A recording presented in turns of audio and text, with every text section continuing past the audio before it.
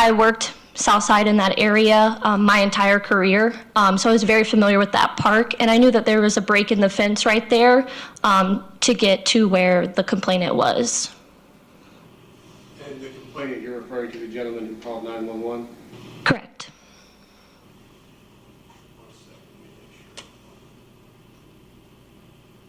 Cars parked on the street, the closest and easiest entrance is from where we walked. I'm going to backtrack a little bit due to user error. To where the audio started, which is going to be around the 30-second mark.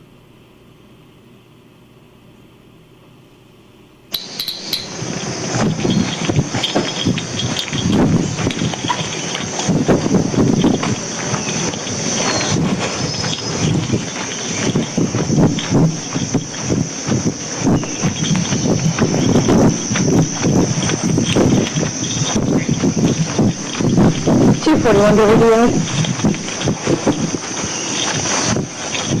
Today's FD, we're going to go 10-7. Our car's parked on the street. The closest and easiest entrance is from where we walked in.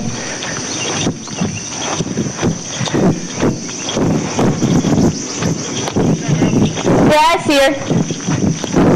You guys just hang out back over here real quick? We just started here. Huh? We just started here. Yeah, I know. Just hang out back here in case if there's something going on, okay?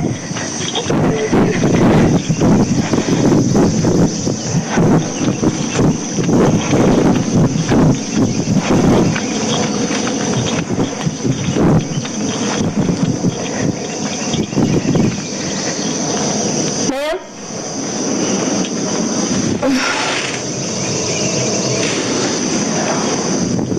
241 the radio. Looks like signal 48, gonna 1012 for FD to confirm.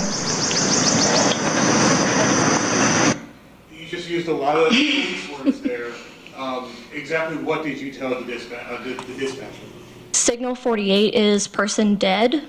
1012 is will stand by for FD to arrive to confirm. She's cold. All right, let's get some crime scene tape. I don't have any. Okay.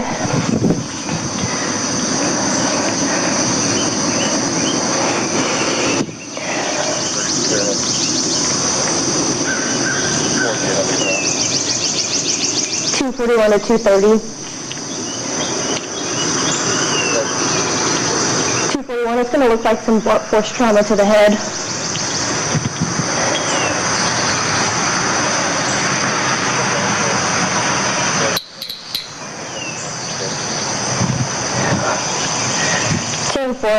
Can we get a unit that has crime scene tape? All right, if you guys don't mind just going back to the parking lot for me, we'll just hang out and we'll have some officers meet with you, okay? Okay. Thank you, guys. All right. So she is obviously going to turn your body camera. No, you're good. Since she's obviously 48, what we're going to do is we're going to have to get their information because they were in the area of the crime scene and they found her. You want me to go? Since we need to stay here. But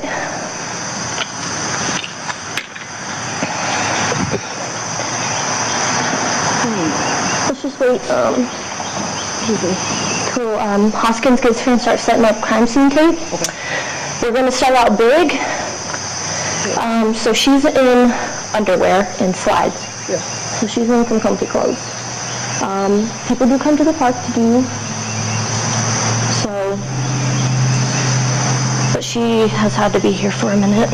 Yeah, for a while. Yeah.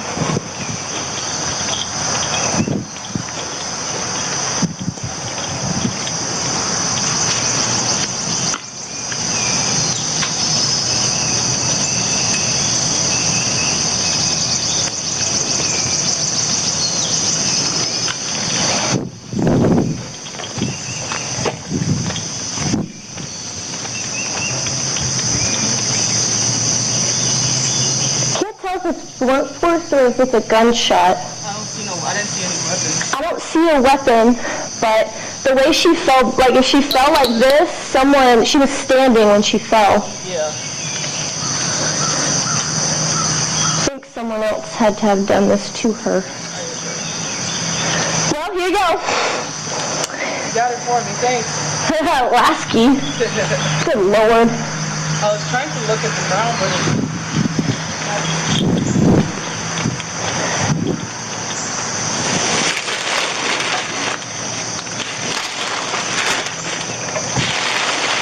So this is going to be our best place to look. See if I got rid of anything.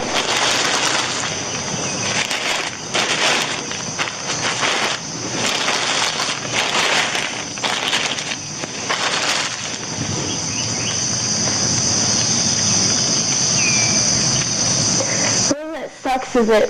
I think it rained last night. it did. She's not wet though. She's dry.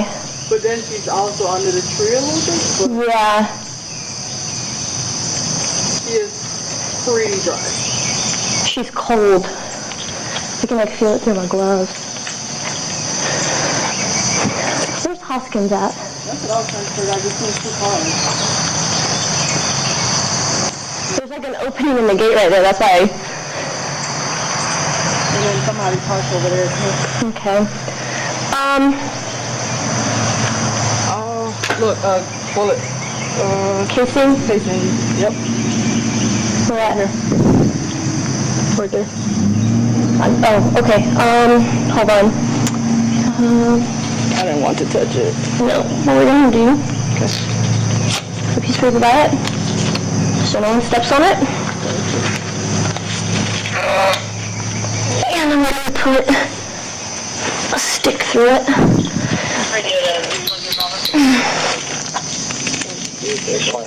Resident 2646 Oak Barrel Drive off Knob Creek Drive. That's what I'm saying. Someone had to shoot her like that. Yeah. Because she fell straight back. There's blood on her leg.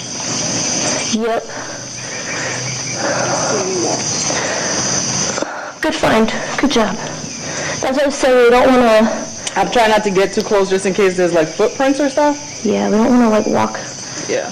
around it too much. I just wanted to look in that trash can.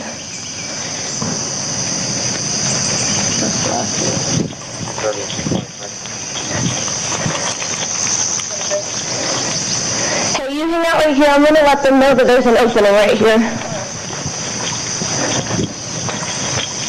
Oh. Hey, Lasky.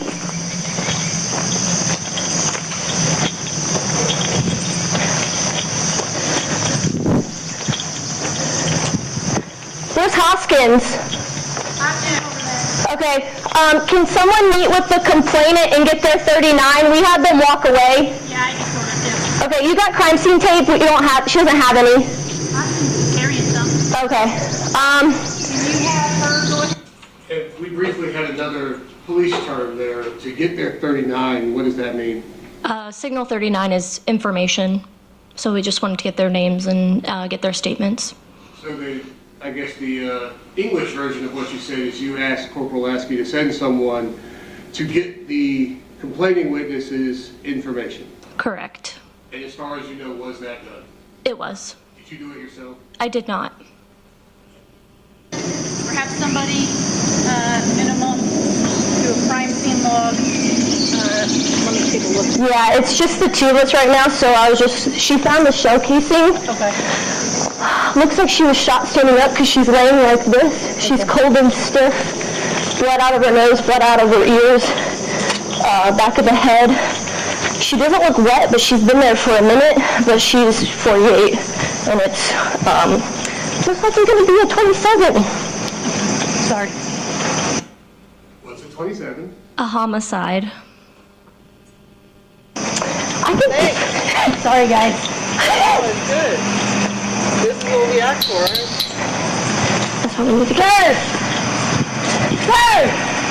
Can you do me a favor and go back that way, please? I need you to go back that way, please. Thank you.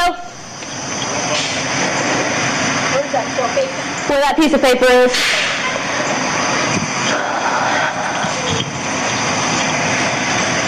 I'm pretty sure. Yeah.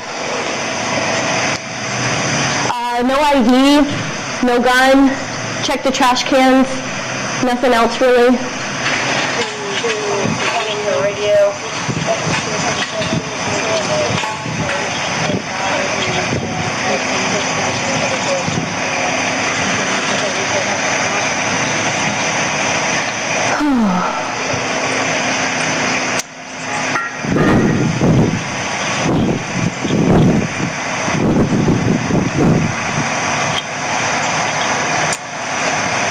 Is Hoskins coming with the crime scene tape or not?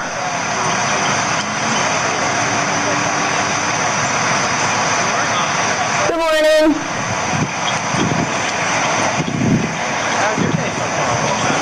Well, got jinxed with the homicide call at roll call, and guess what we're on? Another one? Oh, yeah. Double, huh? The blunt force to the head? That's what it looked like, but I think it was a gunshot. She fell in the back of her head, so all the blood is spilled there. Was that 53 maybe? No, because the shell casing is all the way right here. It looks like she got shot. I Yeah. wanna, if you tell me not to walk somewhere, I won't. Just, let me make sure, hey, Lasky, we're cool for him to confirm 48, Yeah, or do we need? coming in. We're just having one FD guy. We'll have the rest of them stay back. That's good. Yeah. Yeah, just have them stay over there. You guys are good to stay back, so you guys don't have to come in the crime scene. We just need one person to confirm that they're dead. Oh, okay. So, Gotcha. but it looks like it's gonna be a homicide, so. Yeah, so we just gotta get, so you guys don't have to get your names put on crime scene logs. Yeah. Yeah, so just one. He took the initiative to walk up there first, so his name's going on the list. I'm gonna go grab that real quick so I can get his name. But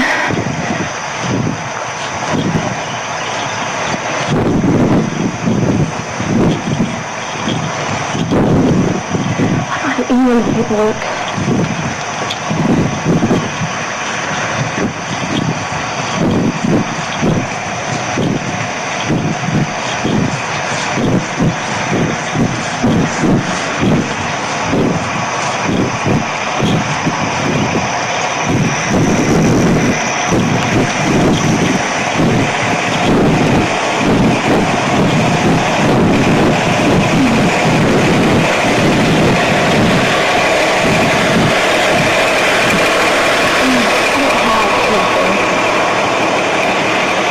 Where is Hoskins?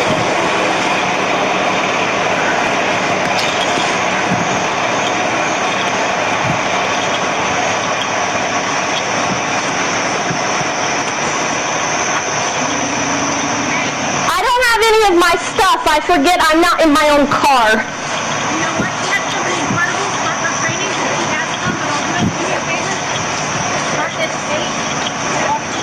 So that tree, there's a path over there. That tree to that tree. Yep. Same thing over there. Yeah, and I think someone's parked in the parking lot, blocking off the rest of that parking lot. Okay. Did someone get the 39 for the... That's what Hoskins is doing right now. Okay, cool.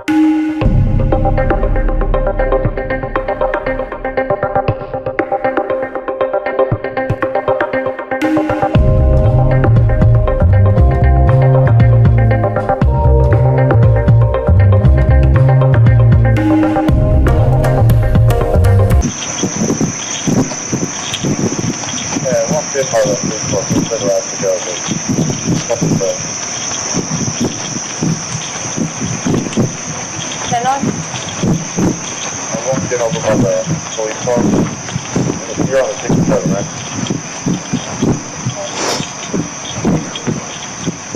So I walked in, which way do I have to go? Either left straight through that whole line, or you can come in the trail and just follow the trail down counterclockwise, clockwise. You guys on the left side of the road? Or the right side of the road where your car's off? Left side of the road. Definitely. All right, follow. All right.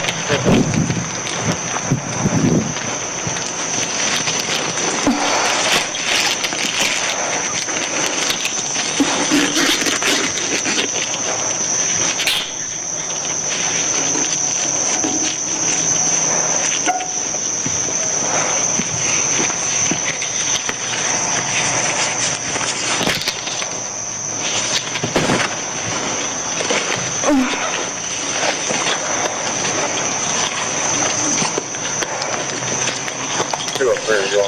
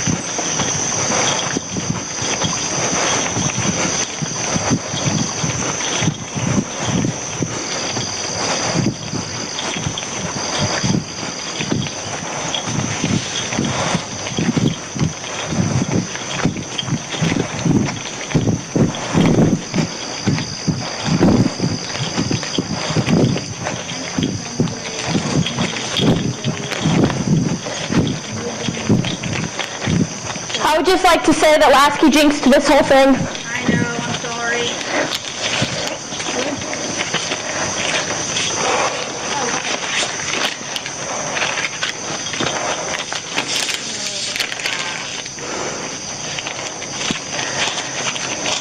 Did Homicide get in contact with you? Yeah. Okay.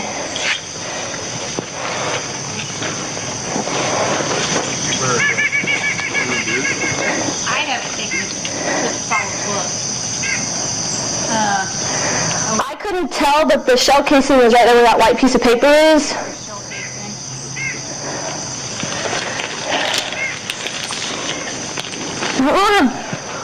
This tree's too big.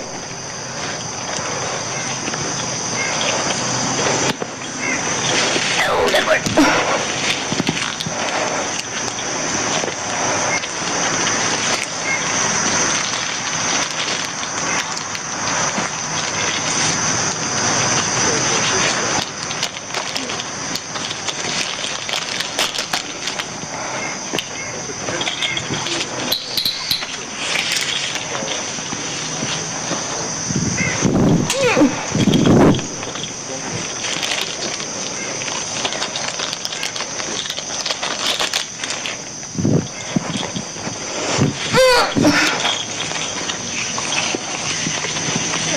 Second shell casing.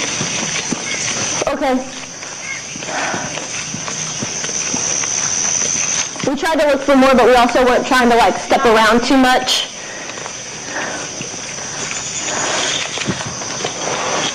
So when you...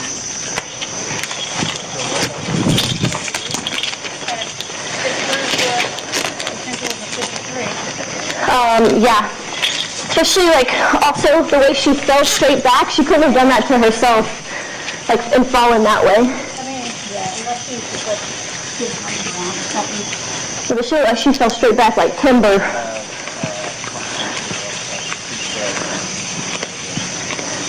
Looks like there might be a wound right here above her ear. That's what I was just looking at. I was So there's like some bone. I see if it was a through and through when I saw that second shell casing. Yeah.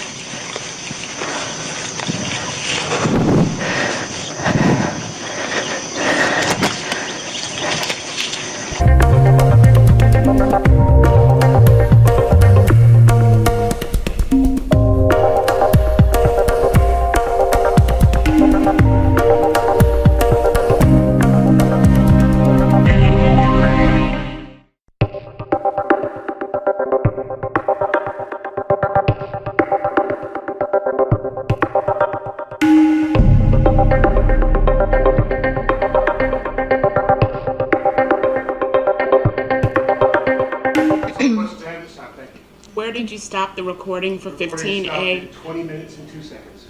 All right, thank you. Cross-examination? Do you need the recording to stay up? No. All right, let's take it down.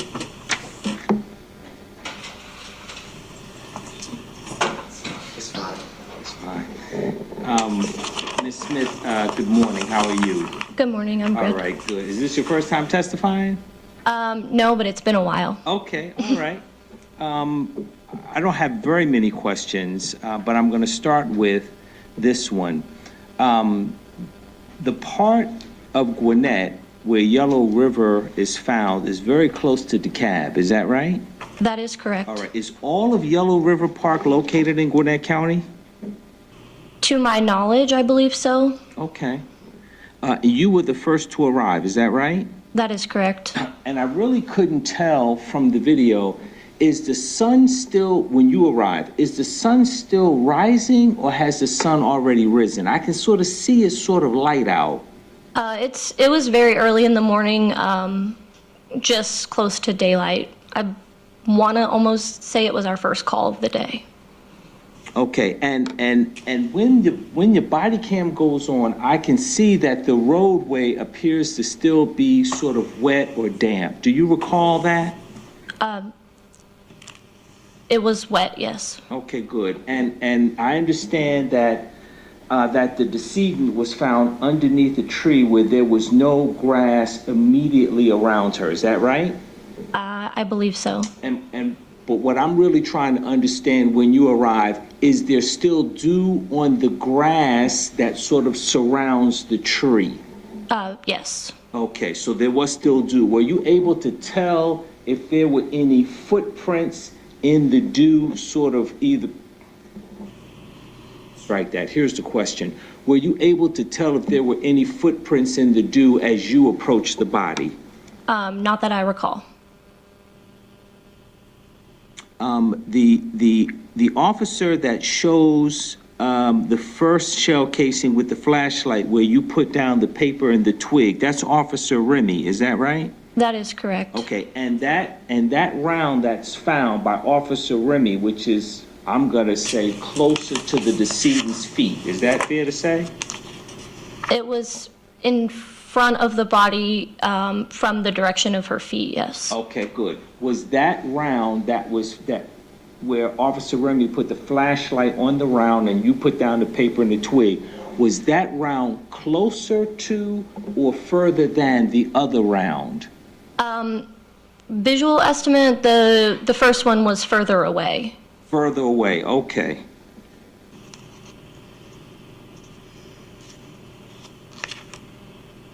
And is it fair to say that between you and Remy and your field training officer that you located both of the rounds, is that right? I'm sorry, can you repeat the question? But I understand that you had a field training officer and that you were also training Officer Remy. Do I have that right? No. Lasky was the corporal on shift. She was the third, or the second unit that arrived, the third person. I was the training officer for Remy. Okay, you were the training officer for Remy. Your supervisor was the corporal, is that right? Correct. Okay, between the three of you, is it fair to say the three of you found collectively both rounds? Correct. Okay.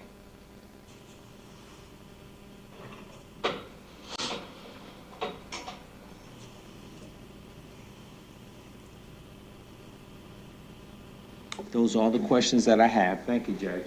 Thank you. Be direct. Just briefly. If I'm going to start the video from the beginning, just for a second.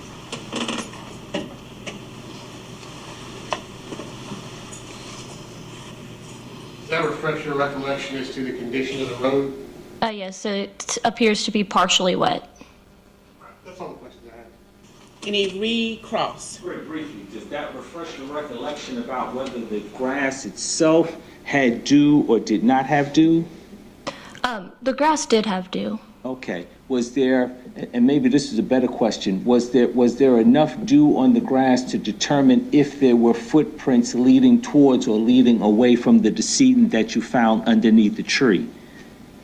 I'm sorry, can you repeat that? I can. Was there enough dew on the grass for you to determine if there were footprints leading towards or away from the decedent? I wouldn't be able to answer that. I didn't find any footprints, if that's what you're asking. Was anybody looking for any footprints toward or away from the decedent? When we first arrived on the call for an unknown medical, we are suspecting to render aid, so we're not suspecting a crime scene. Got it. Thank you very much. Thank you, Judge. All right, is this witness excused from any further appearance? Yes, Your Honor. All right, thank you, ma'am. Any objection? None, thank you. All right, you may step down, please. Who is your next witness? Abigail Musey, Okay, approximate time on that witness? significant. Well, let's get started, and we'll probably take our mid-morning break at some point during this witness's testimony.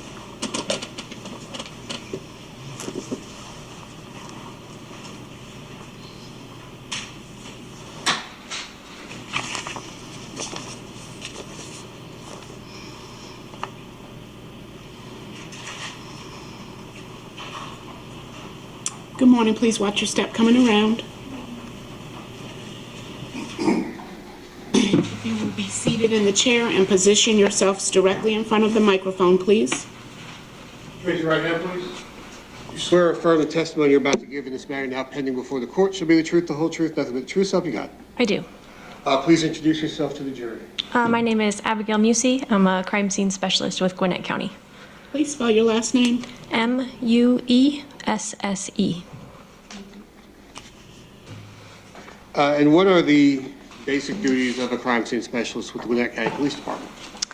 The main duty that we have is to process crime scenes and the evidence associated with those crime scenes. And when you say process a crime scene and the evidence, what does that typically mean? Mostly photography, but also we do evidence collection. We do any type of testing that needs to be done, so blood testing, seminal fluid testing, just depending on what the scene itself involves. And did you have occasion to respond to a call in Yellow River Park on July 28th, 2021? I did. I guess let me ask a question I should have asked before that one, is what training or education do you have that allows you to perform your duties with the Gwinnett County Police Department? I have a bachelor's degree in criminal justice and a master's degree in criminology. I've also attended over 300 hours of training, and I'm certified by the state as a crime scene technician. And I've also been through a approximately 6-month-long in-house training program with Gwinnett Police Department. And were all those things basically true in July of 2021? Yes. On the morning of July 28th, 2021, were you called to Yellow River Park? I was. Can you tell the jury what you did when you got there? When I arrived, I did a scene walkthrough, which basically is where we go through the scene and search for any evidence that was on the scene at the time. And then we begin to process the scene after that. So for this particular case, it involved photographs, photographing evidence, and photographing the body of the victim. And then other people also come on scene as well and help with different areas of the processing. In addition to those things, we also did a search in the surrounding areas of the park to locate any potential additional evidence that was there. I also collected the evidence that was there and processed it at the scene so it could be transported back to the crime scene unit for further processing in our lab. What evidence, if any, did you collect there? I collected 2 fired cartridge casings from the scene, in addition to DNA swabs from those casings and DNA swabs from the blood after the victim was removed. From the blood on the ground after the victim was removed? Correct. Did you, I guess, describe for the jury what the search for evidence would look like? So in this particular case, I myself, along with an investigator, searched through the immediate area surrounding the victim. In addition to, there was a couple trash cans right next to the area that she was at, so we searched in the trash cans as well. In this case, she was in a park, so it was a large open field and then kind of a wooded area surrounding that. So we called in a pre-recruit class of multiple officers who were in training to come and do a line search where everyone walks in a straight line and searches for evidence along that path. So that was conducted in the field area and then also in the wooded area leading up to the parking lot section to search for any additional evidence that may be present.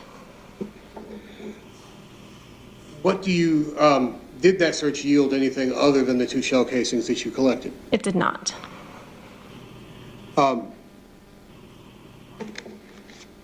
To show you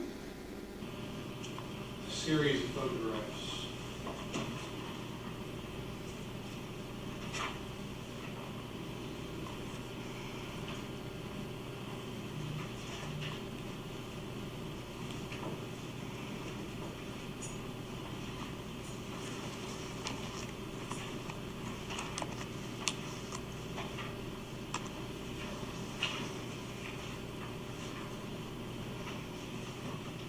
Judge, can I take a look outside the front of the jury? Yes. Do you all want your morning recess at this point? No? All right, we'll just have you step out then for a few minutes while I take up this legal issue. Leave your legal pads. Remember your precautionary instructions.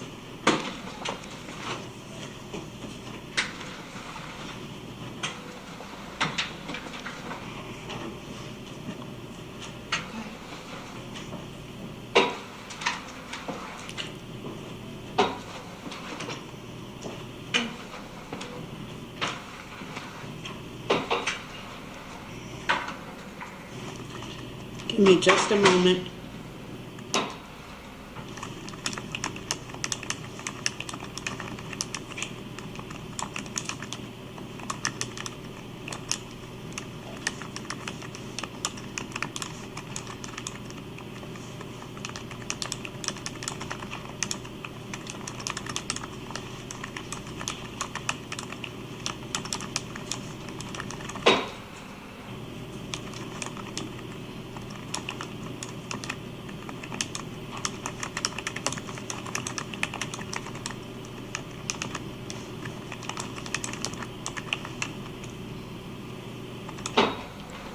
All right, Mr. Lawrence Lewis. Judge, while I don't have any individual objection to any of the photos, my objection goes to the duplicative nature of some of the photos. Obviously, there are a number, maybe they're not so obvious to me and the prosecutor, that there are a number of shots that involve photographs that involve the decedent's head and where bullet in her head.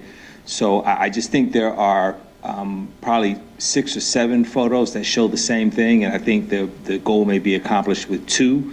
So I don't know if the court wants to sort of just look at the photos that I specifically have an objection to in terms of their duplicative nature. I don't have any objection to any individual photo, and obviously if the state wants to admit 2 of the photos or 3 of the photos. Which photos are at issue, Mr. Lawrence Lewis? Let's just get straight to the heart of the matter. Give me the photos that you're objecting to. What numbers?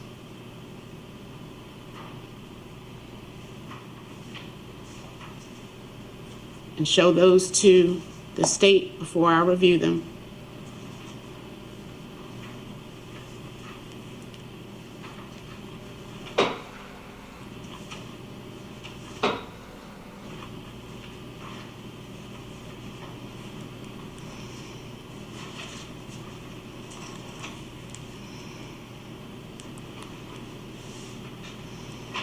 Judge, the photos are 22, 24, 26, 28, 33, 34, and 38. Obviously, some of these photos will have to be shown, and I don't have an objection to maybe 2 or 3 of them being shown. My objection is to the total number that I've currently given to the court, because I think that they're duplicative and extremely prejudicial in their duplicative nature. And if I could just hand them up for the court to see them. Have you reviewed them from the state? All right, let me review the photographs.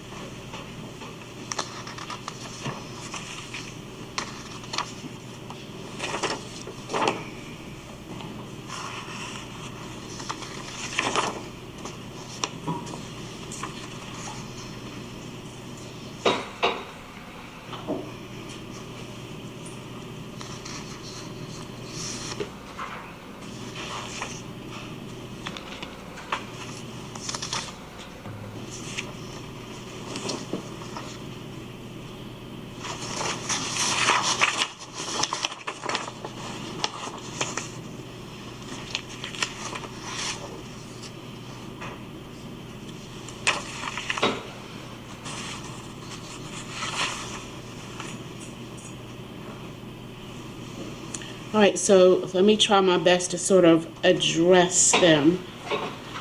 And it may not necessarily be in numeric order. State's Exhibit 22 seems to capture an image of the body from mid-torso through the head, including the right arm. And I do not see that portion of the body depicted in any of the other photographs. State's 24 is a close-up of the right side of the head, which includes the ear and appears to be a defect above the right ear. And this is just my assessment. I don't, not necessarily what the witness will testify to. State's Exhibit 38 appears to be the left side, a close-up of the left side of the head and ear, which that shot does not appear to be depicted in any of the other photos objected to.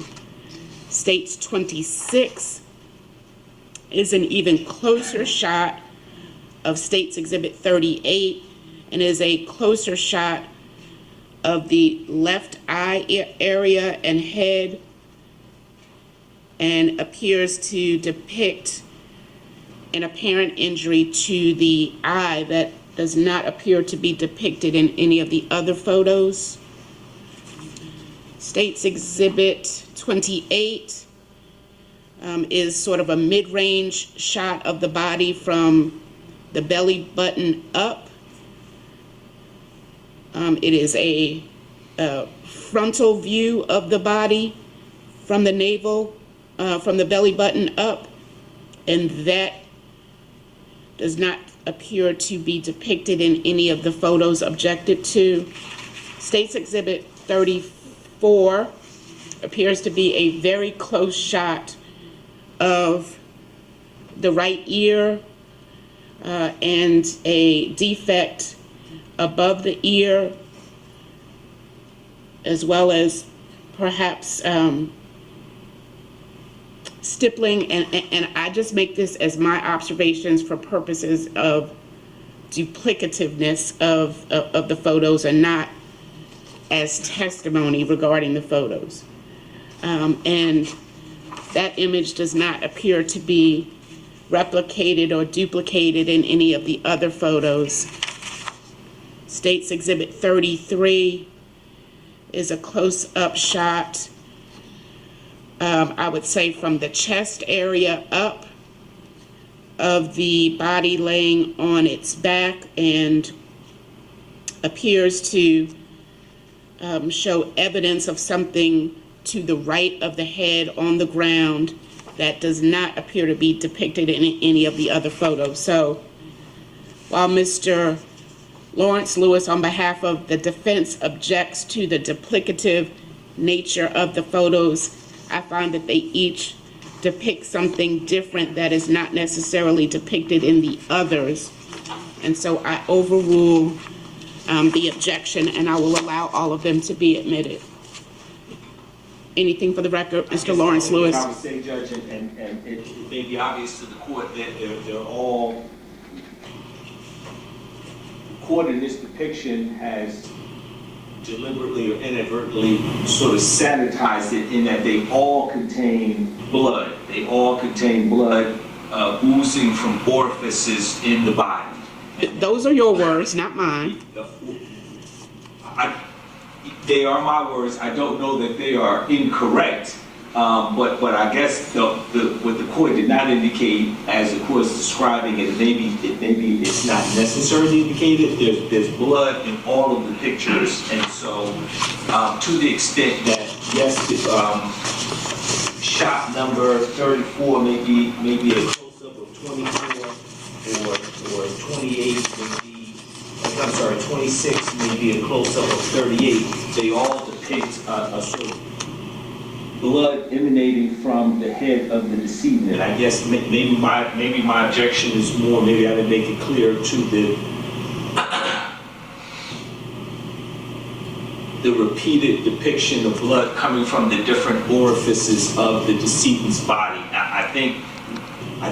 I don't think you need long-range, mid-range close-up to sort of get a feel for what's going on, and that's my objection, but I know the court's ruling. Thank you, Judge. All right, and I further find that, not finding that they are duplicative in nature other than the fact that each of them does appear to contain blood in one form or the other.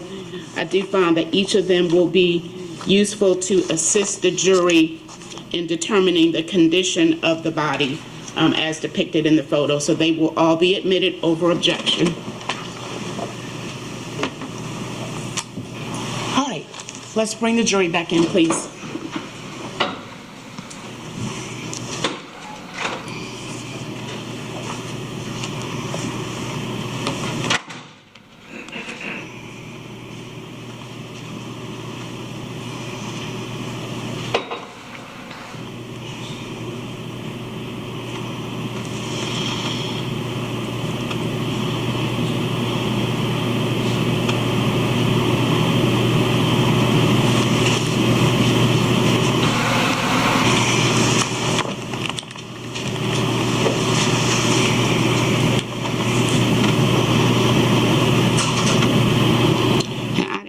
Chance to respond for the state. Did you want to place anything on the record? No, Your Honor. Though the photos will also are chosen for a reason, and will also later help Dr. Terry in particular explain findings based on the observations. But Dr. Terry did not take these photos, nor was she present at the scene.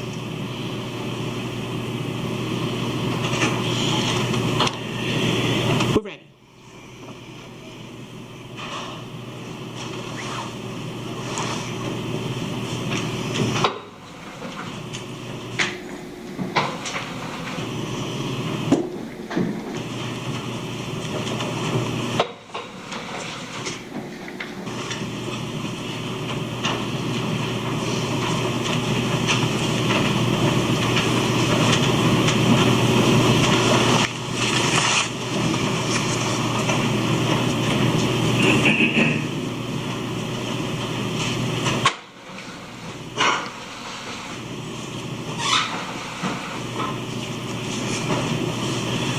You may resume. Thank you. Thank you.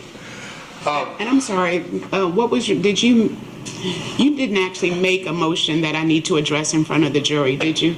Don't believe I did, no. All right, I think the defense objected before any offer was made by the state, so you can proceed. Yes, Judge. I'm going to show you a number of photographs, and they've gotten out of order. So what I'm going to do is give these to you, and I want you to identify, whether, irrespective of whether or not you took them, whether or not you can identify these photos. And we'll start with these 7. I do need to know the numbers, though, in order so that I can track this. As she describes them, I will give the number. They're 19 through 39. That's what I need, 19 through 39. Do you want me to discuss each picture? Just describe what is contained in each exhibit, what the exhibit number is, and whether or not it is a true and accurate depiction of what is contained therein. Okay. So State's Exhibit 19 is an image of the victim's body where you can see the entirety of her body and a portion of the surrounding area. State's Exhibit 39 is upon when the medical examiner investigator had manipulated the body, and I was photographing her back with her shirt lifted and also her legs. State's Exhibit 35 is another image of her in her original position with crime scene evidence markers in place showing the surrounding area that she was in. State's Exhibit 36 is the ground beneath the victim after she had been removed from the scene, including the blood that was left on the ground after her removal. State's Exhibit 21 is depicting the victim's right arm, the right side of her head, her hair, and also some blood on the ground beneath her head. It also shows the defects in the right side of her head. State's Exhibit 37 is a shot of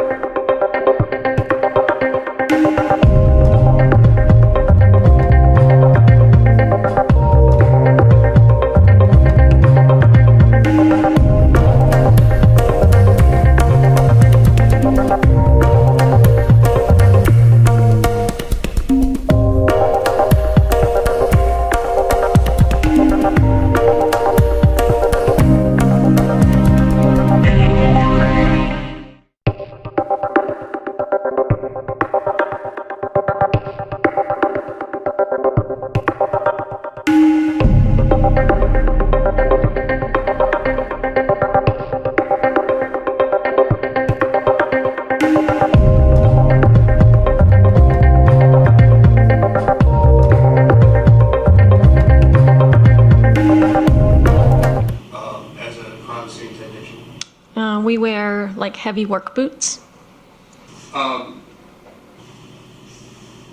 What was the condition of the ground as you observed it? The ground was very compact, but I feel that you can tell from the photograph it appears to be kind of wet almost. I don't know the exact weather, but I think it might have rained the night before or something like that, because the ground was almost kind of damp at the time that we arrived. And did you yourself place the crime scene markers? I did.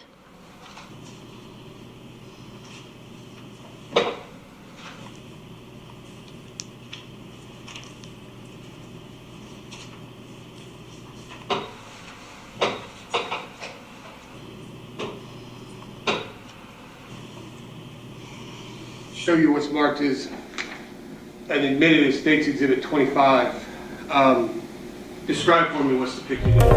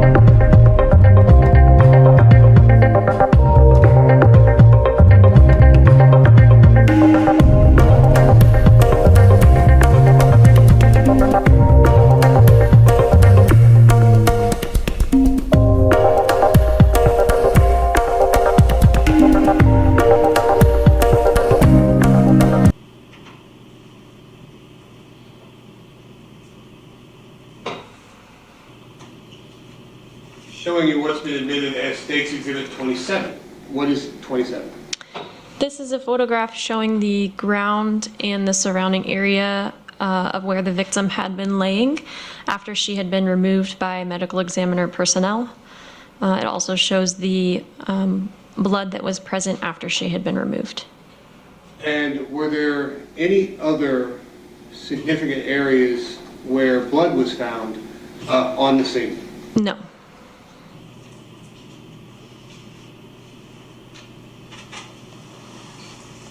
As part of your knowledge, training, experience, understanding, as a crime scene technician, do you understand the operation of a semi-automatic firearm? I do. I guess, what is your understanding and knowledge of how semi-automatic firearm basically works? I just have a basis of knowledge. Whatever your basis of knowledge is, I don't expect you to break out a huge diagram of each individual part, but just as far as you know, being that collecting shell casings and evidence deposited sometimes from semi-automatic firearms, you might have some knowledge of how they operate. Sure. So the ammunition is loaded into the magazine, which is then loaded typically into the bottom of the firearm. When the firearm gets, the term we use is racked, or the slide is pulled back, a cartridge gets loaded into the chamber area of the firearm. When the trigger is pulled, the firing pin strikes the rear portion of the cartridge. A controlled explosion happens inside. What we refer to as projectile is projected out the front of the gun, and the casing, which was holding the bullet itself, gets ejected out to the side. And typically, which side of the average semi-automatic firearm is that cartridge ejected from? Typically from the right side. If you're looking from you holding the firearm. So if I was holding the firearm here, that ejection port would be on this side? Correct. As far as you know, when a shell casing is ejected, does it just drop exactly where it was fired? No, it does not. What happens? And typically they're ejected with some amount of force, so they kind of fling or fly off in that direction. Are they small little pieces, like a small piece of metal? Is it something that can be easily kicked that bounces sometimes? Occasionally, yes. With the ground condition as it was, would you expect a fired shell casing to bounce, travel, roll on this ground? On a wet, kind of bumpy, dirty surface, no, not really.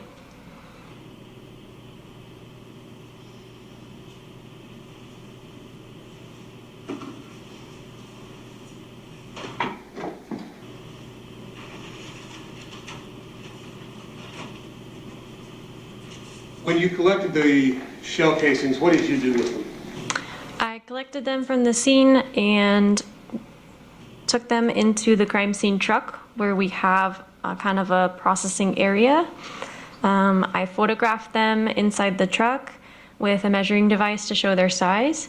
I also took swabs of the head stamp or the rear portion of them in order to try to collect any DNA, and then I processed them for fingerprints using black fingerprint powder. Did you locate any fingerprints? I did not. Showing you what's been marked as State's Exhibit 40. Do you recognize State's Exhibit 40? Yes, I do. Describe what State's Exhibit 40 is. They are 2 gold-colored 9mm shell casings. And do you recognize these specific gold-colored 9mm shell casings?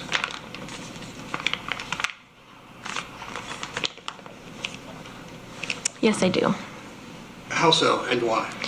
These are the shell casings that were present at the crime scene at the time I was there. Have those shell casings been altered, damaged, changed in any way since you found them? It does not appear so.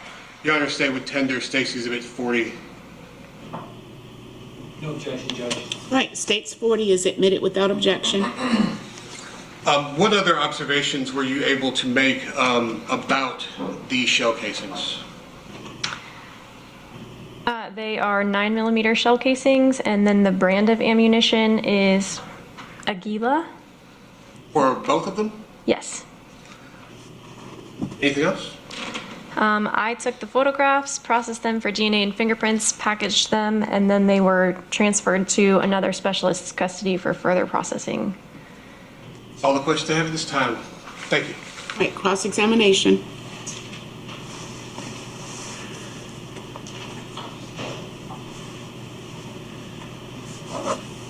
Ms. Muse, good morning. Good morning. My questions really just involve the shell casings themselves. Are the shell casings the same brand? As each other? Yes. Yes, they are. Yes, and how do you spell it? How do you spell that brand name?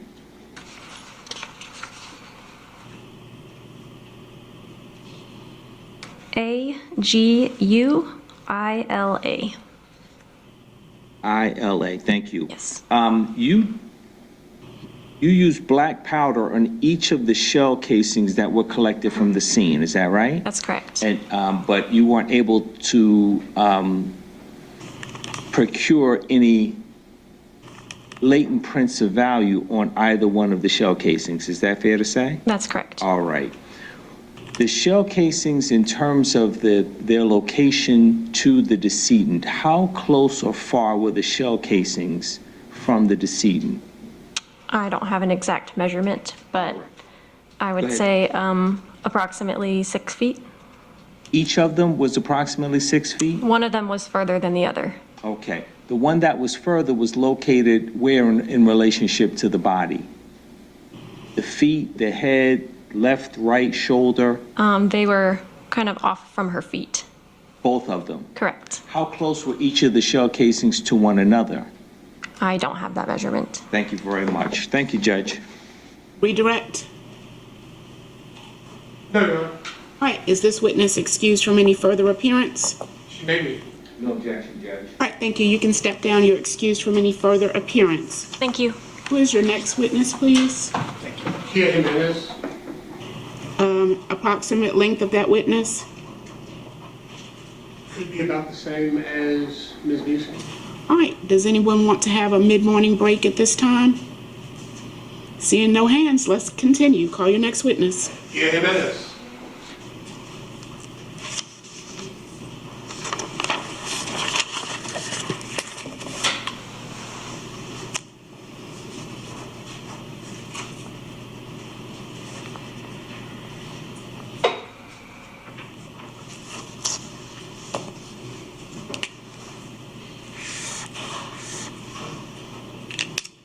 All right, good morning. Please watch your step coming around and be seated comfortably in the chair and position yourself directly in front of the microphones, please. Raise your right hand, please. Do you swear or affirm the testimony you're about to give in this matter now pending before the court shall be the truth, the whole truth, nothing but the truth, so help you God? I do. Please introduce yourself to the jury. My name is Kia Jimenez. I'm a crime scene investigator with Gwinnett County Police Department. And please spell your first and last name. Yes, the first name is K-E-A, last name is J-I-M-E-N-E-Z. And what are your basic duties as a crime scene investigator? As a crime scene investigator, the primary responsibility for us is to document, preserve, and process evidence from crime scenes that we respond to. So we take photographs to show the crime scene as it was when we arrived. We also will collect items of evidence, we'll bring them back to our lab and perform fingerprint processing, DNA processing, entering casings into, NIBIN systems and things like that. Oh, what's a NIBIN? NIBIN, so sorry. NIBIN is the National Integrated Ballistics Identification Network. It is a national database where you enter into fired cartridge casings so that they can be compared against other casings that have been recovered from other crime scenes or guns that have been test fired, and those casings have been entered as well. And what training or education do you have that allows you to do your job? So the minimum entry requirements for us are a degree in a criminal justice. I have a bachelor's of science and a bachelor's of arts from the University of Georgia, but the primary training that we get is actually on the job. We receive anywhere from 4 to 8 months of training with a field training officer who is more experienced than ourselves. We also are mandated to go through a Georgia Post certification, the Peace Officer Standards Training Council. They require that we take 8 different week or multi-week long courses in various aspects of crime scene investigations, including bloodstain pattern analysis, evidence preservation, photography, and things of that nature. And then we actually after we are trained in those areas, we go out with a field trainer and we actually process scenes until we are deemed competent or have shown that we are knowledgeable enough to continue on our own. And how long have you been with the Gwinnett County and a crime scene investigator? With crime scene investigations for 6 years now. And were you so employed and so assigned in July of 2021? Yes, I was. Did you participate in the investigation of a homicide that occurred in Yellow River Park? Yes, I did. What was your role in that investigation? In that investigation, I responded to the original incident location, but not as the lead investigator from crime scene investigations. It was requested that I respond to the scene to collect the casings that were actually located at the scene and transport them back to our headquarters so that they could be entered into the database, not the NIBIN database that I spoke of earlier, but a sister system to it called Ballistics IQ. so that we could hopefully get a match between those casings and something else in the database to give us a lead on how to proceed with this case. So I went out, I collected those casings, and then entered them when I returned to headquarters. I also was lead on processing a vehicle that was recovered in this case. Okay. Well, we'll start with the shell casings. Of course. I'm going to show you what's admitted as State's Exhibit 40. Recognize State's Exhibit 40? Yes, I do. What's State's Exhibit 40? This is a package containing the 2 fired cartridge casings that were located at the crime scene that I collected and brought back. And in processing them, what observations did you make, and what conclusions were you able to come to through those observations? Through the observations alone, they are the same make and caliber. They're both 9mm Aguila cartridge casings. Based on that alone, it's possible that they came from the same firearm. Further analysis was required to actually determine that. Were you able yourself to conduct any other further analysis or make other observations? I personally didn't do the comparison on the casings. However, I did receive reports that indicated that these were fired from the same firearm. And I'll show you what's marked as State's Exhibit 41. It's 3 separate sheets.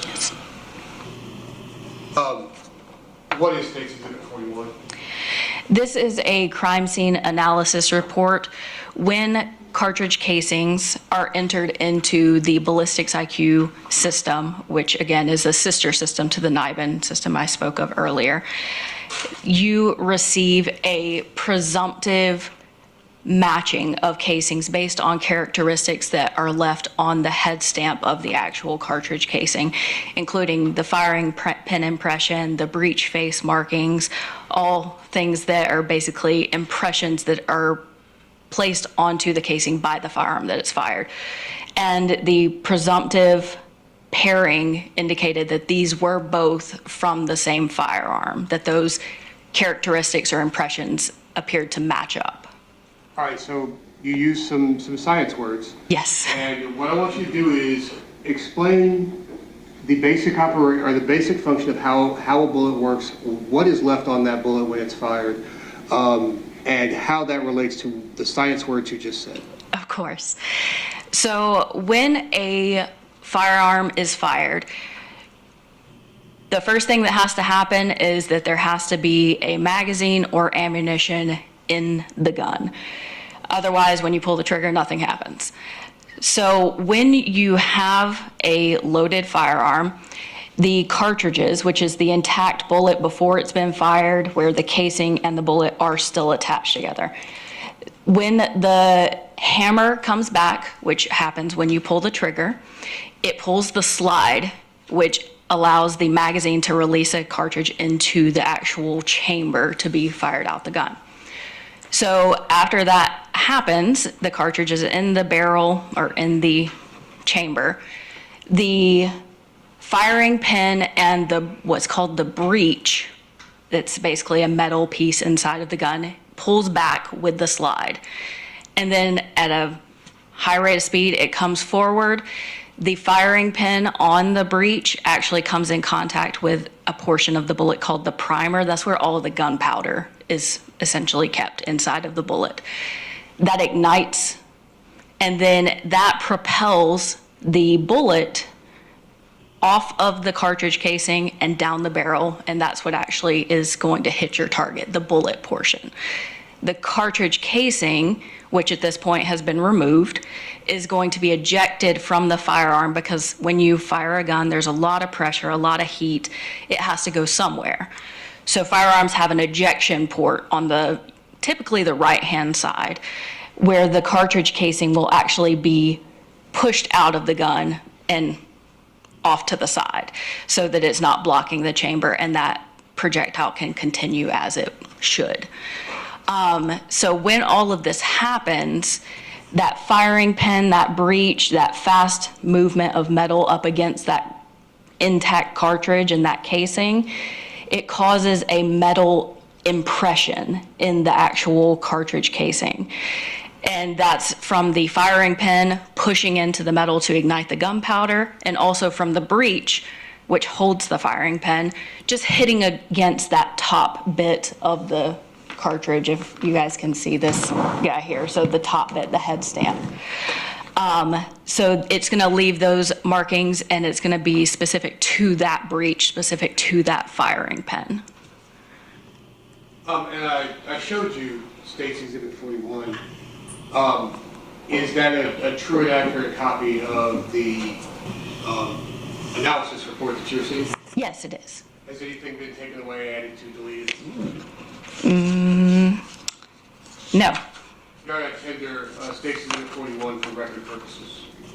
No objection for record purposes, Judge. All right, States 41 is admitted without objection for record only. I do intend to publish a part of 41 to the jury. I can show Mr. Lewis exactly what I intend to show him. Well, it's been admitted for a record only, so that does not get published, so. Then I would simply like to tender State's Exhibit 41. And I would object to that, Judge.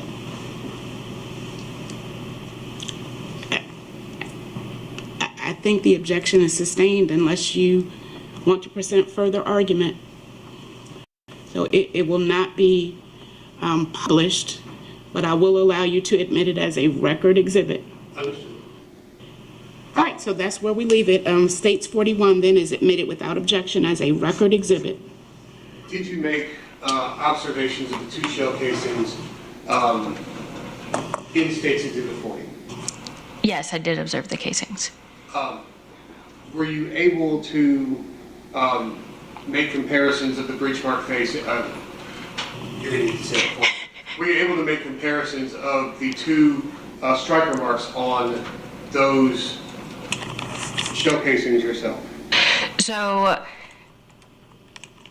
I have been trained to do comparisons through the Department of Alcohol, Tobacco, and Firearms, the ATF, to look at cartridges and basically do a presumptive comparison and say, like, hey, these two items appear to have come from the same gun.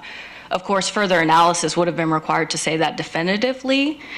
However, with these, the firing pins were the same shape, the drag marks were very similar, and the breech face marks were very similar. So I, with my training from the ATF, would have said they were the same.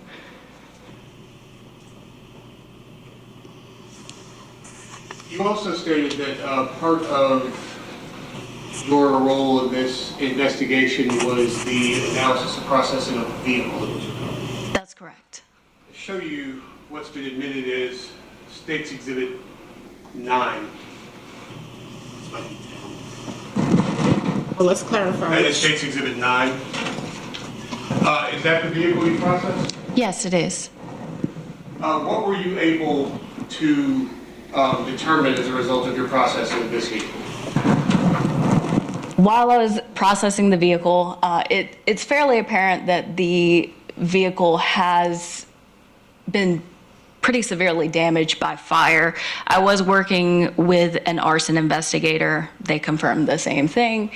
When you looked on the interior of the vehicle, all of the combustible materials, the seats, the plastic interiors, you can even see the plastic exteriors, they're not on the vehicle any longer. The floorboard area and the seats were all covered in ash. The windows had fallen inward and were melted, all consistent with fire. Were you able to make a determination as to what type of vehicle that was, identify it in any way, shape, manner, or form? Yes. On the inside of the engine compartment, we were able to locate an intact VIN plate that was run through the GCIC system, the Georgia Crime Information Center, and it came back to a Nissan. Were you able to determine the registered owner of that Nissan? I do not have that in my files. That would have been the detective. But you were able to determine that the vehicle was in fact a Nissan? Yes. And you were able to recover a VIN number? Yes, that is correct. Were you able to recover any other usable or as far as you can tell, useful evidence inside of that vehicle?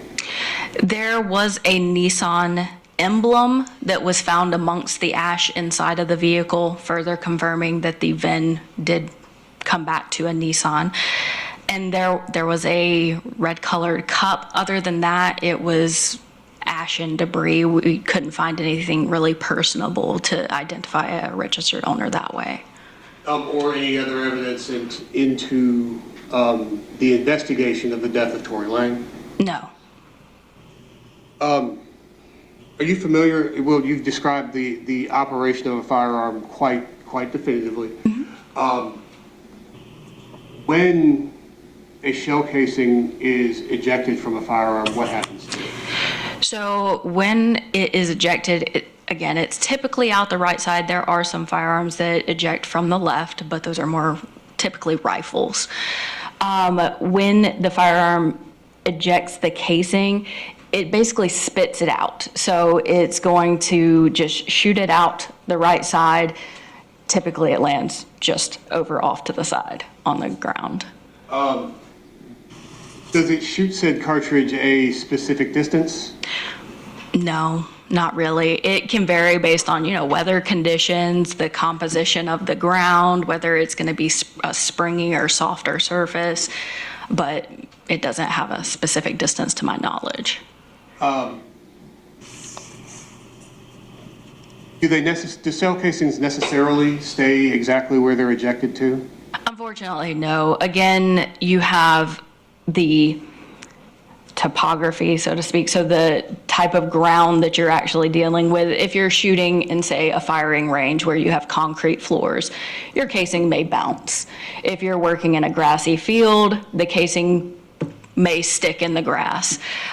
So how springy the ground is going to affect that. You're also going to be affected by wind conditions. Casings aren't very heavy. It's most of the weight of the bullet itself is actually in the projectile that gets shot out of the firearm. So the wind blowing can move the casings across the ground.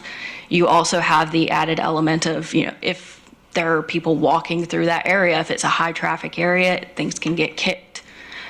So it's possible that they can move before we get to a scene to document them. Is there any way to tell whether or not a shell casing, by examining the shell casing, has been moved? No, not to my knowledge. That's all the questions I have at this time. Thank you. Okay. Cross-examination. Good morning. Good morning. Did you prepare a report in regards to the burned vehicle? I did. All right. You indicated that you were able to pull a VIN number off of the Nissan. Is that right? That is correct. All right. Were you able to pull the entire VIN number off the vehicle? To my knowledge, but could I reference my report? Sure.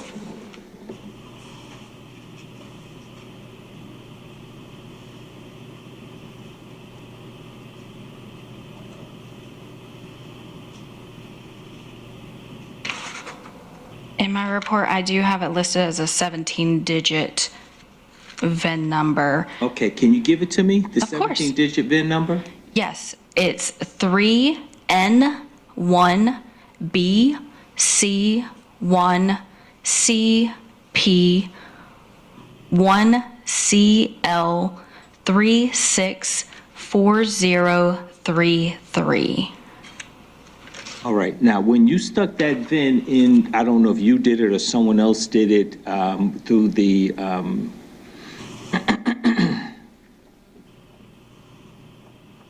it's the Department of what? It's the Georgia Crime Information Center that actually runs the VIN numbers for us. Okay, good. It's not the Division of Driver Services or registration. No. Okay, good. So you stick the VIN number into GCIC, is that right? I didn't do it personally. Crime scene investigators don't actually do entries like that. However, the detective would have entered that. Okay, the detective. Yes.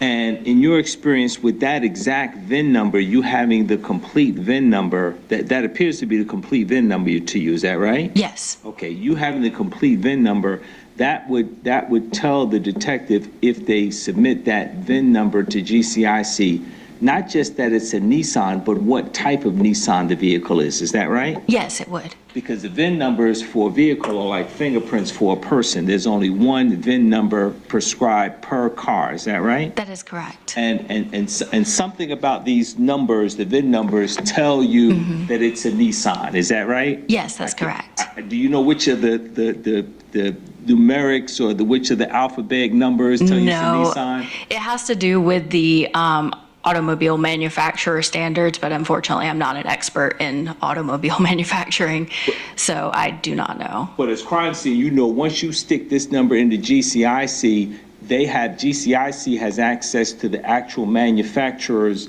records, which would tell you exactly what type of Nissan it is, when it came off the assembly line. It would have all that information. Is that right? I'm not sure about the assembly line. I know that it does give you the year of the vehicle, the color, the make, the model, the registered owner's information, and address. But as far as like the actual assembly, that may go through like the a different database. That's fine. Well, I'll ask the detective about that. Ms. Jimenez, you mentioned something about presumptive pairing that's done on the two shell casings at issue in this case. Is that right? Yes. That presumptive pairing, when you're not doing it, is that done by a computer algorithm or a person? So the presumptive is done. Now, again, I don't work for Ballistics IQ, which is the system that actually does this, but to my understanding via the training that they provided, it is a computer algorithm. However, it's then verified by a firearms examiner. Okay, and the firearm examiner that verifies the computer algorithm, is that the person that prepares the analysis report that you have? Yes, so they are going to come back and they're going to say that, you know, we agree that these items do match or this item belongs to a different firearm. I'm real funky with pronouns in 2023. When you say we, you mean the examiner's going to say yes. I. Yes. Okay, good. Yes, exactly. Forgive me. That's just my course. issue. The report that you make reference to, who's the person that confirmed the computer algorithm? Do you know who that person is by name? I do not know by name. I know it was one of the independent contractors that works for Ballistics IQ. They're typically firearms examiners that work at different agencies throughout the United States, but I don't know which one of them it was. All right. Thank you very much. Thank you, Judge. No further questions. Redirect. Based on your observations and your knowledge, training, experience, were you able to come to a conclusion about those two shell casings? Yes, in my opinion, the casings would have come from the same firearm. Thank you. I don't have any further questions. Thank you, Judge. All right, is this witness excused from any further appearance? Yes, Your Honor. No, yes. All right, if you'll take your personal items and leave everything else, you can be excused from any further appearance. Thank you. All right, I rely on you all to let me know when you need a break. Shall I call the next witness? It appears so. All right, well, the attorney wishes to have a break, so we will take a short 10-minute recess. 10-minute recess. Please remember your precautionary instructions.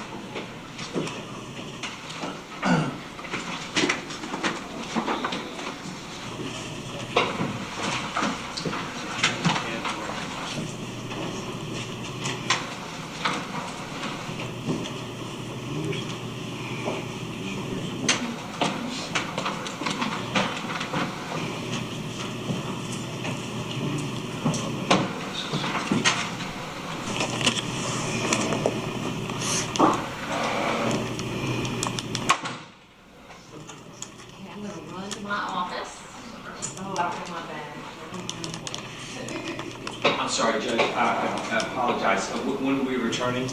10 minutes. All right. Yes, Mr. Ford can go back. Thank you, Judge.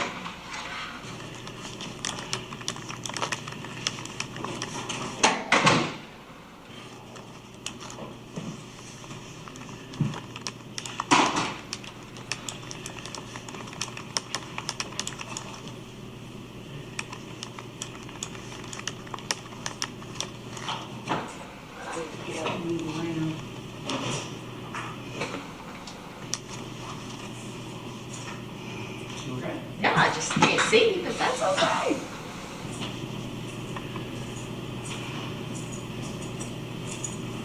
Okay, all right, let me see. Okay. Just to give you a heads up, we got a question coming. Okay, just make sure they write their juror number, name, and date it for me, please.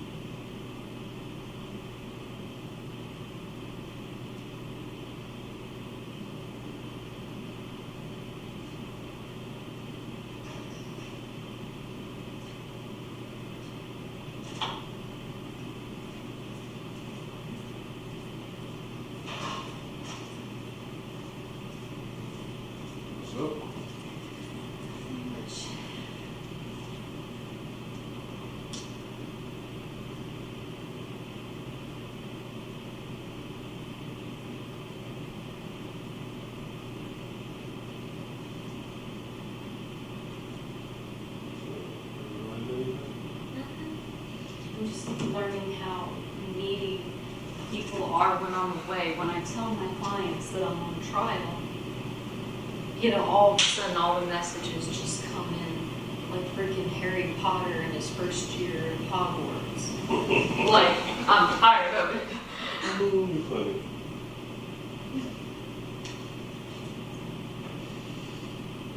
So I'm sitting here trying to say, the fires can be put out by my paralegal handling things, and she is. But they're like, valid help. I'm like, come on. You learn anything from him?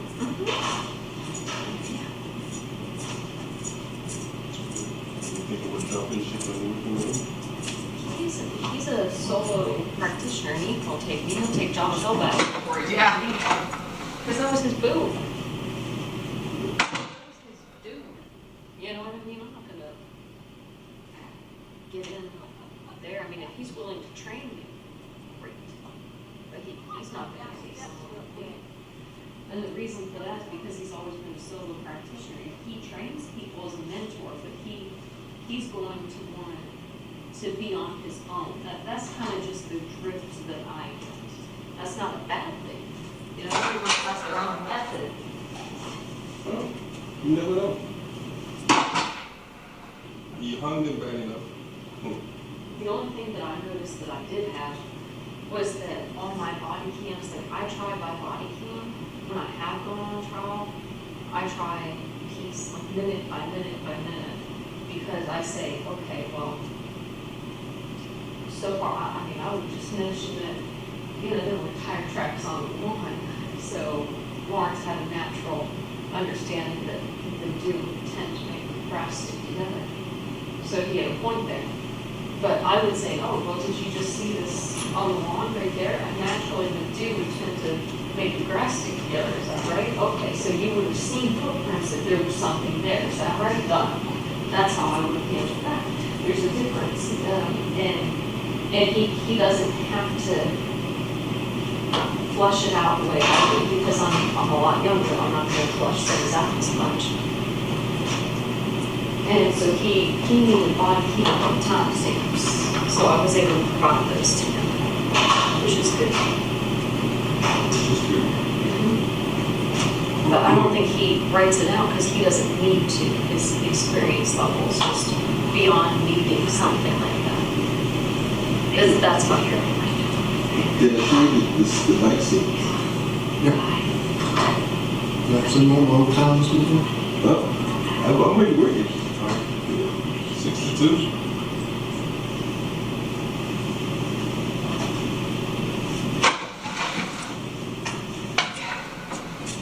I'm sort of devastated. Just to get some alignment. You see, Yeah, I see the same position. wearing the top because I seen you on the top before. You see how they pretended just because the cameras were here. You see how they play for that? Well, you know what?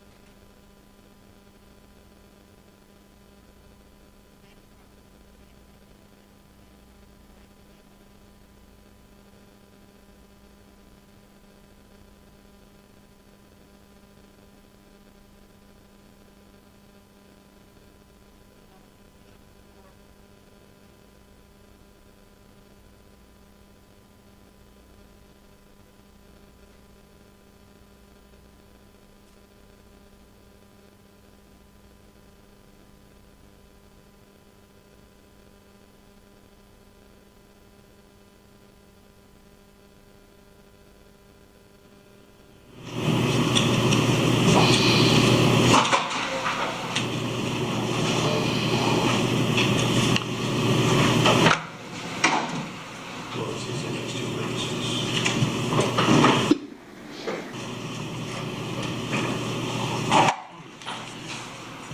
All right, everybody is back in the courtroom. We're on the record in 23B00981-3. Mr. Ford is present with his attorneys. Both attorneys for the state are present. I received a note from a juror that I have marked as Court's Exhibit 5. It is from juror number 3, Robert Ledoux, dated April 26, 2023. It reads as follows: I would like to bring to the attention of the judge and attorneys that during the body cam footage showed an officer named Hoskins, I believe, was mentioned. A few years ago, me and my grandmother hit a deer on the road as it was in front of us in Barrow County in Auburn, Georgia. I believe it was an officer named Hoskins who responded to the call about what happened with the deer. I do not know if it is important or relevant for the judge and attorneys to know this, but after discussing with the bailiff, I was told to write this note for the judge. I don't know if this is the same Hoskins mentioned in the footage, but from when the deer incident happened. This Hoskins was with Barrow Police Department, I believe. I'm just going to simply say thank you for the information. Anything else from the state? On that matter, no. From the defense? No, thank you, Judge.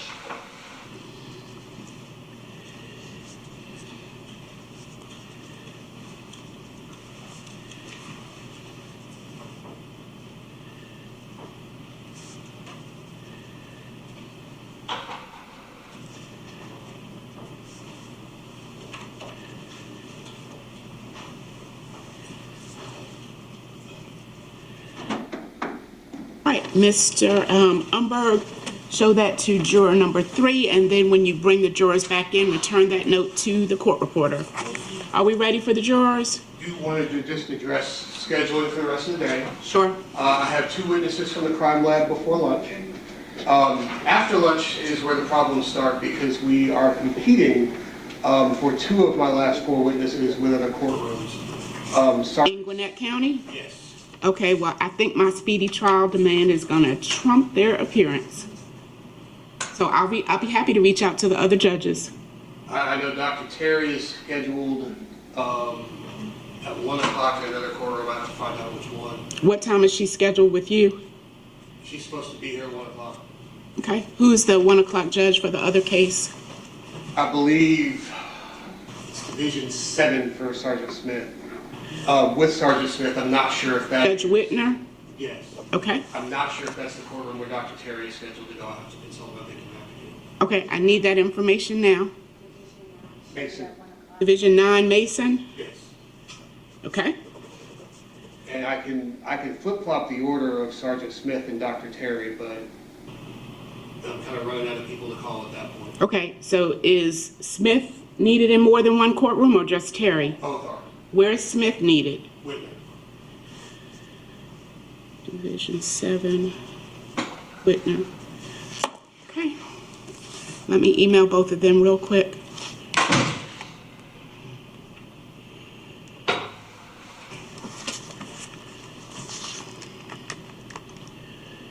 And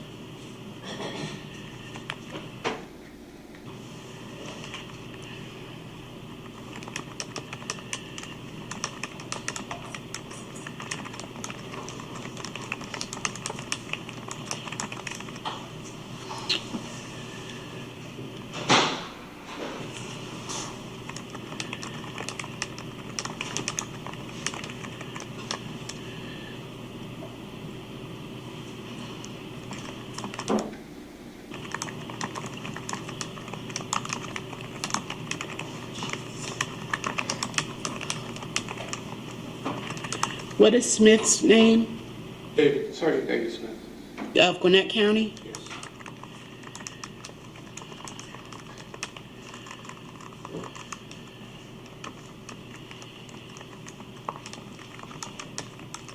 And Dr. Terry is scheduled with Judge Mason. Dr. Terry is scheduled with Judge Mason. Yes, that's my understanding.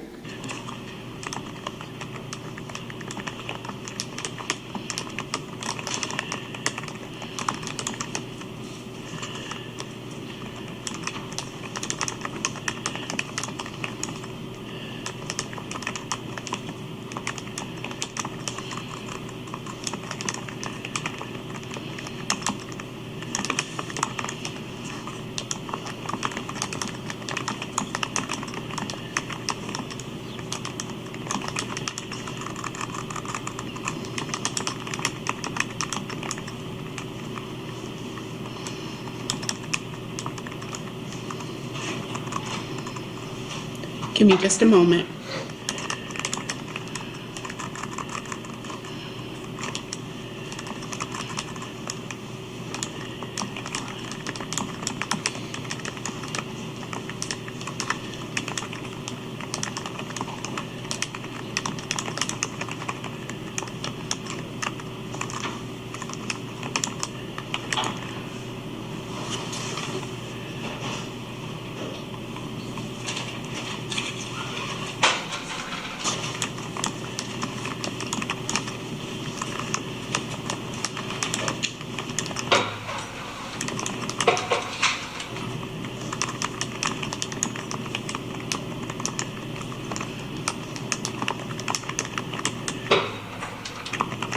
All right, let's bring in the jury.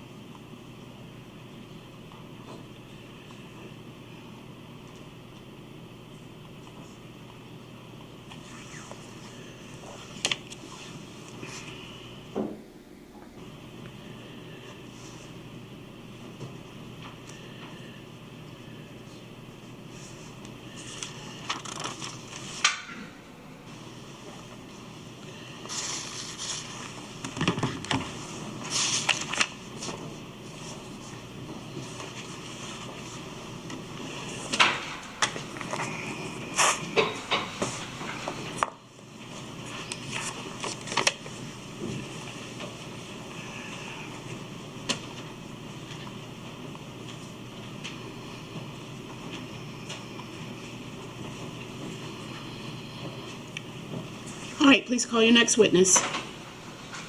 Denise Carter.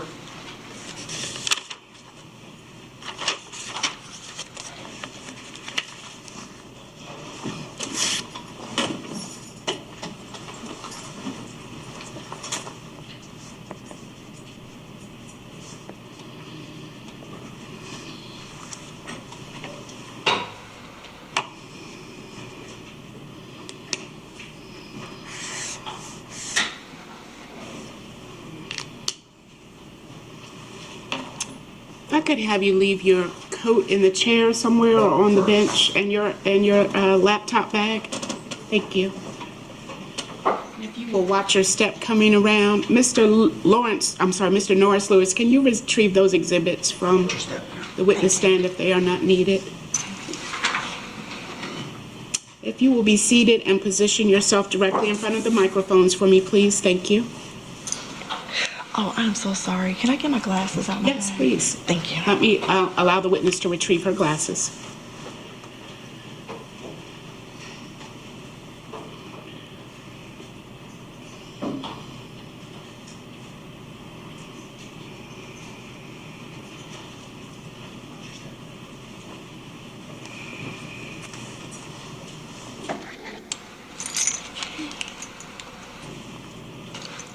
Raise your right hand.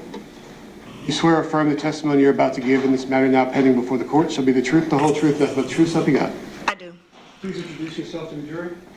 My name is Denise Nicole Carter. How are you employed? I am a forensic toxicologist with the Georgia Bureau of Investigation. What are the duties of a forensic toxicologist? I analyze biological specimens such as drugs, alcohols, and poisons. Biological specimens such as blood and urine for the presence and or absence of drugs, alcohols, and poisons. Is there any education or training that you have that allows you to perform those duties? Yes, I have a 4-year Bachelor of Science degree in chemistry from Georgia Southern University.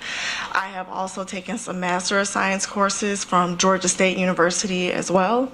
Upon completion of my degree and being hired at the Georgia Bureau of Investigation Division of Forensic Sciences, I successfully passed the in-house training program for drugs and alcohols. Is there certification you have to maintain continuously to continue performing your job for GBI? To continue performing my job, every year I have to pass a proficiency test. And what this test contains is they give me a blind sample of either blood or urine or sometimes both.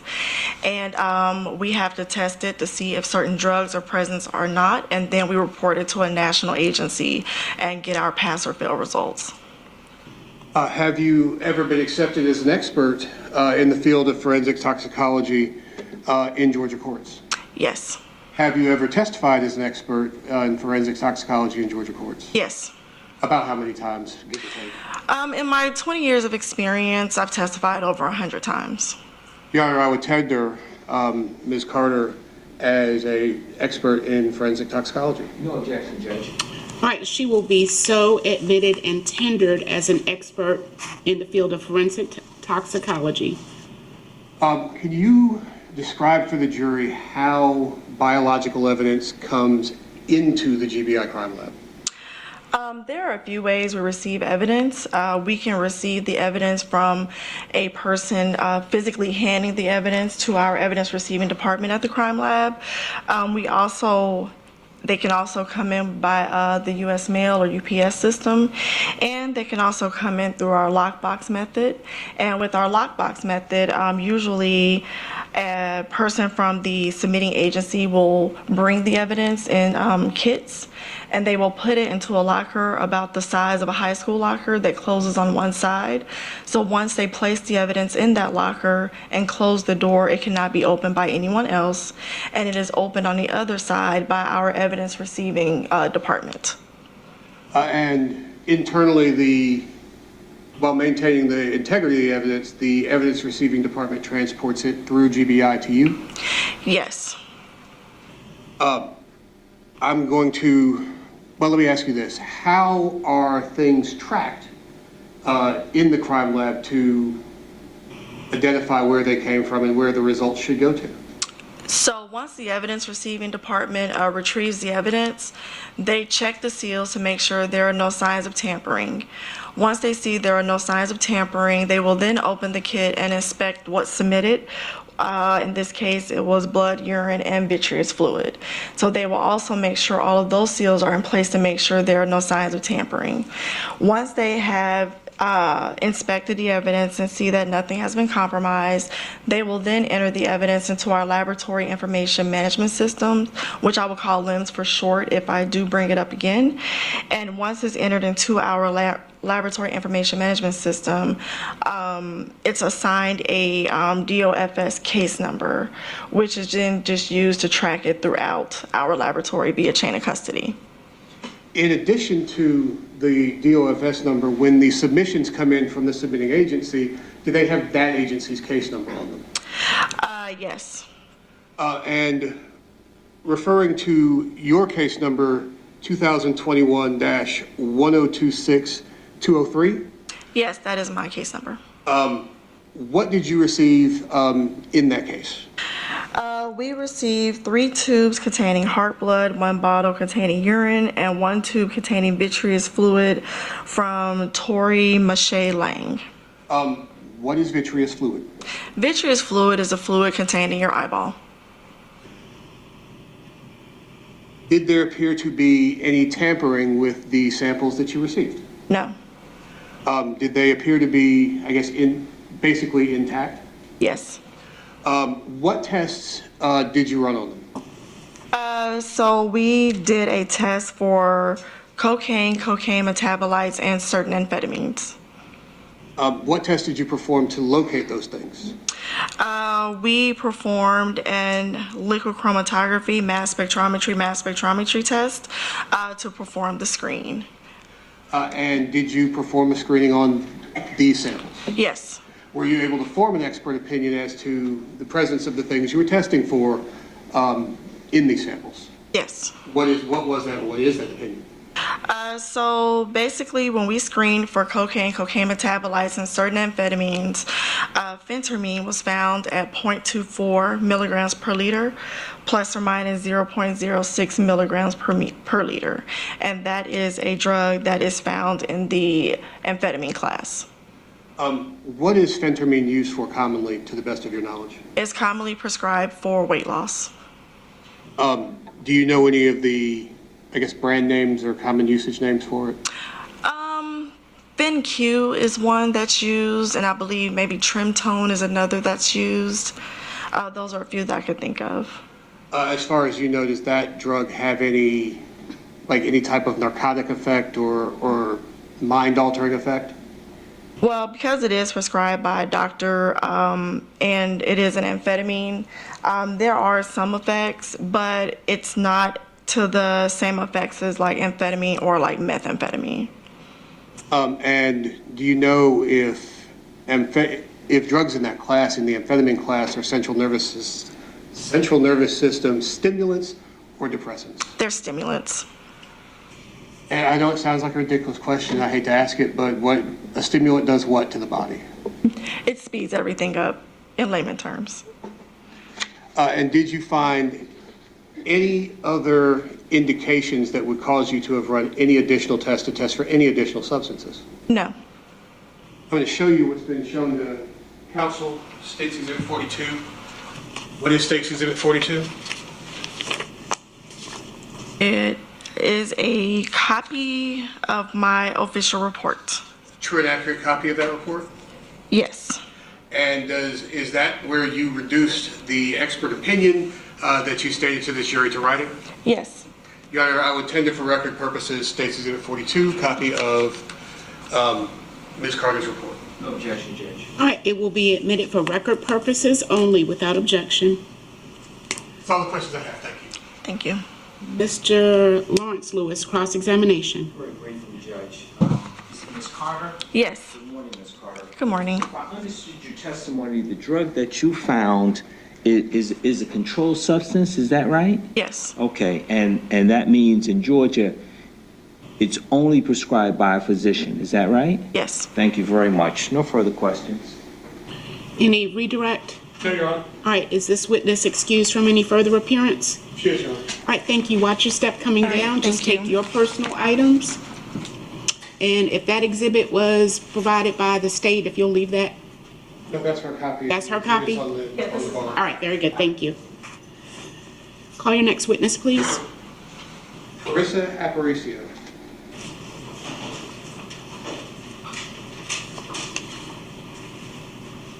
Will you have this witness spell her first and last name for us, please? I will, Your Honor.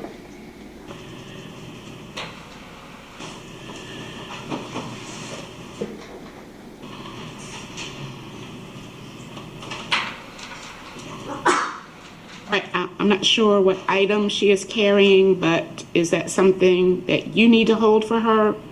No. Okay.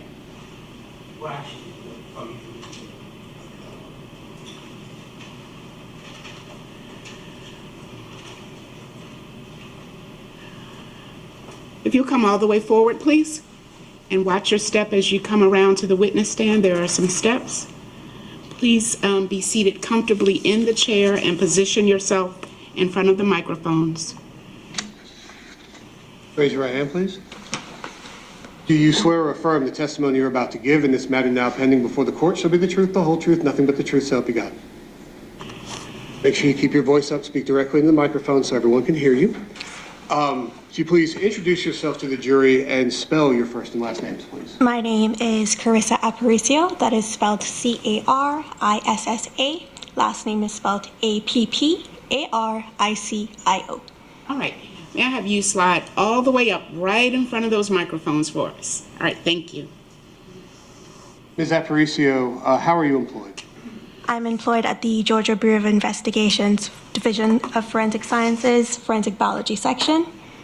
And are you a forensic biologist? I am, yes. And what are the basic duties of a forensic biologist at the Georgia Bureau of Investigations? I receive evidence items from law enforcement agencies that are submitted to us for forensic DNA testing. I take those items through the forensic DNA testing process, at which point I may obtain a DNA profile that I use to compare to a known reference sample and appear in court to testify to the details of the case. And what education or training do you have to perform those basic duties? I have a Bachelor's of Science in Biology that I obtained from Georgia State University, and following that, I obtained a Master's of Science in Forensic Science from Marshall University. In addition to that, I have gone through an extensive training at the Georgia Bureau of Investigation that was a year long, in which I performed practical examinations, written examinations, and oral examinations to be able to be qualified as a forensic DNA analyst. And I apologize, may I have counsel at the bench for a moment, please, just on a scheduling issue?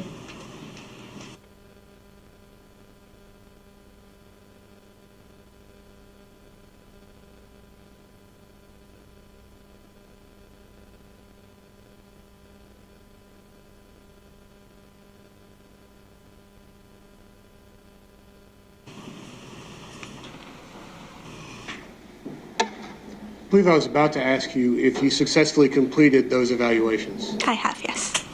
Your Honor, I would tender Ms. Aparicio as an expert in forensic biology. I don't have any objection to that, Judge. All right, she will be so tendered and marked as an expert in the field of forensic biology. Ms. Aparicio, how does biological evidence come into the crime lab? The biological evidence comes into our laboratory through our evidence receiving section. The law enforcement officer or agency will submit that item of evidence into a secure lockbox, upon which they have to ensure that that item is properly sealed and initialed. In addition to that, they must submit the correct incident report and submission form. Once that item is placed into that lockbox, it can only be retrieved by the evidence receiving staff and personnel. They would then create what we refer to as the pre-laboratory information management system custody sheet. So that tracks the life of that evidence throughout our laboratory. In addition to that, they make sure that the paperwork is accurate. They photograph the evidence. They place that into the system, and upon which they send that to the appropriate section that is for testing for that item. I would then retrieve that item and take it into my custody, from which point I would perform the testing. And is that tracked with a specific number within the crime lab? Yes, it is. There's a unique barcode that is attached to every evidence item, and so that's how we track that item throughout our laboratory system. And do the submission forms also contain an agency case number from the agency that submitted it? Yes, it does. And I'm going to refer to your case number 2022-101-0331. That is correct. Did you receive a sample under that DOFS case number? I did, yes. What did you receive a sample of? I received thigh swabbings for that case item number. I'm sorry, what type of swabbings? Thigh. Thigh. THIGH, thigh. Now, because you are comparing, you're making comparison of a DNA sample. Where do you obtain a known sample of DNA? That known sample was submitted to the GBI as a bloodstain card obtained from the victim, Tori Lang. And is that submitted to GBI contemporaneously with the unknown sample? I believe so, yes. In this case, did there appear to be any tampering with or damage to either the unknown sample or the known sample? No. The item came to me properly sealed and initialed. And did you perform tests to compare those two items? I did, yes. What tests did you perform? I performed the process involving the extraction of the item, the quantitation of the item, as well as the amplification of the item, which is where we make many, many copies of the DNA profile. Following this, I was able to obtain a DNA profile that I compared to the known reference profile. And were you able, based on those tests and those comparisons, to form an expert opinion as to a match between the known and unknown sample? Yes, I did. I was able to. And what is that expert opinion? The DNA obtained from the thigh swabs contained the DNA profile of at least one individual. That DNA profile matches the profile of Tori Lang at 9 locations. In addition to that, it is containing one of 2 alleles observed in the profile of Tori Lang at 6 locations. I'm going to show you what's been shown to counsel. I marked as State's Exhibit 43. What is State's Exhibit 43?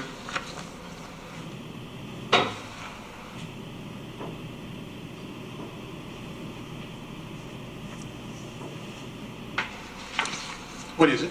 This is my official report that I have signed and released to the agency pertaining to this case. And did you record the expert opinion you just stated to this jury in writing in that report? Yes, I did. You understand with tender states 43 for record purposes. No objection, Judge. All right, states 43 is admitted for record purposes only, without objection. Thank you. Dr. Teresa, that's all the questions I have. I don't have any questions, Judge. All right, you can step down.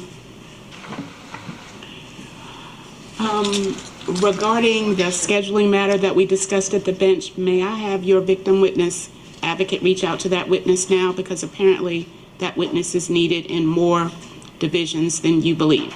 So, I know 3. okay, well, I need that witness here for 1 o'clock, so please notify that witness.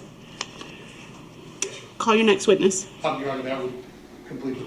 All right, we are going to take a slightly early lunch break at this point, and I'll have you all report back at 12:50. 12:50 where, Mr. Umberg? Jury assembly, Your Honor. Jury assembly, where you started on Monday morning at 12:50. We have a witness who's needed in multiple courtrooms, and I'm asking that witness to be with us at 1 o'clock, so please be on time. Remember your precautionary instructions during the break. Leave your notepads and pens. Take all personal belongings. Be back from lunch at 12:50.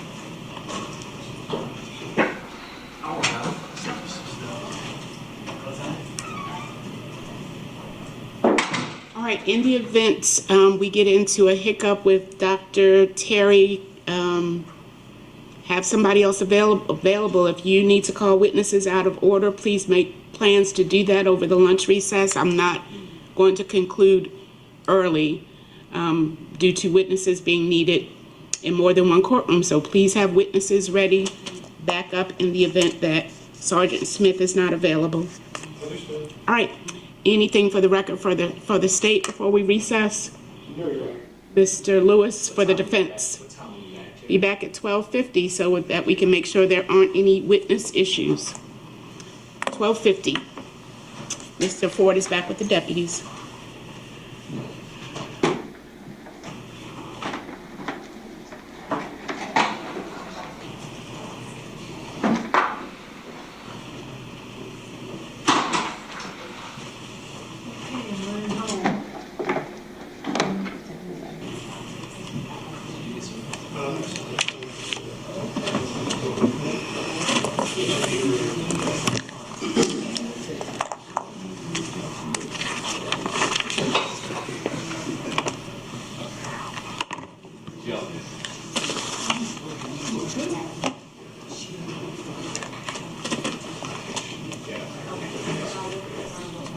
I'll start at 12:50 if I need to.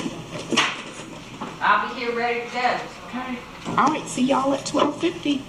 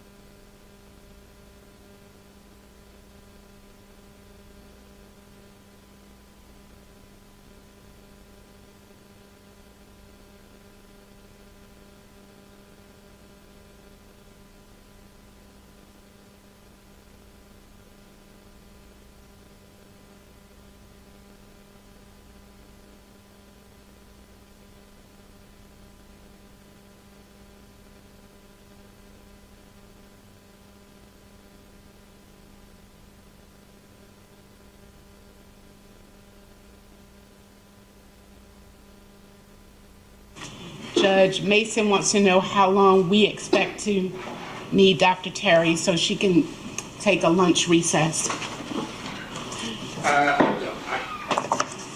I need an estimate. Hour and a half? I imagine Laura's just gonna ask all the questions. 75 minutes, yeah, I think that's probably safe. 75 minutes. I mean, they finished. All right, is she outside? Nope, she wasn't there a minute ago. This is 12:50. She's supposed to be there at 1. When I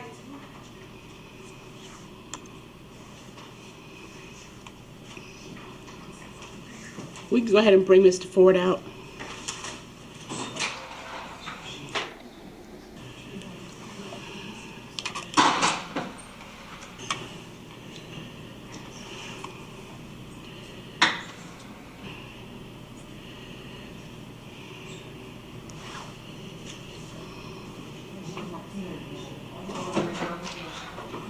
One of those days?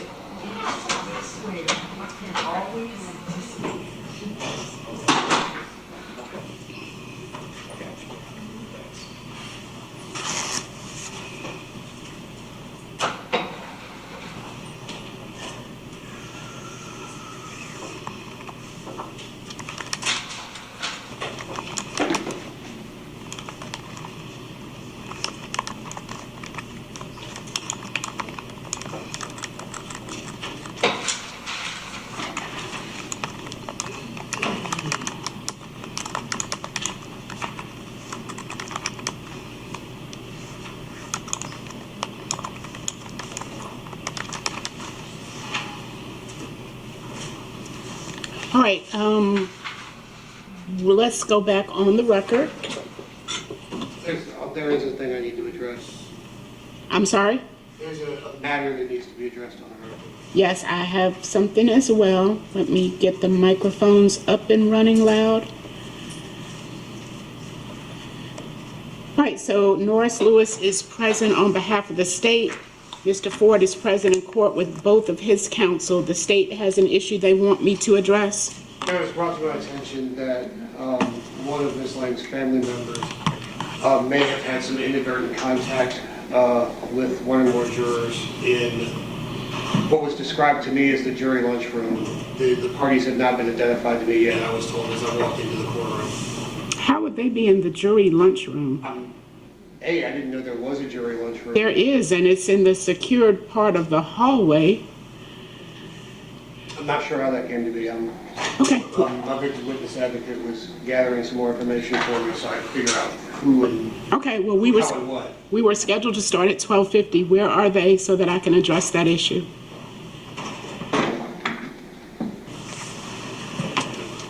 Do we have all of our jurors? Not yet, Your Honor, they're waiting on 2. Okay.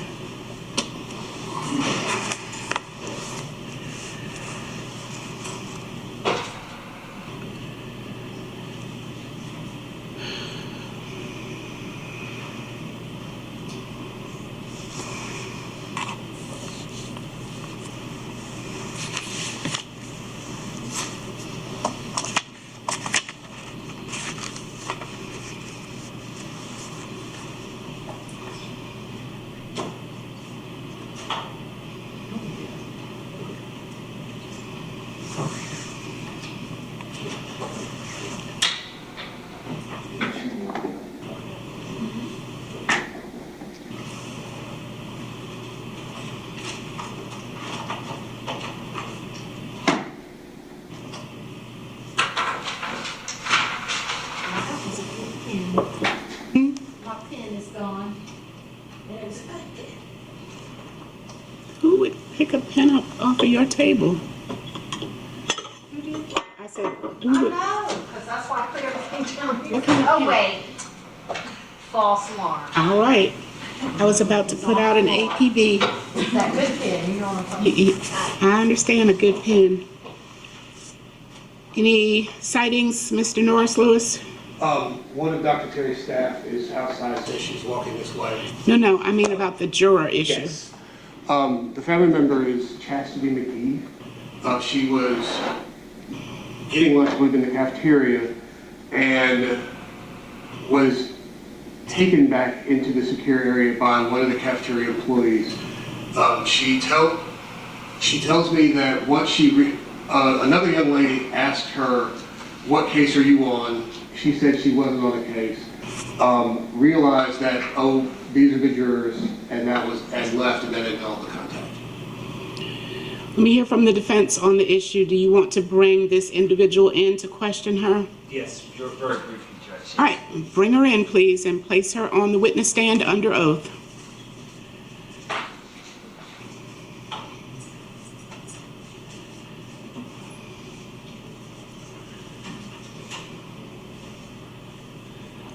I'm not sure if that's the witness.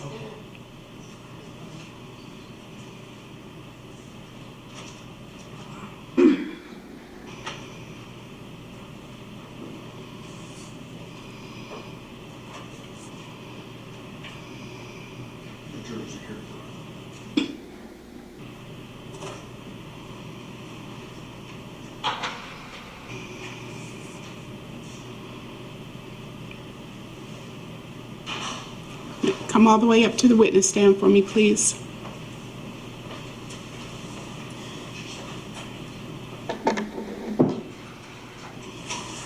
All right, after you place her under oath, please have her state and spell her name. You swear affirm any testimony you give in this matter now pending before the court shall be the truth, the whole truth, nothing but the truth, so help you God. Yes, sir. You say and spell your name, please. Chastity McGee, CHASTITYMAGEE. Ms. McGee, did you somehow come to be in the juror lunchroom? Yes, sir. How did that happen? Slide your chair up and speak loud for me, please. I was getting 2 salads, and a gentleman approached me, and he was like, "You don't have to stand in the line." He wrote down the items that I had, so I just thought they was kind of like expediting the line or whatever. He then directed me to like a private dining area. When I first went in there, no one was in there. A young lady that reached me a bag, she came in and she said, "Can I sit here?" And I'm like, "Sure." So I'm looking and I seen she had a juror badge on. So I was like, okay. So she asked me, "What case you with?" And I said, "I'm not on a case." I said, "I'm here with my family." And then when I realized what was going on, I just closed my salad. I got up and I walked out. And I was looking for the gentleman because I'm like, "Where's the ticket?" He said, "Oh, I thought you was with the jury." I said, "No, I'm not." And I just left.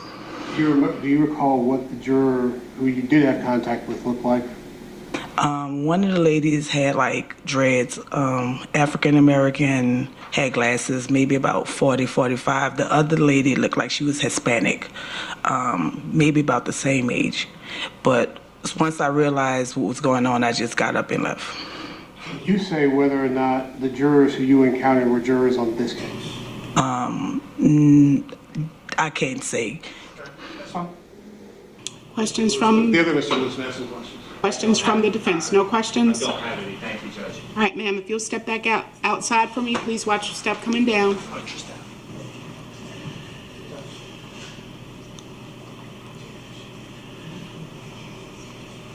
Let me just have you wait outside for me, please.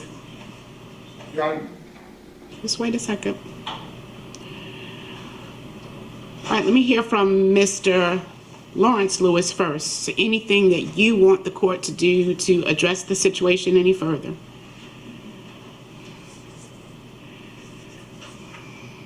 Judge, I don't, and part of that is I don't know enough about the jurors' lunch area. I'm assuming, and I may be incorrect, that all of the jurors, so if there are like 6 separate jury trials going on between this building and Nash, all of the jurors gather in the same area, such that she may have had contact, the person that just testified on the stand, I think it's McGee, forgive me if I have that wrong.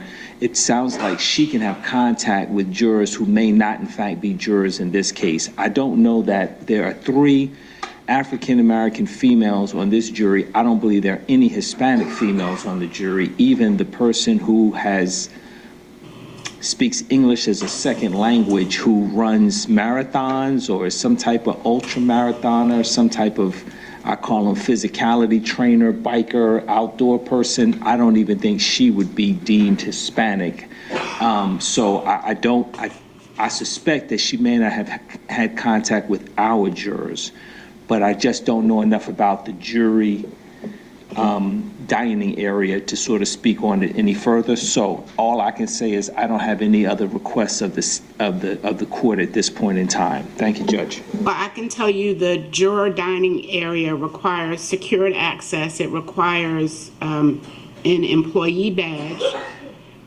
I don't believe that every employee would even have access to it because it's attached to a secured hallway. You can enter the jury dining area from the cafeteria, but typically the only way jurors are allowed to do that is if the bailiff or someone else with an appropriate access card would allow them to gain entry into that area. It is not designated just for my jurors, so it is available for anybody who's a juror who is dining. So ultimately, if a bailiff sort of loses track of who his jurors actually are, they can pick up somebody who appears to be their juror and escort them in. Well, jurors are wearing their juror badges at all times while they're in the building, so she would not have had, and she did not on the witness stand, have a yellow juror badge. So I am presuming that the cafeteria was extremely busy at that time, and jurors are escorted through the lines quicker. If the court is picking up their lunch, then they're just, their lunch is rung up by the cashier. They don't have to pay, and they're escorted to the jury room to move them to the jury lunchroom to move them quickly. Anything else for the record from the state? No, Your Honor. All right, then no further action will be taken by the court at this time, as none has been requested by either side. I wanted to make sure so that we don't have to send the jury out after they come back in. Are there going to be any issues with photographs that are going to be presented to Dr. Terry that have not already been tendered? Please show those to defense at this time so that we can address any issues related to that.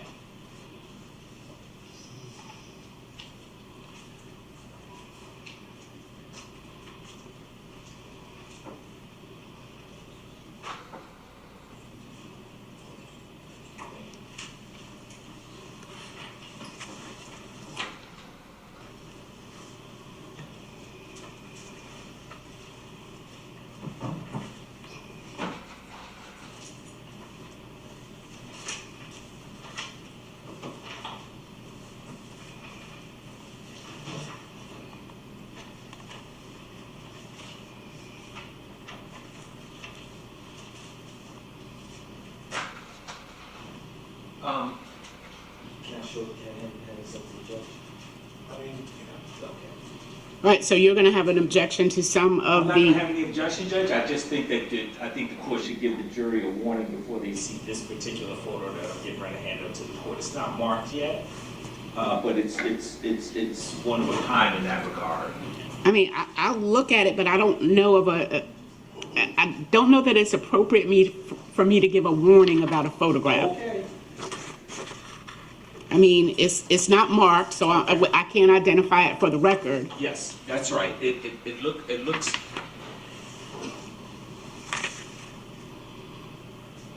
As I understand what the court said, the court is not inclined to give any instruction before it's shown. I don't know what instruction that I would give that would not be considered a comment on the evidence. So if you want to suggest something, No. but I'm hesitant to make a comment on the evidence. That's fine. Yeah, what I can say about the photograph, it will be, State's 47. It is one specifically requested by Dr. Terry to illustrate a point that she has to make with wound pad. Otherwise, I would not have chosen to use that particular photo. It is a graphic and disturbing photo, but it's one that was specifically requested by Dr. Terry to illustrate part of the testimony. I mean, what would you purport that I say about it, Mr. Lawrence Lewis? I mean, because if I say brace yourself for this photograph. That is me commenting on the evidence, which I will not do. I suspect Dr. Terry may handle it, Judge, and I guess to the extent that we sort of ease into it and Dr. Terry asks for it, I don't know how the exchange will go, but I haven't constructed the trigger warning. I guess let me just say that I haven't spent the time to construct the trigger warning. When I get 2 minutes, I may construct the trigger warning because I think some of these autopsy photos that I've been looking at for 25 plus years probably need to have a trigger warning. There was no such word, trigger warning, when 25 years ago, and everybody seems to become a little bit more sensitive. So I don't have any proposal. I guess I just wanted the court to see it. I suspect Dr. Terry may handle it fine, and I don't have any particular objection to it. Sometimes I try to pretend what it would be like if I was an IT person for the last 25 years, and then you pop the photo on me. To me, it would be a lot, but that's all I'll say about it. All right, so noted. Any other issues that I need to address before we bring the jurors in? I don't believe so, Your Honor. I'm fine, thank you. I'm ready, Judge. Thank you. Are they here and ready? Let's bring in the jurors. Oh, wait. Do we have Dr. Terry? Yes. All right, let's bring in the jurors.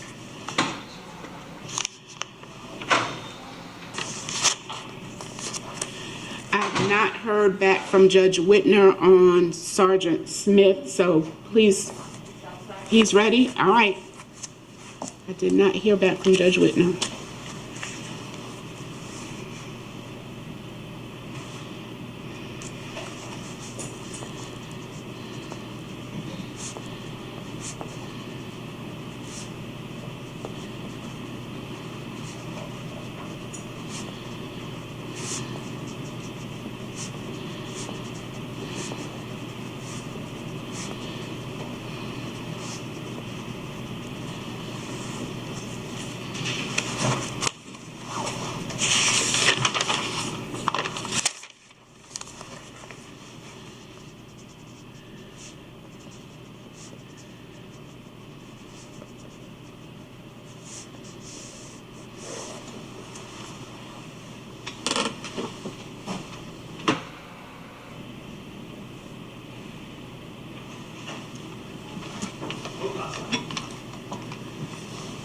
Yes, we're ready. Yes, we are.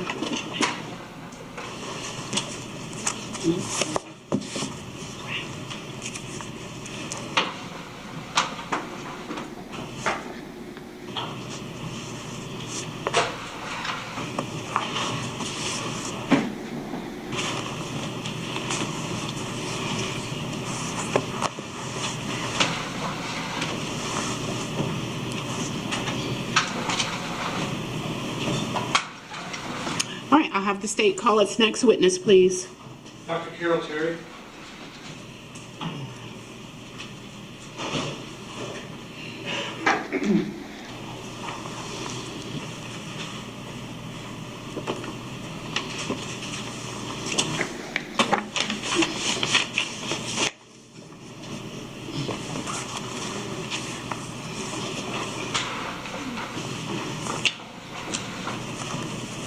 Good afternoon, Dr. Terry. Good afternoon. And then, of course, we have some water in the event that you need some during your testimony. Great, thank you. Would you raise your right hand, please? You swear or affirm the testimony you're about to give in this matter now pending before the court shall be the truth, the whole truth, nothing but the truth, so help you God. I do. Please introduce yourself to the jury. I am Dr. Carol Terry, and that's Terry. Dr. Terry, how are you employed? I am employed as, or I function as the Chief Medical Examiner for Gwinnett County. Is there any education training that you have to be the Chief Medical Examiner for Gwinnett County? Yes, there is. Could you detail that for the jury, please? I can. To begin with, I graduated from Emory College of Emory University in 1986 with a double major. I have a Bachelor of Arts in Religion and a Bachelor of Science in Biology. From 1986 to 1990, I attended Emory University School of Medicine, where I received my medical degree. So I am a medical doctor. From 1990 to 1995, I was a resident in pathology. Pathology, kind of broadly stated, is the study of disease, and it was also in the Emory University affiliated hospital systems. Now, I did a 5-year program of pathology, which is a combined program of anatomic and clinical pathology. Anatomic pathology involves diagnosing disease states from tissues, such as biopsies from living people, organs or tissues removed at the time of surgery, and from autopsy specimens. Clinical pathology is the laboratory medicine aspect of pathology and involves diagnosing disease states from fluids such as blood, urine, saliva, spinal fluid, etc., and involves such areas as microbiology, hematology, chemistry, and blood banking. Now, during the last year of my 5-year residency, I was allowed to work exclusively in forensic pathology at the Fulton County Medical Examiner's Office. Forensic pathology is a subspecialty of pathology that involves the medical legal investigation of death. So, as a forensic pathologist, the deaths that are of interest to us are dictated by the Georgia law, and these are deaths that are sudden, unexpected, unexplained, or due to non-natural causes. So, my 5th year of my 5-year residency, I worked at the Fulton County Medical Examiner's Office doing forensic pathology. Following the completion of my residency, I did an additional year of training outside the residency, referred to as a fellowship year.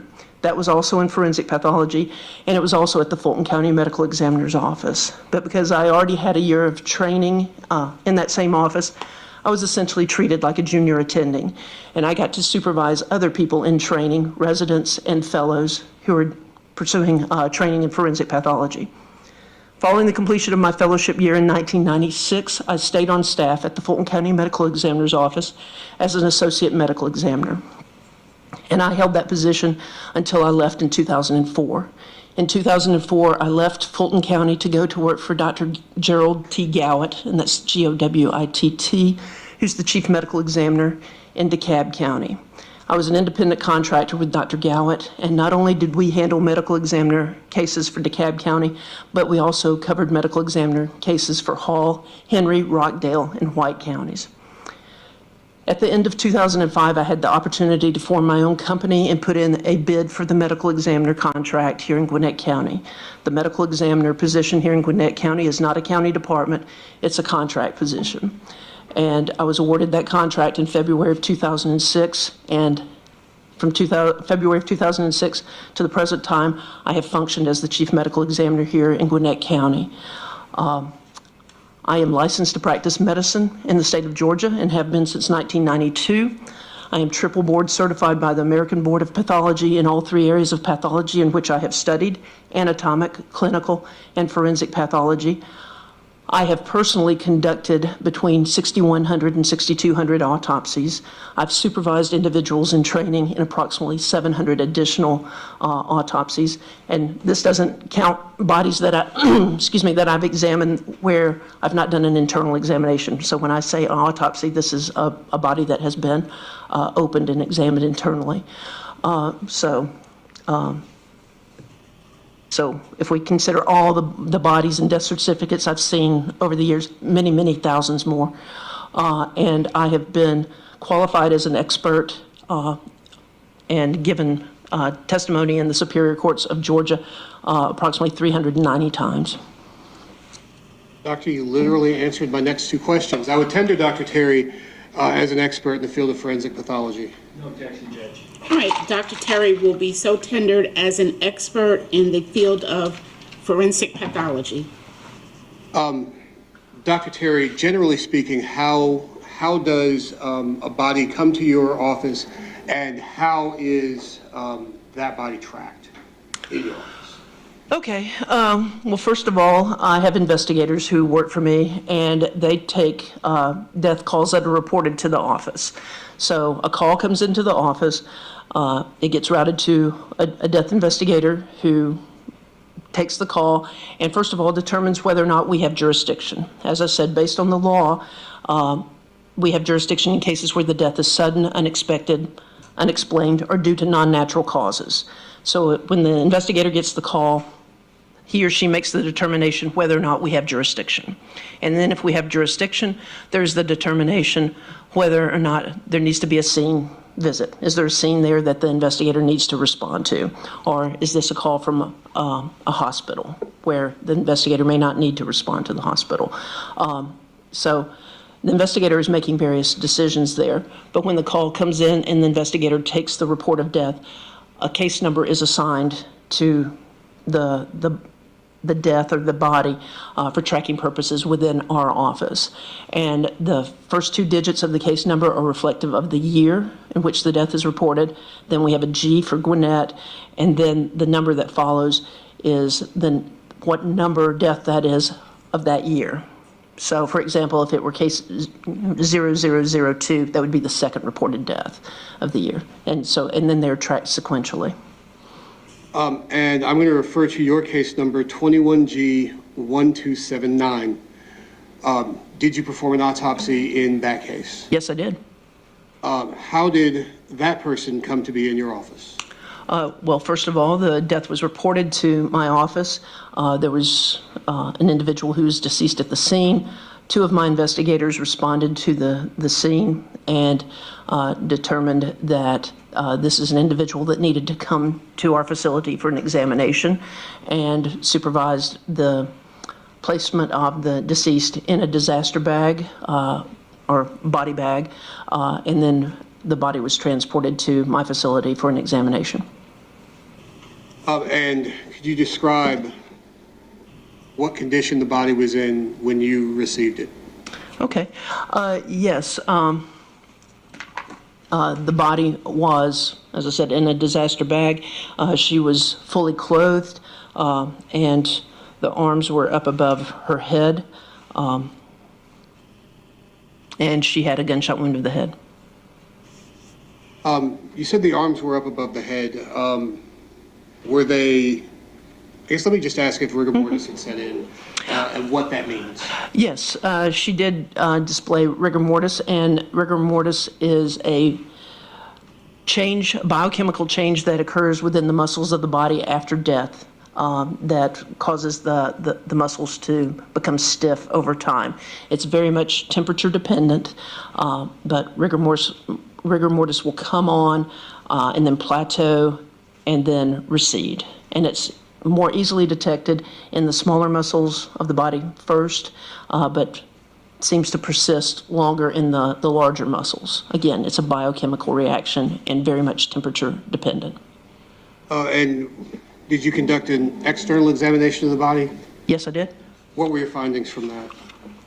Okay, in the external examination of the body, as I said, she was fully dressed, and I saw a gunshot wound of the head that had gunpowder injury around it.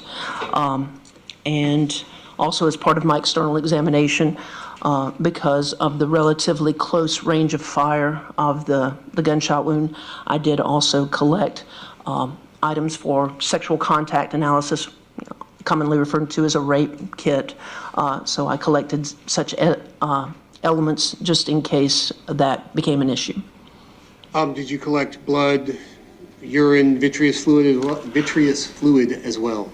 Yes, but that was more in accordance with the internal examination of the body. Okay. What did your external examination tell you about what you described as a gunshot wound to the head? Okay. As I said, this gunshot wound, well, first of all, it was on the right side of the head, roughly in the area of the temple, and it had gunpowder injury around it, or stippling. Stippling is an actual abrasion or scraping of the skin, pinpoint scrapings produced by particles of gunpowder striking the skin. I did not see any burning around the wound, any soot deposition to indicate a very close range of fire, and I did not see changes to the wound that would be indicative of a contact range of fire. The fact that I have the stippling, the gunpowder is coming out of the barrel of the gun and spreading out and striking the skin. And so this is characteristic of what I refer to as a medium or intermediate range of fire. So obviously, Dr. Terry, you have at least a basic working knowledge of how a firearm functions. Yes, I do. I'm not a ballistics expert, but I'm an expert in terminal ballistics. What bullets do to bodies or what firearms do to bodies, and the evidence that's deposited on the body that allows me to establish a rough range of fire. And so in a close or contact wound, you would expect to see more, I don't want to say damage, but let me ask this a different way. In a very close or contact wound, what would you expect to see? Okay, in a contact range wound of the head, where you have the muzzle of the gun pressed against the head and the gun is discharged, gases come out of the gun as well as soot, which is basically like smoke, and the gunpowder and the bullet. But the most striking feature that you tend to see with a contact gunshot wound of the head is when the gases come out, they're getting caught or trapped between the skin or the scalp and the underlying bone, and so it produces a tearing of the wound, such that we refer to an contact entrance gunshot wound of the head as typically having a stellate appearance because it's got a very torn appearance because of the gases getting trapped between the pressing muzzle of the gun, the scalp, and the bone, so it tears the skin. Also, you tend to get soot either around the edges of the wound or deposited in the depths of the wound, and you may see burning of the edges or searing, and that's with a contact range wound. With a close range wound, something other than contact, where we move the muzzle of the gun slightly off of the skin, you no longer get the gases being trapped between the bone and the scalp, but you get soot being deposited, and you may get some burning around the edges of the wound or not, but then you will also see the particles of gunpowder coming out and striking around the wound. And because it's close, they're not going to be very widely dispersed. So imagine, if you were to shoot, say, salt out of something and how it would spread out the further you get. It's the same sort of principle when you're talking about gunpowder coming out of the barrel of a gun. If it's close, it's not going to have an opportunity to spread out broadly. It's going to be pretty tightly aggregated. And again, when you're close, you'll have the soot or the smoke around the wound too. Now, if you back even further off, such that the soot no longer has enough momentum to reach the skin, you no longer get soot, but you still get the particles of gunpowder striking the skin. And that's the range of fire we're talking about in this case, where we have gunpowder striking the skin and the bullet striking the skin, but not close enough to produce any soot around the wound, which also can be washed off or wiped off if there's enough bleeding. But again, we're far enough back, we're not seeing any soot, we're certainly not seeing any burning around the wound edges, and because it's not contact, we do not have this stellate look from the gases tearing the scalp. And based on that, were you able to, I understand it is an intermediate range, but is there an approximate distance in feet, inches, or centimeters that you can narrow it down to? Approximately around a foot.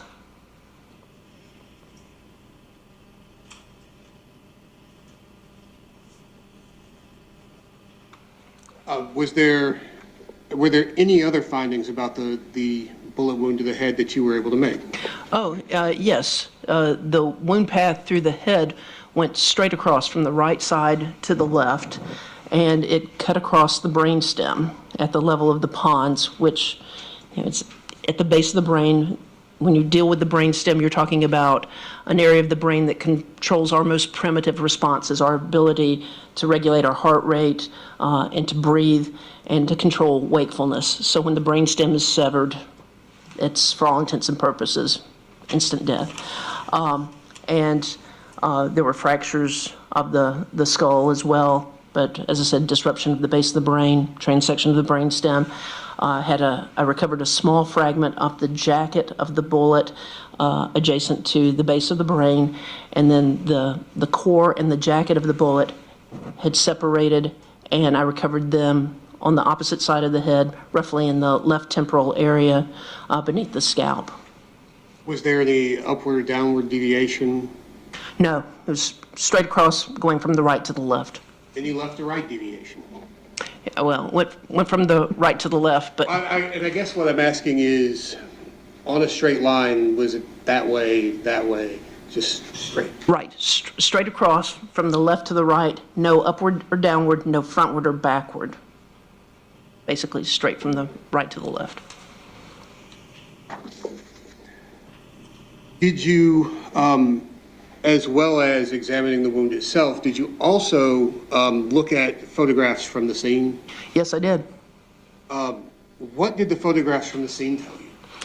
Well, looking at the photographs from the scene, as well as looking at the body herself, Miss Lang's hair was splayed out behind her head, and looking at the blood flow out of the nose and in association with the entrance wound, it went directly downward in accordance with gravity. So looking at her, the blood flow, the way her hair's positioned, and looking at the dirt on the back of her body, she was lying down at the time she received this gunshot wound. She was not dragged into this position. There's no smearing of dirt on her. It's particles of dirt on the backs of her shorts, on her back, on the shirt. She lay down and her hair was spread out. And when she received that gunshot wound, her head was in that position because the blood came straight out and down over her face onto the ground. In your expert opinion, could she have been standing up and fallen into that position after receiving that wound? No. In your expert opinion, could she have been seated and when she received that injury and fallen into that position? No.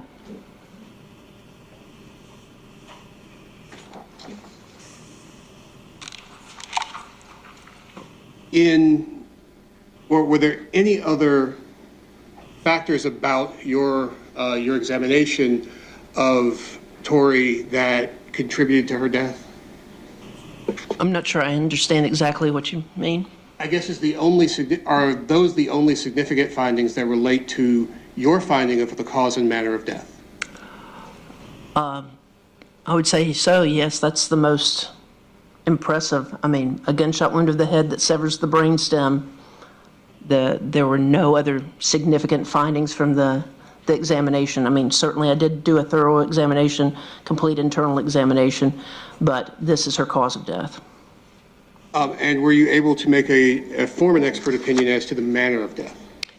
Well, I did have an opinion as to the manner of death, and it's undetermined.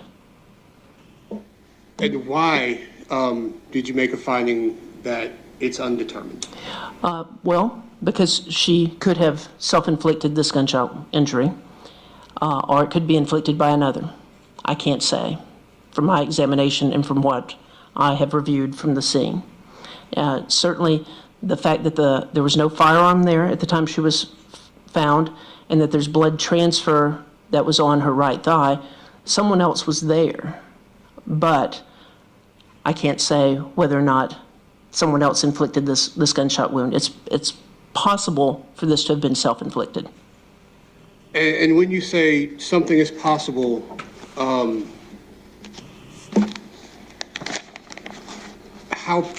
don't want to ask that. Let me rephrase. Dr. Terry, in your years as a medical examiner, both in Fulton and Gwinnett counties. In DeKalb. And DeKalb County. How many deaths have you ruled suicide? Hundreds. Were a number of those suicides by firearm? Yes. Is there anything you can say about the manner in which people self-inflict gunshot wounds in your experience? I'm going to object to the characterization of people. I think women and men typically do it differently. Stand up for me and tell me what your legal objection is. I'm going to object this as speculative. Do you want to respond before I rule? Your Honor, what I'm asking for is her experience with self-inflicted gunshot wounds. I don't think that was the exact question. So as to the specific question that was asked, I do sustain the objection as speculative. You may rephrase if you wish to do so. Dr. Terry, is there a certain consistency with self-inflicted gunshot wounds that you have seen over your years as a medical examiner? Yes. Typically, when people self-inflict gunshot wounds, it tends to be either a close or contact range of fire. It is very unusual for the gun to be held a distance from the head. Not impossible, but it is unusual for that to occur. And when you say very unusual, can you recall if you have seen in your 20 plus years a wound inflicted in this fashion at this distance and ruled it a suicide?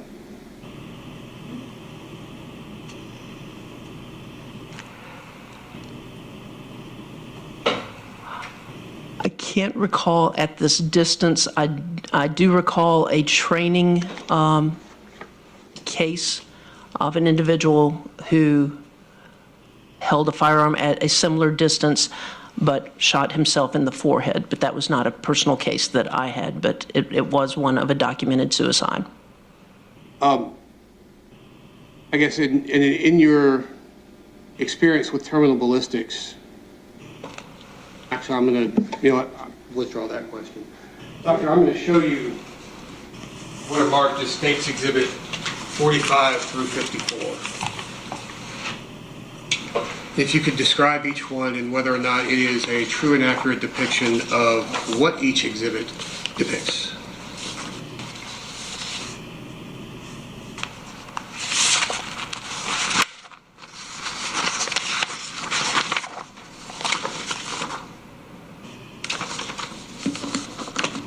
Okay. All right, starting with 45. Right, State's Exhibit 45 is a photograph of the lead core that I recovered from the left side of Tori Lang's head. And in this photograph, you see the base of the lead core. I have marked the bottom of, well, I've marked the base of the lead core with a capital T. And in this photograph, you also see an identification tag with her name, the case number, the date in which I commenced the examination, my handwritten designation as to where I recovered this projectile fragment from, as well as my signature. And what is State's 46? State's Exhibit 46 is the yellow metal jacket that I recovered from the left side of the head.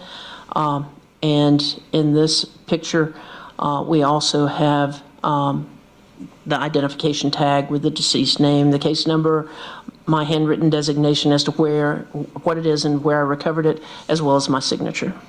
And State's 47? State's Exhibit 47 is a photograph of the inside of Miss Lang's head following the removal of the brain. And in this photograph, you can see the entrance hole or defect in the right side, as well as the fracture on the left side, showing the essentially straight trajectory of the bullet across the head. Also in this photograph, there are additional fractures of the skull that radiate from these areas. State's 48?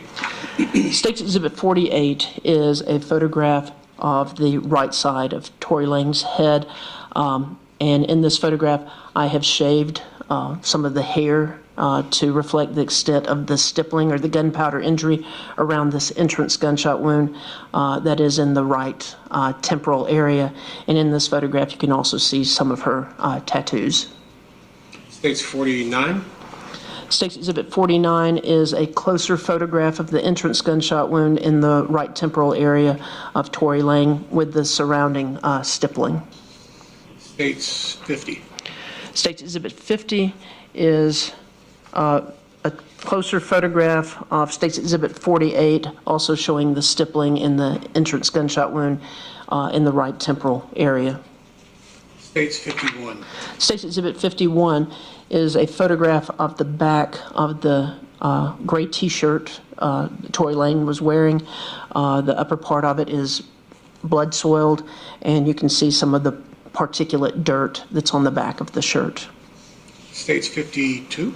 State's Exhibit 52 is also a photograph of the back of the gray T-shirt with more of an emphasis on the back of the left sleeve and the left upper back area. State's 53. State's Exhibit 53 is also a photograph of the back of the gray T-shirt worn by Tori Lang, again showing the particulate dirt and the blood that's primarily concentrated on the upper back area. And State's 54.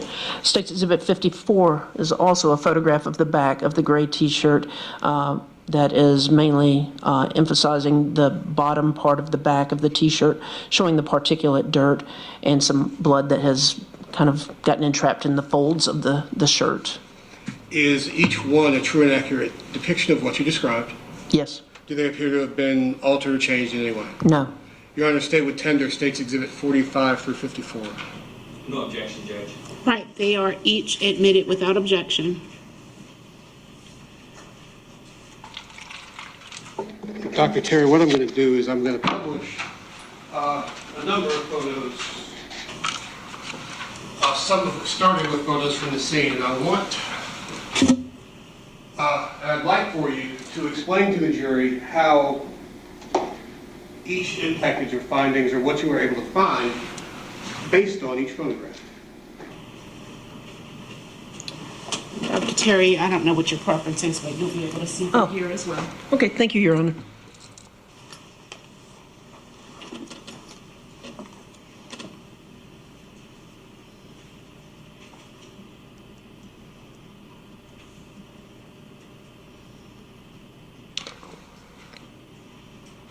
We'll start with what's been admitted as State's Exhibit 39.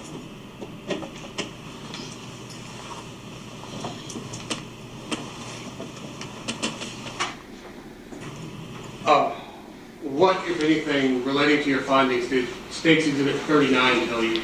Okay, State's Exhibit 39 is a photograph from the scene, and in this, Ms. Lang has been rolled up to show her back and backside of her body. Her shirt has been lifted up at this point, but there's particulate dirt that is on the backs of her legs and the thighs, and some particulate dirt that's on the left side of the back of the shorts. She sat down. She was not dragged in any way. This is particulate dirt that is stuck on her body. And also looking at the back, sorry. Oh, no, I just thought of something else.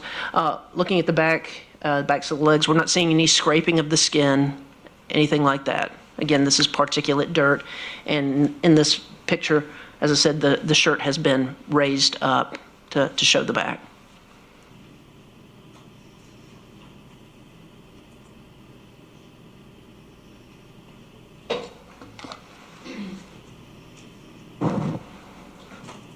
This is State's Exhibit 37.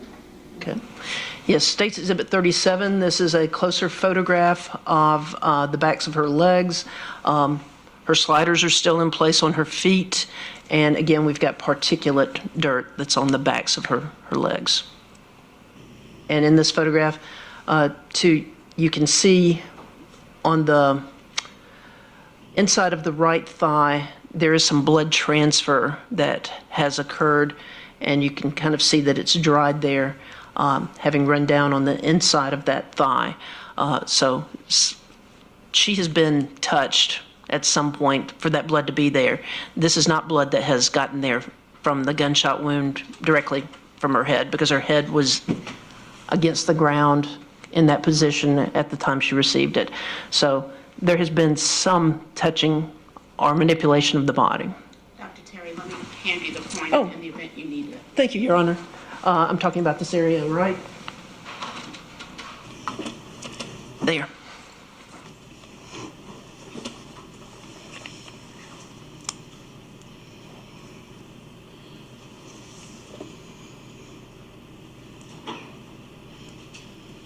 This is State's Exhibit 22. Okay. All right, State's Exhibit 22 shows Tori Lang in place at the scene before manipulation by my staff there. And as I said before, the blood that's coming out of her nose is running straight down in accordance with gravity. The same can be said from the blood that comes out of the wound that's on the side of her head. You don't see any blood coming out of the nostrils over the lips. If she had been upward Her head was in that position when she received this gunshot wound, and the blood flowed down in accordance with gravity. And as we had mentioned earlier, her braids are splayed out behind her head. They're fanned out. If she had fallen, she would not have been expected to have fallen in that kind of position, with the braids pulled out behind her head, or with the blood having that pattern coming out of the nostrils. Dr. Terry, could the gunshot wound to Tori's head have been produced from any firearm with her hand in the position that it's in this photograph? I'm not sure what you mean with any firearm. Or with a firearm? Well, with her hand in this position, it would be difficult, but I do not know how that arm may have fallen. So, I mean, granted, when her brainstem is severed, she's not going to be capable of voluntary movement of any kind, specifically of the arms. But if she's got her hand out and is holding the firearm, again, as you're dealing with an elbow and the hand just falling, I don't know if it would fall in that position or not. Sure. Would the wound, I'm going to try and get out of everybody's way, would the wound essentially, the wound path have started this way and gone into Tori's head and across the back of her brainstem? Correct.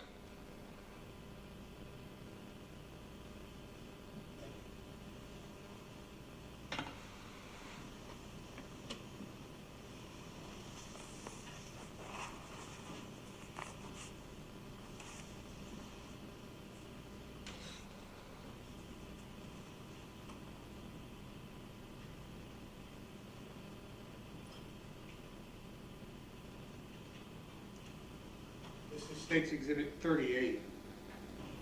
Okay. State's Exhibit 38 is showing the left side of Tori Lang's head. And again, we're seeing how the blood is flowing out of the nostril, the left nostril, over the left side of her head. Blood was also coming out of each ear canal because of the fractures that involved the base of the skull.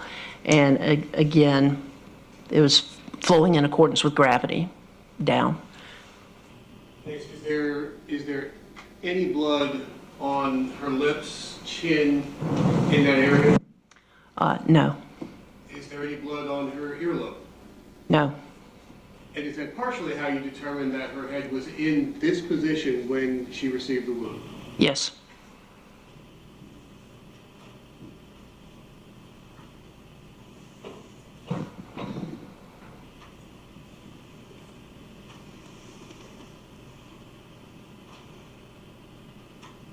Just a different angle, but this is State's 28. Okay. All right, I think this exhibit shows a lot of what we've discussed before. The braids splayed out behind her head, and then the blood flowing in accordance with gravity. So as soon as the brain and the base of the skull are injured and she starts bleeding, the blood starts flowing out of her nose and is flowing straight down. Her head was in that position at the time she received this wound.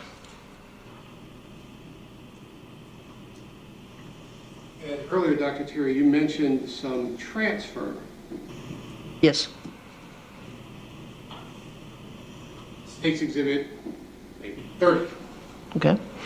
All right, State's Exhibit 30, this is a close-up photograph. What we're looking at is the inside of the right thigh of Tori Lang. So you can see her shorts here. This is the right thigh. And we've got some sort of linear and kind of curved linear type areas of blood that are on the inside of that right thigh, as well as splotchy areas of blood transfer there. This is not blood that has come from the head wound, because as we've seen, that blood's flowing straight down. So somehow this blood has gotten transferred onto the inside of her thigh. Does the transfer pattern tell you anything? Well, looking at sort of trying to think of the best way to describe this mark, looks kind of angulated, so, kind of maybe part of a rectangle, One of the things I'd wondered about was, could the firearm have gotten some blood on it and someone placed it there and transferred blood? It looks like there's been some object that has had blood at the edge of it that maybe was placed there. But again, this is blood that has been transferred to this location. I don't know specifically how, but it did not come from that gunshot wound of the head directly.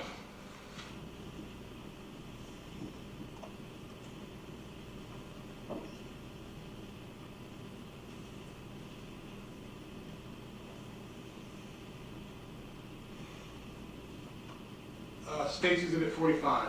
State's Exhibit 45 is the lead core of the bullet that I recovered from the left side of the head. As I mentioned earlier, with the identification tag, with the deceased name and our case number on it, my signature, and the description of it, as well as the site of recovery and the base of this lead core, I've marked with a capital T.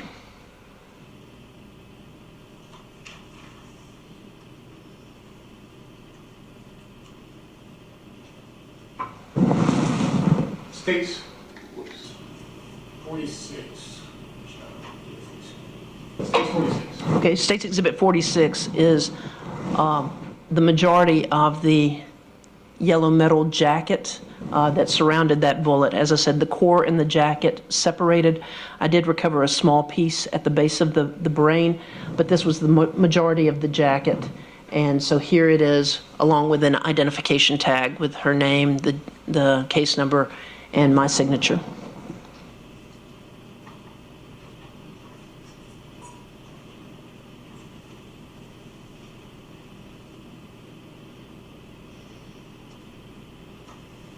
State's Exhibit 48.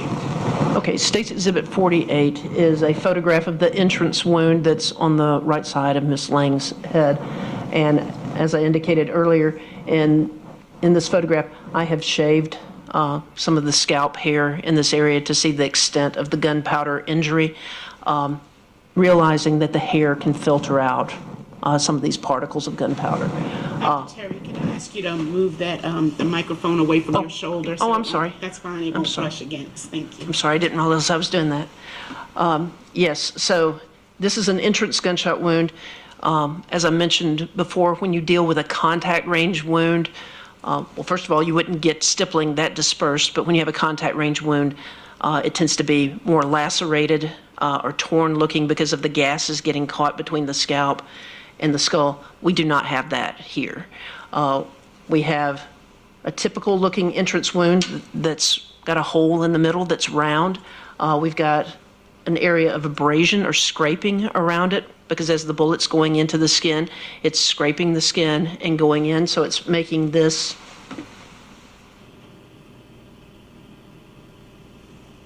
little rim of scraping around it.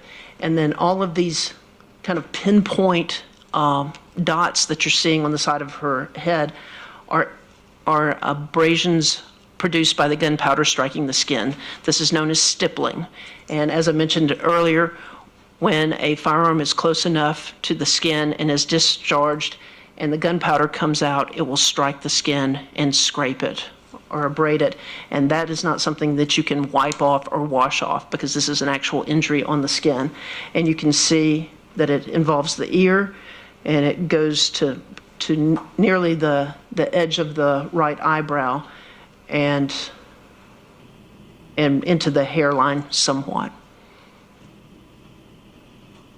At this point, I will warn everybody in the courtroom that the next photograph is graphic but necessary for Dr. Terry to explain a point that, or a finding that she has made. If anybody is going to be uneasy about the viewing of something graphic, now would be the time to leave. Well, from the audience, not from the jury. No, y'all can. So let's just make that clear that we're not excusing any jurors. Certainly need to say that. Your Honor, I'm sorry. Dr. Terry, this is State's 47. Okay, State's Exhibit 47. This is the inside of the skull following the removal of the brain. And as we're looking at this, The right side of her body is to the right of the screen. The left side is to the left side of the screen. And in this photograph, there's the entrance defect into the skull. And the bullet came straight across.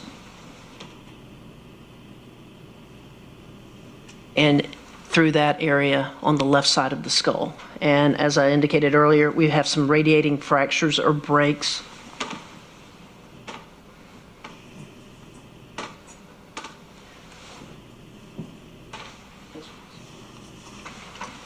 Due to the gunshot injury. And because of those injuries there, that's how we have blood that's coming out of the ear canals. And we do have some additional fractures that allow the blood to come out of the nose. And I guess the circular structure in the middle. Right here, that's what's called the foramen magnum. That is the opening at the base of the skull where your spinal cord connects to your brain, to the brain stem. And so what we're seeing here in the middle, that's the spinal cord. So that's a natural opening in the skull. Your entrance wound is there. And as I said, where I recovered the bullet, it's coming through fractures there. So the wound path is going straight across. And that would have severed Tori's brainstem. Yes.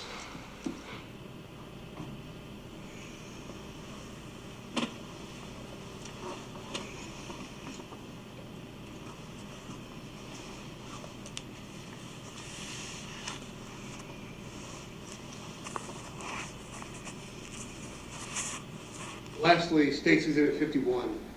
Okay, State's Exhibit 51, we're looking at the shirt as removed at the time of autopsy.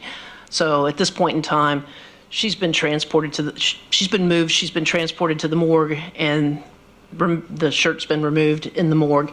So not only do we have the kind of confluent blood that's over the shoulder area on the back of the shirt, but we've also got areas where blood has gotten kind of trapped up in folds of the clothes or the shirt because it's been manipulated. But in looking at this, we see particulate areas of dirt on the shirt. We don't see ground in, yeah, thank you, that's very good. Again, the particulate dirt there on the shirt. We do not see streaks of smeared dirt like you might expect had she been dragged into that position.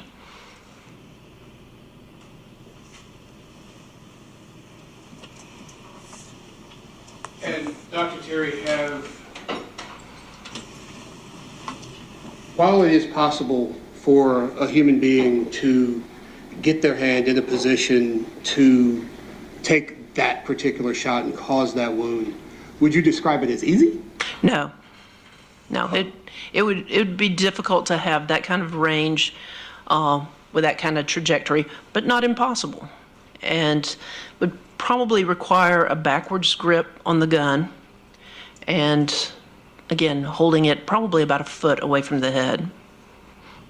So it'd be difficult, but not impossible.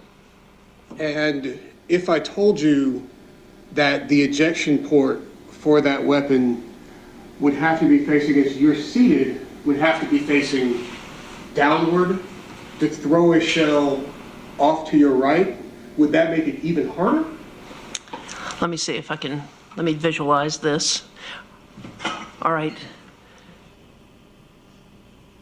So the ejection port is facing, if I'm... It would be where you're seated, it'd be Okay. facing downward. Okay. I'm going to object to that, Judge. There's no evidence that the ejection port is left or right. There's absolutely no evidence of what's the ejection port on the gun, left or right. There's no evidence of that. Well, I think it's being phrased as a hypothetical. Oh, I'm sorry, then I'll withdraw. Is it being phrased as It's hypothetical? being phrased as a hypothetical, and there is evidence as to where shells were located around Tori's body and how they may have come to be there from a semi-automatic firearm would necessarily involve the ejection port. All right, so hold on. No. Look, both of you, when an objection is raised, everybody take a breath and let me rule. Did you have something to add to your objection, Mr. Lawrence Lewis? Judge, I don't have a problem with it being posed as a hypothetical. There's no evidence right now that the gun, even if it was Tori's mother's gun, ejects left or right. There's no evidence right now in front of the jury. I understand that. So let me ask you to rephrase your question as a hypothetical. Hypothetically speaking, Dr. Terry, if I told you that the ejection port from that weapon that caused that wound, if it had to be facing down, would it be difficult to the point of being near impossible for a human being to move their arm in a fashion to cause that wound? If the ejection port is facing downward, it would be difficult because yes, it would be difficult.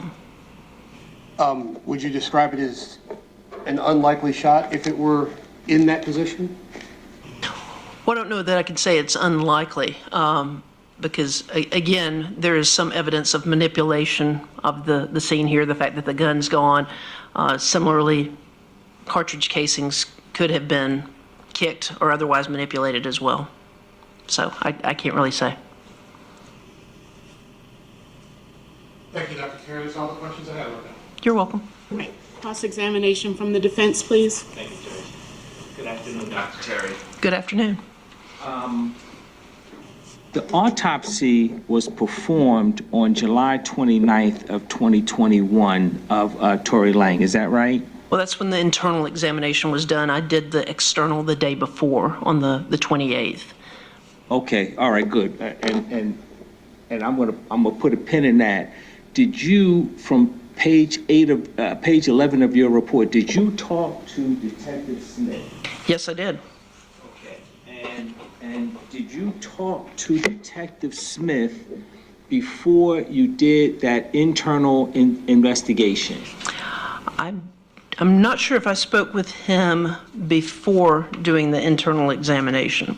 I had access to my investigators, but I'm not sure at what point I spoke to Detective Smith. Okay, and I want to just understand it. The body arrives at the medical examiner's office. Do you recall the date? That's the 28th? Correct. What time? Do you recall that? If I may refer to the file. Sure. I should be able to find.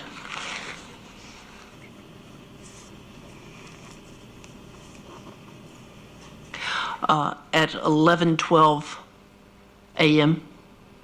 11:12 a.m. on July 28, 2021. Your first examination of the body is internal? No. Okay. External. Tell me how long that examination of the body happens. How long does that take to do? Well, with the external examination in this case, it would probably have taken about an hour, hour and a half, because as I indicated, I also collected specimens for potential evidentiary value, concerned about sexual contact and that sort of thing.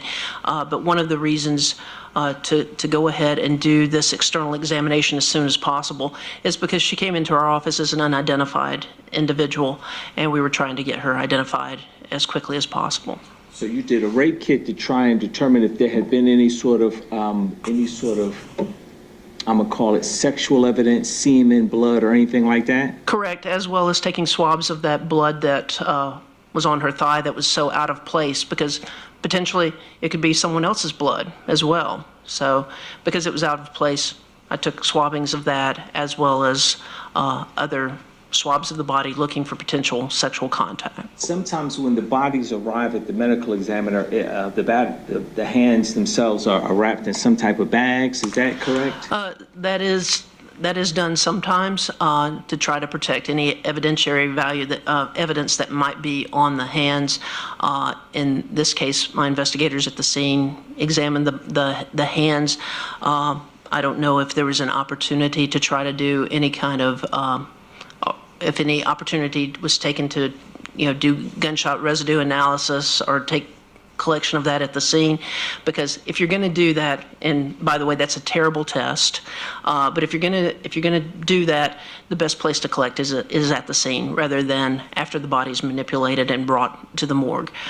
So if there's something that we're concerned about being on the hands, sometimes my investigators will put paper bags on the hands when the bodies are being transported to the morgue. So if there was any issue of Tori necessarily shooting herself and there being a gunshot residue test done, it may have been done by your investigator at the scene as opposed by you at the ME's office? No, it may have been done by crime scene at the scene rather than by my investigator. And two, considering something like this with it being a medium range of fire, people can have gunshot residue on their hands just from being in close proximity to a firearm that's discharged. So just because someone has it on their hands doesn't mean that they fired a gun. So if she had gunshot residue on her hand, that doesn't mean that she fired the firearm. Someone else still could have. If she didn't have it on her hand, that doesn't mean that she didn't fire a firearm. So it's a terrible test. It has a lot of false positives and false negatives. And in fact, the crime lab, the Georgia Bureau of Investigation, no longer routinely tests gunshot residue test kits. And they haven't since, I think it's 2013, they stopped testing it because this is a terrible test. It does not tell you whether or not someone discharged a firearm. I heard exactly what you said, so here's my question. Has crime scene stopped taking gunshot residue? I would not say that they've stopped taking it, but in some cases they will still continue to collect it. And in some cases, I'll continue to collect it, knowing that it may not get tested. Only under special circumstances do I think they even test the kits that we collect. But in the case here of Tori Lang, you would have expected if it was taken for it to be taken on the scene by crime scene techs, is that right? Yes, because that is if you're going to have the most optimal collection, that's where to collect it. Sometimes when you examine bodies, you see defensive wounds on the subject being examined. Is that fair to say? Sometimes I do. Sometimes you take nail scrapings. Is that fair to say? Sometimes I do, yes. Do you know if you took nail scrapings in this case? In this case, I did not. And in looking at her hands, there were no injuries to her fingernails. There was nothing to indicate that there was anything underneath her nails that needed to be collected. All right, so I'm going to return to what the science told you about how she was positioned when she got shot. Okay. It's pretty clear that the science indicates that she wasn't shot while standing and fell backwards. Is that fair to say? That is correct. Would you expected to see, if that happened, would you have expected to see some type of blunt force trauma on the head or back? Not necessarily significant blunt force trauma to her head or back, but I would expect to see a difference in the blood flow out of the wound and out of the nose. So irrespective of how fast she might fall back, the blood is going to start to come down her face before her body hits the ground. Is that fair to say? Yes. Okay, so even if it begins down and then sort of goes out, it would have to have some kind of downward motion if she was standing. Is that fair to say? Yes, and also I would not expect her hair to have been arranged in the position it was at the scene. Fair enough. If she was kneeling and she was shot and sort of fell backwards, is it the same sort of analysis? There would have had to have been some sort of blood. Gravity would have pulled the blood down some part of her face before she fell back. Is that fair to say? Yes, and also if she were kneeling, I would expect, if we're talking about kneeling with her knees on the ground, I'd expect particulate dirt on the knees and the front of her legs. And it was not there, it was on the backs of her legs. So everything about this says she had to be laying down when she was shot. Is that fair to say? Lying down, yes. Lying down, sorry. I'm sorry, my mother taught English. It's fine, it's fine. Moments of brevity make all of this possible. I'm sorry, it's just one of those things. Listen, I've already told the jury in opening, Dr. Terry doesn't suffer fools lightly. They've already been told that. Let me ask you this question. The bullet enters the right side of her head and stops at the left side of her head. Did the ground at all stop the bullet from coming out of her head, or was she actually facing upward and the bullet just sort of naturally stopped on its own? Okay, yes, the bullet lost momentum traveling through her head. The ground did not stop it. Her head was in the position as we've seen in the scene photographs. There's no bruising or abrasion of the skin to indicate that that part of the head was against the ground. And again, just looking at the blood flow, that's the position her head was in.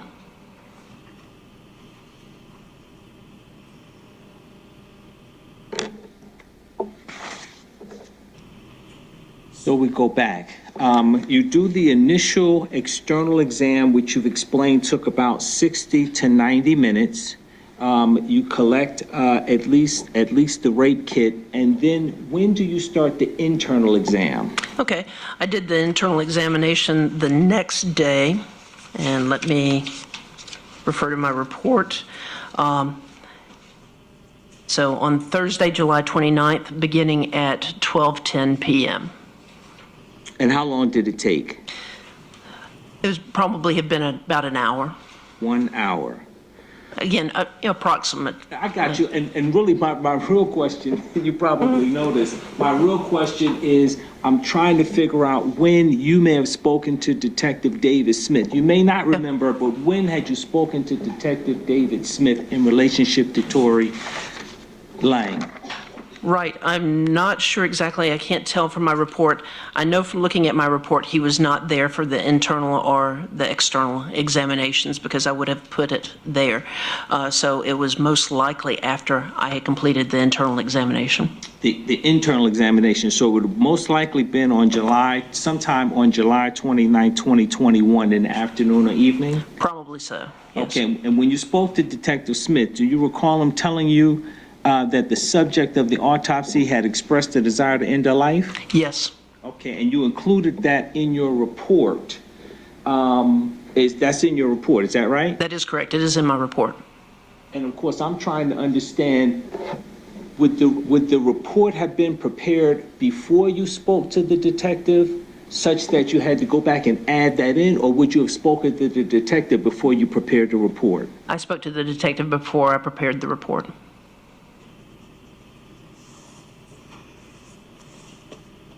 Does the report indicate what time the report was completed? Yes, I mean, the date I signed it was August 17th of 2021. Okay, August 17th, so now we got a big gap.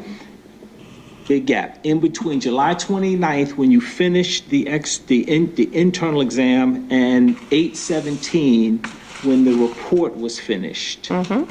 Do I have that right? Yes, you do. Would you have spoken with Detective Smith on the 29th or just sometime before you prepared the report? Well, I definitely spoke to him sometime before I prepared the report, but most likely did speak to him on the 29th. Got you.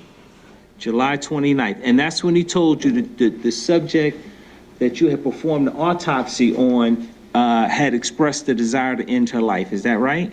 That is correct. And in fact, looking at my file, I was also looking to see when I signed the death certificate because, I signed the death certificate right about the same time I completed this report. So I was looking for any additional information that might be available prior to deciding whether or not I could come up with a more definitive manner of death. All right. Detective Smith, he didn't share with you from whom he had received the information about her desire to end her life, did he? No, he did not. All right. I want to get to the muzzle of the gun. When you refer to the muzzle of the gun, you're talking about the very front tip of the gun. Is that fair to say? That is correct. The end of the gun where the bullet comes out. All right. And science tells us that the muzzle of the gun was about 10 to 12 inches from Tori's head. Is that right? That is correct. Okay. Now when we talk about a ruler, 10 to 12 inches, right? Correct. Okay. Around a foot. Yes. Around a foot. So we're talking about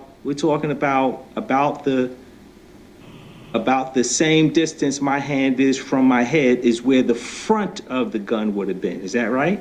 So it may have been another inch or two. Is that right? Correct. I'm looking here. Is that a 12-inch ruler? Sure. I'm gonna hand it to you. Okay. I'm gonna hand it to you so you can look at it in an abundance of caution. Sure. Okay. Yes, that's a 12-inch ruler, and as you're saying, the muzzle of the gun would be approximately here at the end of the ruler where my finger is. Right, all right.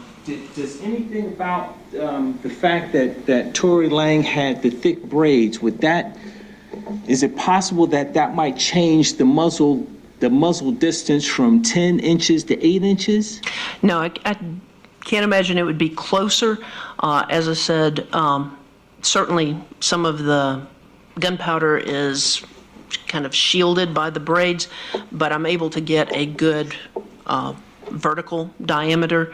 The horizontal diameter is somewhat altered by the hair pattern, but it's I think the diameter of the stippling is about 6 inches, and that puts us around about a foot away.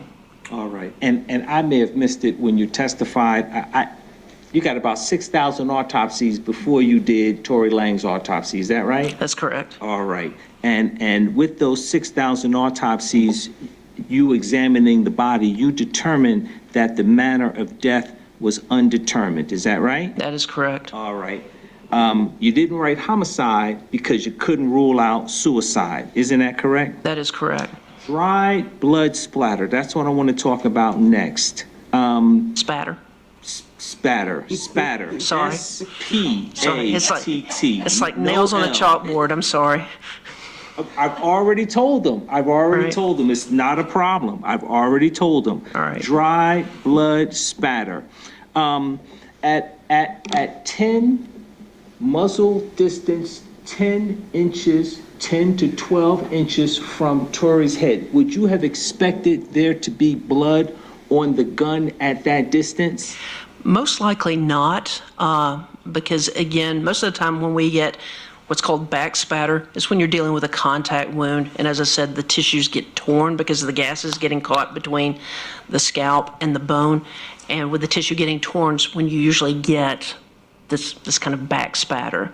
So with the muzzle of the gun being that far away, I really wouldn't expect blood to be thrown a significant distance. And if a person shoots themselves, if Tori had shot herself, and someone taking the gun out of her hand, is it difficult to take the gun out of the hand of a person that has shot themselves? Is it difficult, let's call it within 10 seconds, to take the gun out of the hand of the person that has shot themselves? In this case, because of the severing of the brainstem, I wouldn't think so. Do you have any idea where the dry blood spatter came from? Well, some possibilities. It's dark. She's bleeding. If there is some, touching of the ground and then touching of her, there could be transfer in that sense. If the gun does drop, maybe it winds up in some of the blood that's there. And two, I don't know how much time has elapsed between her sustaining that gunshot wound to the head and her body being touched. So again, one of the things I even considered was, we see flies in some of the photographs. There are flies there.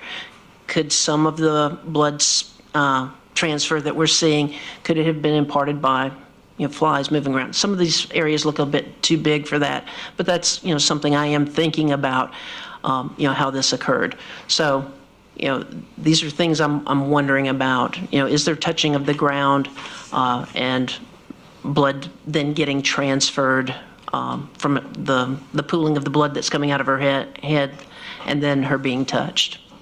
Science tells us it's most likely that the gun at some point in time touched her blood, and that may be how the blood got transferred to her inner thigh? I mean, that's a possibility. I can't say for sure that that's what happened, but looks like something with kind of a rounded, somewhat angulated edge has come in contact with that thigh. Could it be the firearm? I'd say that's a possibility. Could it be something else? Sure, but it would have to be consistent with what I'm seeing there. And what you know that you can testify under oath to in front of the jury is that the dry blood spatter is not any sort of injury. It's spatter from somewhere else. Is that fair to say? That is correct. That's blood that's been transferred from somewhere else. You measured Tori's height and weight. Is that fair to say? That is. She was just under 6 feet tall? Yes, she was 5'10". All right, and you have her at 237 pounds. Is that right? That is correct. Okay, you have BMI of 34. Is that correct? That is correct. Fantastic. Thank you very much, Dr. Terry. Thank you. Thank you, Judge. Correct. Just a little, Your Honor. Dr. Terry, the fluids that are collected and the swabbings that are collected, be they urine, blood, vitreous fluid, are those samples sent to GBI for testing? Yes, they are. And were samples of those fluids sent to GBI for testing in this case? Yes, they were. Do you know what samples were sent to GBI? Yes, I do. Oh, okay, sure. We got blood from the heart, urine, and vitreous fluid from the eye. Thank you, Dr. Terry. You're welcome. No further questions, Judge. All right, are we excusing Dr. Terry from any further appearance? Yes, Your Honor. All right, and Dr. Terry, if you would be so kind to hand that back to me as well. Thank you, Your Honor. And I'm not sure, but you maybe need it with Judge Mason, but check where you are next needed. All right, thank you. Thank you. Thank you so much. All right, please call your next witness. Mary Perkins. Judge, can you approach? Yes.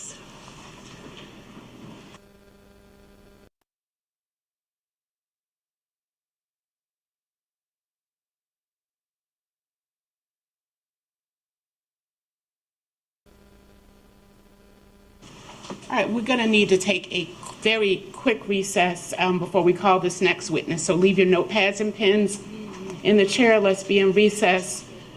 Let's call it 5 or 10. Less than 5, Judge. 5 minutes. 5 minutes. So sort of a stretch break. Remember your precautionary instructions.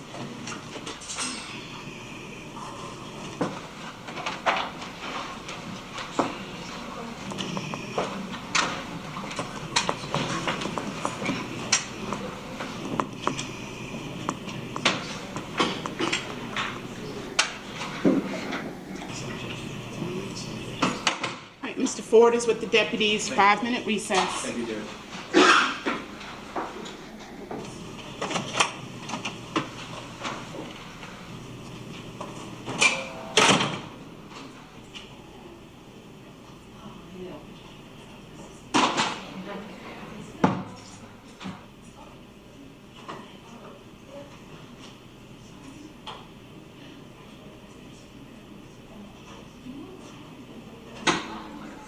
I'm fixing something that looks like.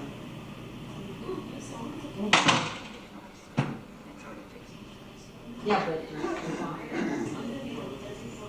gotta listen to every word and make sure, especially her. So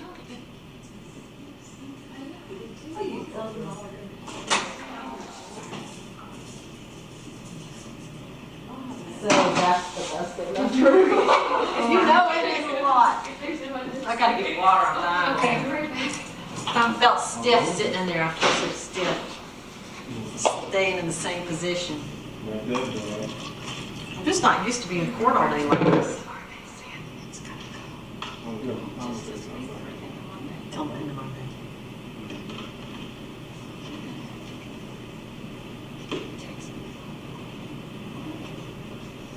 Let you know.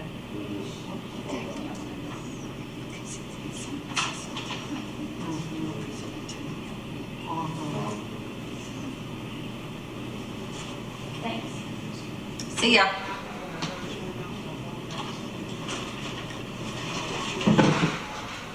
Oh, I don't mean to be in your little.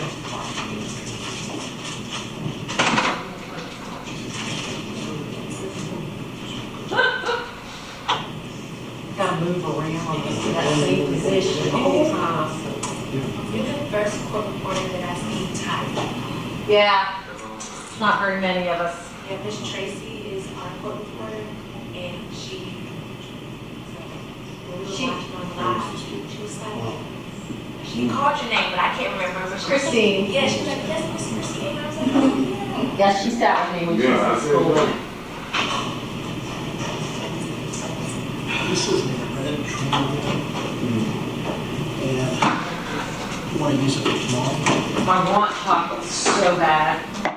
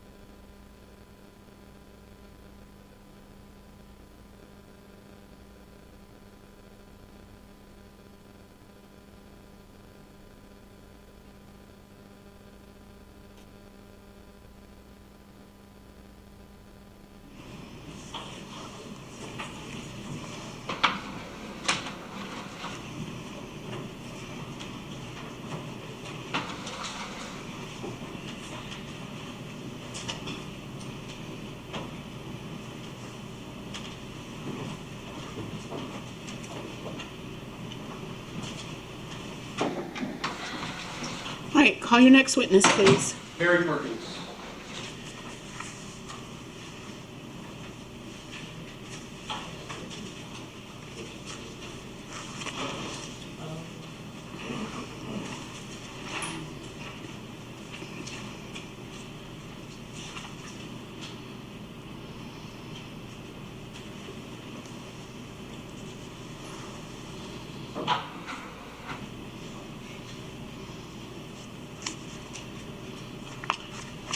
All right, Ms. Perkins, yeah. Ms. Perkins, if you'll watch your step when you come around, there's a couple of steps. And take a moment to get seated comfortably in the chair and pull yourself directly in front of those microphones for me, please. You can extend them out. You can pull them towards you. Very good. Thank you. Raise your right hand, please. You swear or affirm the testimony you're about to give in this matter now pending before the court shall be the truth, the whole truth, nothing but the truth, so help you God. I do. All right, and you're going to need to speak right into those microphones. I barely heard you. Yes. Thank you. Please say and spell your name for the jury. Mary, M-E-R-R-I, Boone, B-O-O-N-E, hyphen Perkins, P-E-R-K-I-N-S. And is it fine if I call you Ms. Perkins? Yes. Ms. Perkins, where did you live in July of 2021? In Alexander Stonecrest Apartments. What was your apartment number? 1302. Did you have a Ring doorbell camera? Yes. Did Gwinnett County police officers contact you about your Ring doorbell camera? Repeat that? Did Gwinnett County police officers contact you about your Ring doorbell camera? Yes. Did they ask for video in certain time periods from your doorbell camera? Yes. Did you have any video from those time periods? Yes. Did you retrieve that video for Gwinnett County police officers? Yes. How did you retrieve it, if you remember? Downloaded from my phone. And did you send that video to Gwinnett County police officers? Yes. There are 4 files on State's Exhibit number 15, which end in 1256, which will be 15B, 1257, which will be 15C, 1258, which will be 15D, and 1259, which will be 15E. Did you view those 4 videos prior to taking the stand today? Yes. Were those 4 files true and accurate copies of the video that you provided to Gwinnett County police officers? Yes. Your Honor, I would tender 15B, C, D, and E. Judge, can I have the idea to witness in 2 questions? Sure.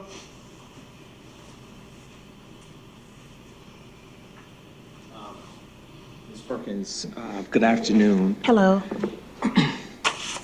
My first question is, do you recall when the police first contacted you about the possibility of you downloading the Ring camera information for them?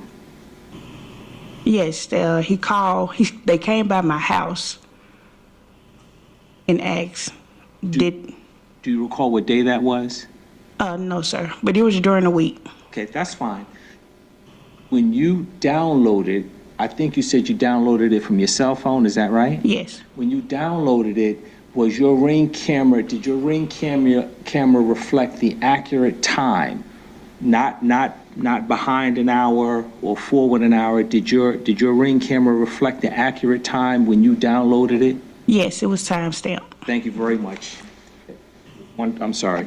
I understand it was timestamped. Did you sort of check and see that your system was on the right time? Yes, sir. Thank you very much. I don't have any further questions for her, Judge. I don't have any objections to the evidence. All right, then 15B, C, D is in Delta, E is in Ethel are all admitted without objection.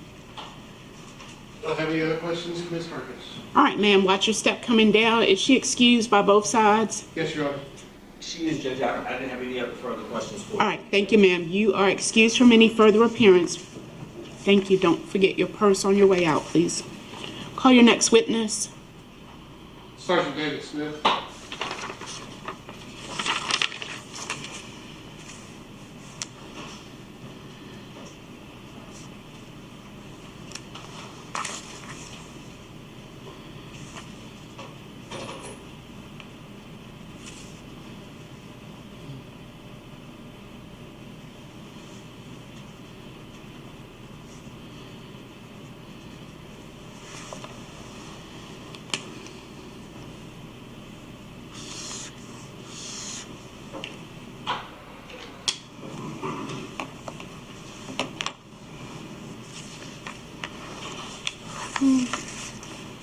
Good afternoon, Sergeant Smith. Watch your step coming around for me, please. Raise your right hand. You swear or affirm that testimony you're about to give in this matter now pending before the court shall be the truth, the whole truth, nothing but the truth, so help you God. I do. Please introduce yourself to the jury. I'm Sergeant David Smith How are you employed? with the Gwinnett County Police Department. And are you post-certified law enforcement officer? I am. Were you so employed and so certified in July of 2021? I was. What were your basic duties and what was your assignment in basic duties in July of 2021? July of 2021, I was in the Homicide Assault Unit. And did you get a homicide call on the 28th day of July 2021? I did. First, what training and education do you have that allows you to perform your duties with the Homicide and Assault Unit of the Gwinnett County Police Department? The training that we receive is interviews and interrogations, advanced interviews and interrogations, crime scene processing, different types of interview courses, homicide school, and certifications. And had you taken those classes and had taken those classes in July of 2021? I had. About how many homicides had you investigated at that point in your career? Approximately 28. And the homicide call that you received on July 28th, 2021, how did that come to your attention? I was notified early that morning that a female, the victim, was located deceased in Yellow River Park in Snellville. Is that location in Gwinnett County? It is. Did you travel to the actual location inside of the park? I did. Is the location where Tori Lang was found in Gwinnett County? Yes. What happened when what did you see and what did you do when you got to the park? When I got to the park, I began just observing the area, located the victim underneath a tree in an open area just off of the footpath. I located 2 shell casings near the body as well. Had those previously been marked by other officers? They had. So, armed with this information, how at this point do you begin investigating what happened to Tori? At this point, we wanted to identify who Tori was. At that point, we didn't know who she was. There was no vehicles matching a female with that description in the parking lot. There were no papers or ID or anything around the body that would help us to identify her. So we eventually used the tattoos that the victim had and released those to the media. We were contacted by the family. After you were contacted by the family, were you able to identify Tori? We were. After you now knew who she was, what was your next steps? The next steps that we took was speaking with the family, gathering information from them on any history that she may have, anyone that she would have spoken to recently, problems she would have had with anyone, and speaking to those people, looking for cameras and things in the area, looking for vehicles that may have been in the area at that time, and speaking to neighbors that live near the park. Just anyone that we could find that might have any information. And whom else other than the family did you speak to in the aftermath of this? I spoke to several friends of the victim. At any point, did you speak to the defendant? I did. At what point do you recall speaking to the defendant? I believe the first time I spoke with him was on July 29th. After speaking with the victim's mother, she indicated to me that he was her best friend and could possibly have some information. And so I reached out to him that day. And where did you make contact with him? I called him from my desk at police headquarters. Did he tell you anything about what had happened to Tori? He explained to me that he was not sure what had happened to her or how that happened. He had just explained that she had come to his house earlier that same night. Did he said she came to his house? Did he give you a time in which she came to his house? I believe he just said it was later at night. I don't know that he gave me an exact time. Did he give you any information about or tell you anything about what he claimed she said when she was there? Sorry. He claimed that she was talking about committing suicide and that she was asking him to help her do that. And he stated that he refused to help her do that, and she eventually left to... He stated that she wanted to go find someone else to do it since he wasn't going to help her. As part of your investigation, did you find out whether or not Tori had a vehicle? I did. What vehicle did you find out that Tori had? That she was driving a Nissan Versa. Did you get a color? I believe it was like a light blue Nissan Versa. Was that Nissan Versa present at the scene? It was not. After speaking with her family, did you believe her to be in possession of it immediately before her death? I did, yes. Was that vehicle ever located? It was. Where was it located? That was located on August 1st of 2021. I was contacted by DeKalb County Park Ranger who located the vehicle at the Hidden Acres Nature Preserve in DeKalb County. You said part of your search was looking for cameras that might have captured anything related to the case. Did you find any? We did not know. Did you speak with Mary Perkins? I did. What was your conversation with Mary Perkins? On the day that we went out to speak with Austin in person, I noticed that there was a Ring camera on Mrs. Perkins' door in the same hallway. And I knocked on the door and her son answered, and he put me in contact with her and asked if she could send me the Ring videos from the night of the incident. And did she send you Ring videos from that night? She did. How many? I believe there were 4 or 5. Did they have timestamps on them, or did she give you times at which they occurred? There were timestamps on them. What did you see in the videos? On the first video, I saw the victim arriving at 10:37 p.m., knocking on the defendant's door. They walked down to what he explained to me. They went down to the car. He was down there for about 10 minutes, and then 10 minutes later, there's another video of him coming back. Then there's another video at 12:39 a.m., which is about an hour later, of the defendant leaving, and then he returned again at 1:41 a.m. Just publish 15 BCD already been admitted. Is this just video with no audio? There is some audio on one of the videos. Okay, is that audio, well, can you flesh out through the witness who I'm expected to hear on the audio so that I can determine if I need to give a limiting instruction? I don't think you need to give it, but that's fine. Was there any conversation heard on any of the videos? In the video where the victim arrives, there was the victim and the defendant were heard speaking in the hallway. What was said between them? The victim knocks on the door. When the defendant comes to the door, she seems a little excited, and the victim or the defendant asks her, what's going on, what's wrong, why are you talking like that, you're scaring me.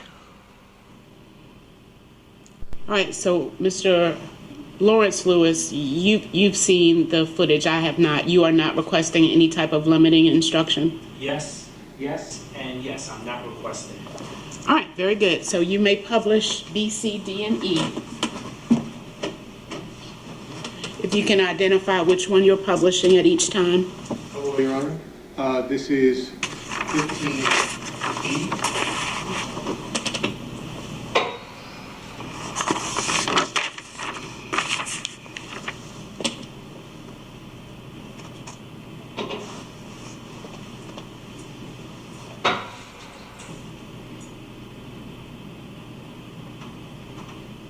trying to understand, this is this the video in the exact condition that you received it from Ms. Perkins? It is. Describe for the jury, and I'll start over from the beginning, describe for the jury what we're seeing. Who can be seen in the video right now here at the beginning of the video at the 0 mark? That is going to be the victim, Tori Lang. I was able to identify her based off descriptions. Also, that is the same clothing that she was wearing when she was located in Yellow River Park.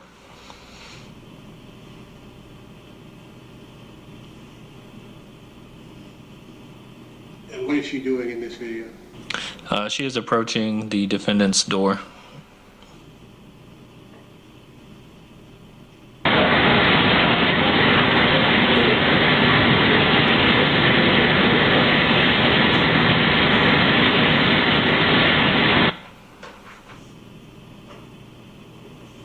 Now I'm going to play video 15C, or exhibit 15C.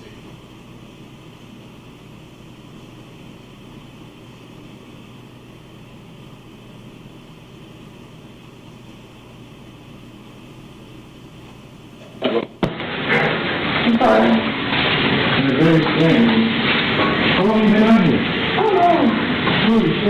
Why are you here? And what was, let me start that one more time. What are we looking at here at the beginning of exhibit 15C? You're looking at the victim leading the defendant towards the area where she had parked in front of the apartment building to the stairwell. What was the time, or what is the time you believe this video occurred? Around 10:37 p.m. And the two voices, do you believe that to be the defendant conversing with Tori? I do. And would you describe, I guess, the higher pitched voices being Tori's? Yes. How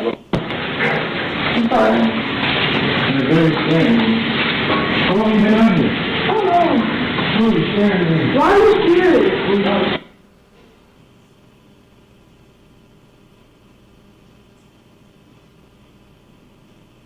Now exhibit 15D.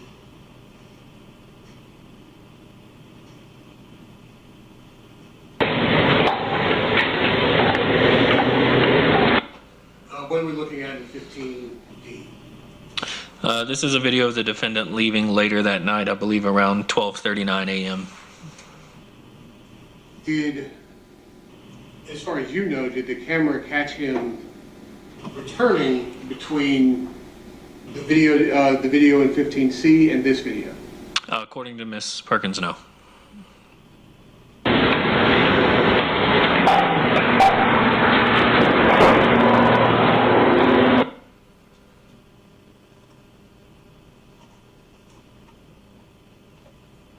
And now 15E.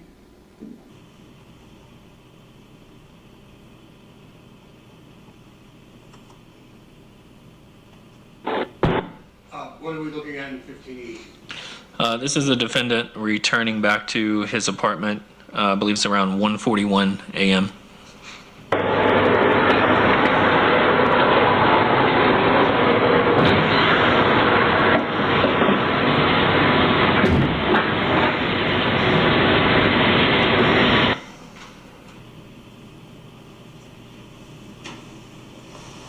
After obtaining these videos, what was your next investigative step? After obtaining those videos, I went and started looking for more video at that apartment complex, and I wasn't able to find any. I wanted to obtain geofences, cell phone tower dumps, and things of that nature to try to determine who could have been in the area at both of those locations. And so I began writing and applying for those search warrants. Did you find this video before or after Tori's vehicle was located? This video was located or found, I believe it was before. Okay. What, if anything, or what involvement did you have with with the vehicle after it was located? After the vehicle was located, I had it impounded to police headquarters so we could, one, determine that it was her vehicle. The vehicle was severely burned down to the frame, so there was a little bit of creativity in trying to find a VIN number that we could then use to verify that it was the same vehicle. We were able to locate one on the firewall frame that matched the VIN that we had for her vehicle registered. And then we contacted the arson unit with the fire department to see if they could assist me with trying to determine if there was any type of accelerant or what started the fire. Did the fire department assist you in collecting debris from the fire to send for testing? They did. The car was found in DeKalb County, correct? Correct. Would you have been able to make charges if you discovered who burned the car, what was used to start the fire, or anything else about the fire? I would not have, no.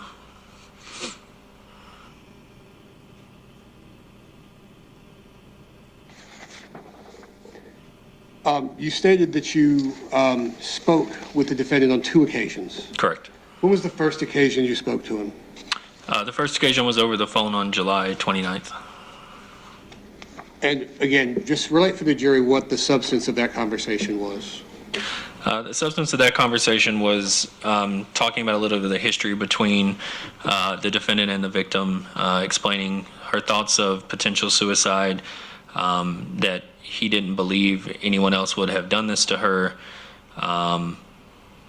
He talked about again, the suicide part, that he didn't know what happened to her that night. He explained that she had come over and that she had left and she had wanted him to do it, that she eventually took money from him that he had in his wallet. So his wallet had been left at her home, and so that was her reason, we believed initially, for her coming over there. She had left the wallet in the mailbox for him to come pick up from her house, and he had not picked it up at that point. So she was then taking the wallet to him. So he stated there was money in the wallet that he either let her take or she took so that she could possibly go pay someone to kill her. I guess, was there anything other than his statements anything tangible that your investigation revealed that Tori intended to commit suicide? The only other thing I can think of is the firearm that was belonged to the victim's mother had been removed from the victim's home. Austin, the defendant, stated that he had seen that gun in the front seat of the vehicle that Tori, or her vehicle, when she came to meet him that night. Did the defendant tell you that he was with Tori in Yellow River Park? He said he was not that night, no. Did he in fact tell you that he didn't know what happened to her or where it might have happened to her? Correct. When was the second time you spoke to him? The second time I spoke to him was on, August 2nd. What was the substance of that conversation? Again, I was just trying to follow up with him. We didn't have any leads at that point. I was also trying to locate the boyfriend of the victim at that time, Scoop or Jaron Thompson, and I was hoping that he had some information that could help me find him. And so we had just tried to meet with him again, see if he'd heard any friends talking, anybody had any discussions that they may have some tips or clues that they could offer us. At this time, did he tell you that he was in Yellow River Park? He did not. In fact, did he try and give you information about other people perhaps being involved in Tori's death? He did. Was your phone conversation with the defendant captured, recorded? It was. Did you listen to, or have you listened to copies of that recording? I have. Is that recording contained on a thumb drive? It is labeled States 15. It is. Is it a true and accurate depiction or copy of your phone interview with the defendant? It is. Your Honor, Statement Tender 15F, which is the audio recording made by Investigator Smith. No objection. All right, let me, that then is being admitted without objection, but if you intend to publish, I will need to give a limiting instruction. Is that what you intend to do? It is, Your Honor. All right, and it is audio only? It is audio only. All right, members of the jury, you are about to hear an audio recording of a conversation purportedly between the defendant and Detective Smith. As you hear the audio recording, you may hear the officer make certain statements to the defendant. I caution you that the declarations or statements of the officers are not evidence, and you should not consider such statements as evidence unless such statements are proven to you by other competent evidence. You may now publish.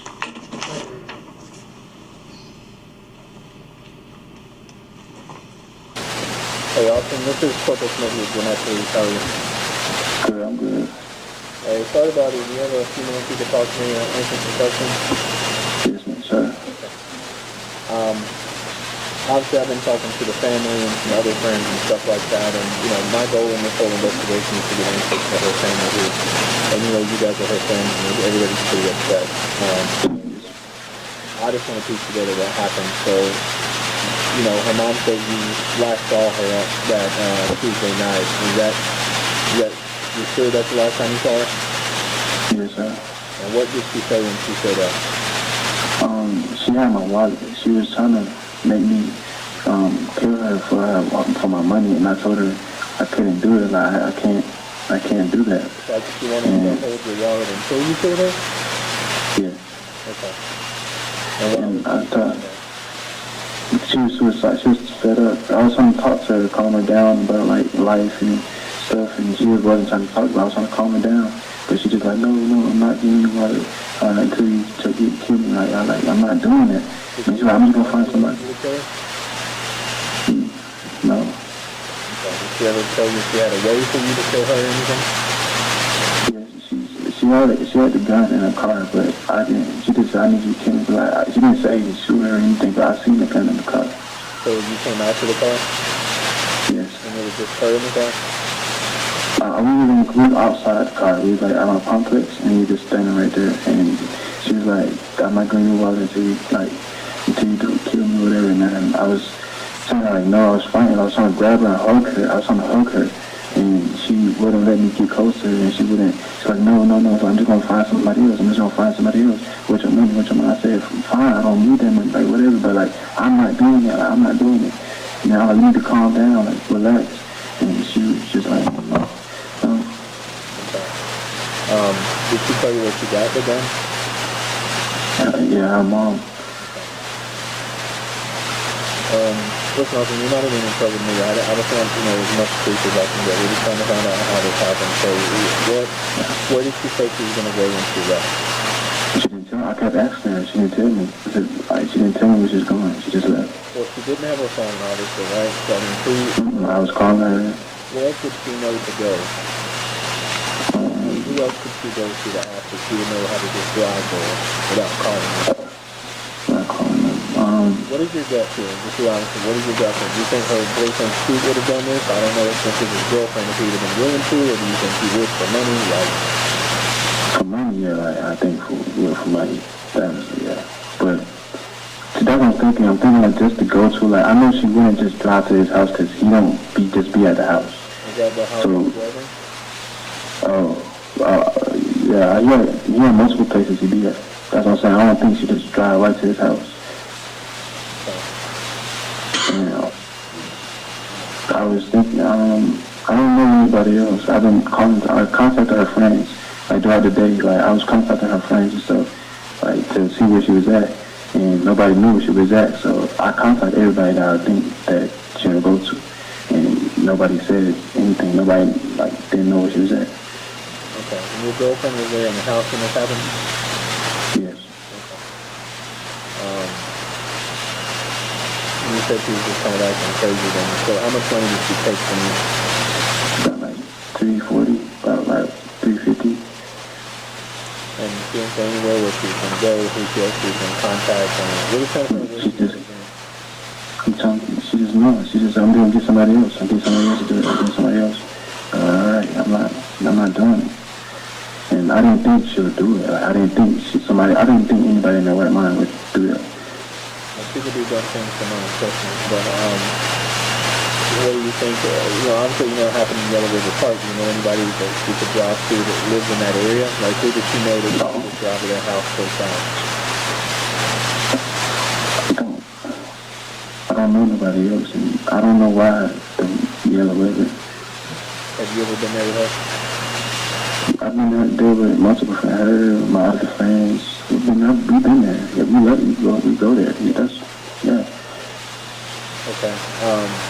And I talked to Marquesa. Do you talk to her at all? You friends with her? Yes. Okay. They mentioned her boyfriend. Do you know anything about him? I know he be on Wellborn. His name's Scoop. One time told me his real name, but he didn't. She said, I don't know, that was his real name, Jarrell or Jerome or something like that. But I know he's on Wellborn in Covington or somewhere. I don't know exactly where he stayed. I've been to his house one time, but that was at night, and I don't know like exactly where it was. I just know he was going far. What about Marquesa's boyfriend? Do you know him? I don't know him. I've seen him. I never talked to him. I've never even been in the car. I've seen him before. I don't really know him. Okay. So if you have something you can write with, I'll put it in your phone. Let me give you my direct number, because I'd like, if you find out anything else, I'd like to know. Yes, sir. Let me put on my phone. Let me tell you to myself.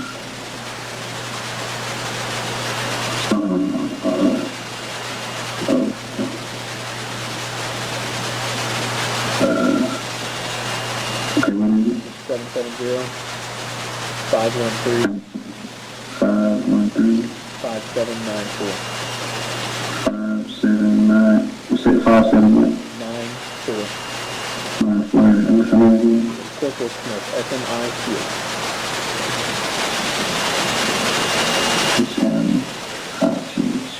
Yeah, if you find out something like this, we just want to find out who in their right mind would have done this, obviously. But if somebody, I think that makes the most sense, but I think she obviously found somebody who is willing to do it. So we just need to find out who that is and where her car went. Because anything you see her car, call you. Okay, I appreciate it. Thank you. Thank you.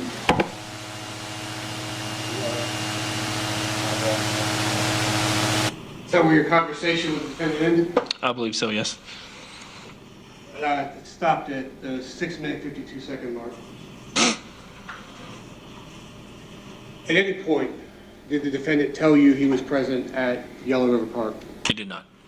Did he ever tell you that he removed the gun from the scene of Tori's death at Yellow River Park? He did not. Did he tell you ever that he left with Tori's car from the scene at Yellow River Park? He did not. That's all the questions I have this time.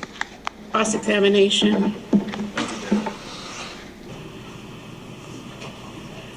It's not still Sergeant David Smith, is it? It is, yes. It is, okay, good.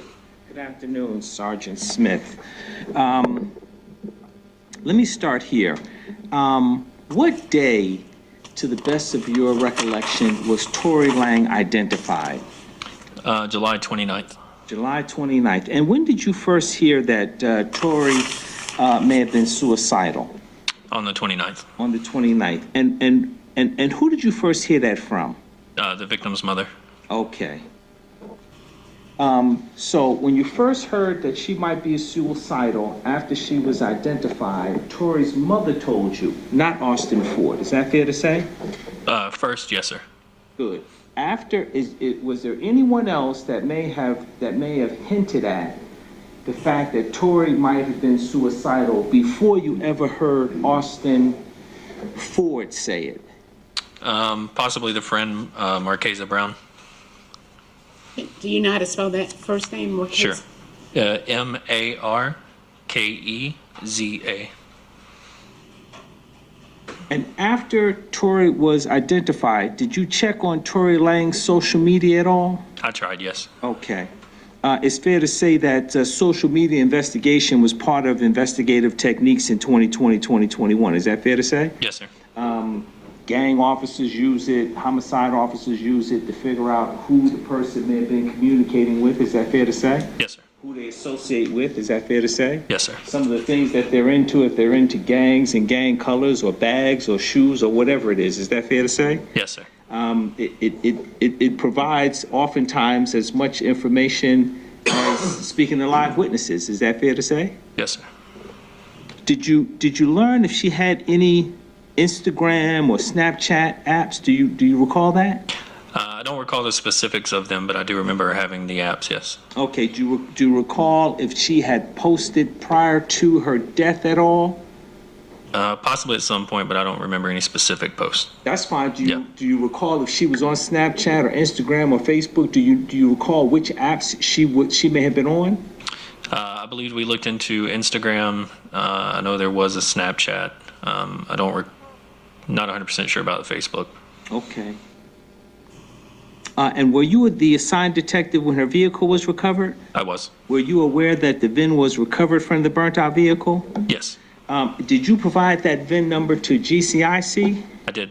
All right. And when you provided that VIN number to GCIC, did you then learn the exact make and model of the vehicle? I did. Okay, good. And you found out who the owner of the vehicle was? I did. The owner of the vehicle was whom? I believe it was registered to the mother. The prosecutor indicated, well, one step back. The vehicle was burnt out. The vehicle was found burnt out in DeKalb County. Is that right? Correct. Maybe about a mile and a half away from the where Tori's body was discovered. Correct. Are you familiar where Stevenson High School is? I am, yes, sir. DeKalb. Tori graduated from Stevenson High School. Is that right? Yes, sir. And the vehicle where it was recovered burnt out is about a half a mile away from Stevenson High School. Is that fair to say? Yes, sir. The prosecutor indicated that you couldn't have brought any charges for the burnt out vehicle in DeKalb. Did you hear him suggest that? I did. Okay, you may not have been able to bring arson charges, but you could have brought tampering charges, correct? Correct.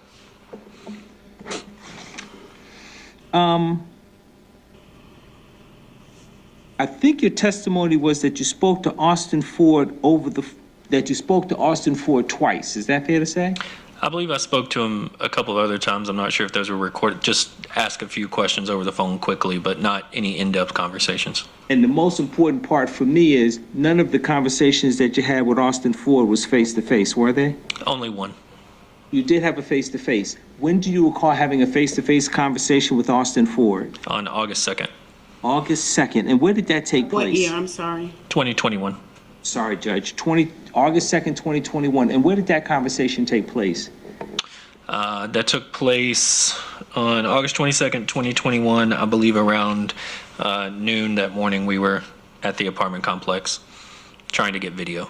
At Austin Ford's apartment complex. Correct. About how long was that interview with Austin Ford? Maybe 3 to 4 minutes. Was it recorded at all? It was. How long were you the assigned investigator on the Tori Lang case? Approximately a month and a week or two. So less than 6 weeks? Correct. All right. Did you ever speak to Scoop during that time? I attempted to, but he was told through the defendant that he had nothing to say to me and didn't want to speak to me. Okay, so you never caught up with Scoop, is that right? Correct. That was the person you understood to be Tori Lang's boyfriend? Correct. His name is Mr. Thomas? Thompson, I believe, Jaron Thompson, Jaron. And in terms of the ring camera, the clothing that Tori was wearing in the ring camera when she's last seen on the ring camera is exactly the same as the clothing she was found in. Is that right? Yes, sir. Okay, I want to ask you about, because you gave some definitive time for the ring cameras, but I didn't see the time on the screen. How were you able to give us the definitive times? 12:39, 1:15, how were you able to do that? Those times are on the ring camera. It's hard to see played up here, but they're at the bottom right. They're time stamped. Did you confirm with the owner of the ring camera that those times were accurate? When I say accurate, that the ring camera times that as far as she could tell were accurate in that if she's looking at a ring camera and it says 12 o'clock, her phone is saying 12 o'clock. Did you confirm? Yes, sir.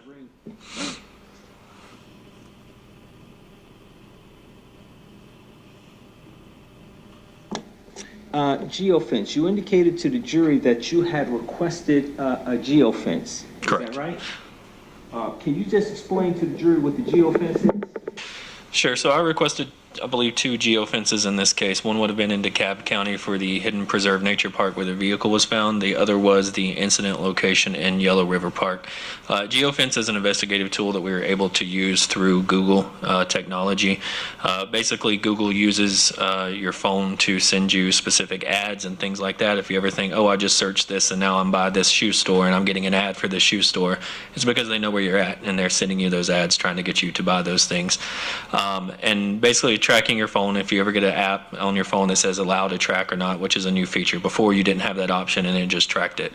And so it keeps all of those geolocations, and so we can apply for a warrant through Google that would give us all of those geolocations that plots every time it pings the phone to show us where that phone has moved. And most of the apps on your phone are Google powered, so it's a pretty accurate description of where someone's phone may be at any given point in time. So we apply for that warrant. There are several phases to those warrants. So the first phase, they give you give them an area and date and time. You have to actually draw it on a map. You literally create a fence, which is why it's called a geofence, to get all of the data inside that fence, and you have to make it rather large for the first phase. They send you that data back, and then you go through the second and third phase, and basically each time you narrow it down closer and closer with less and less subscriber IDs, and you don't know who those subscriber IDs are until you get to the very last phase and request them. So basically you're just drilling down phase after phase, and it takes months sometimes, just depending on how fast they get it back to you. But basically that's just how that works. And the geofence is sort of like an invisible dog fence in that you give them longitude and latitude points from 4 different points, and the geofence will give you all of the potential cell phone users that Google knows about within that geofence. Is that a fair description of it? Yes, sir. All right. Fair to say, since you were only the lead investigator for 6 weeks, whatever geofence information may have come back, that would have been basically handed off to the next assigned investigator in the case. Is that fair to say? That is correct. I did receive the first geofence from the DeKalb side back, I believe, on September 9th, and I immediately applied for the second phase of that, but had not gotten those results back. But the first phase, again, is so large, you can't narrow down much in the first phase, so it was sent off again for the second phase. Thank you very much, Detective. Thank you, Judge. Redirect. What's the specific name of the person who owned the vehicle reported in GCIC?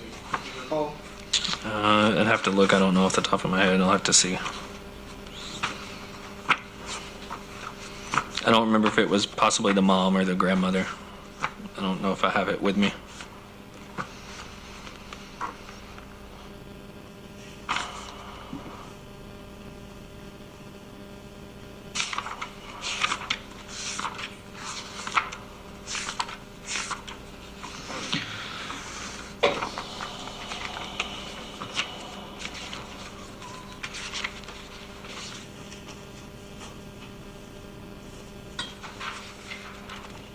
Show you what's been admitted is state 6 and 7.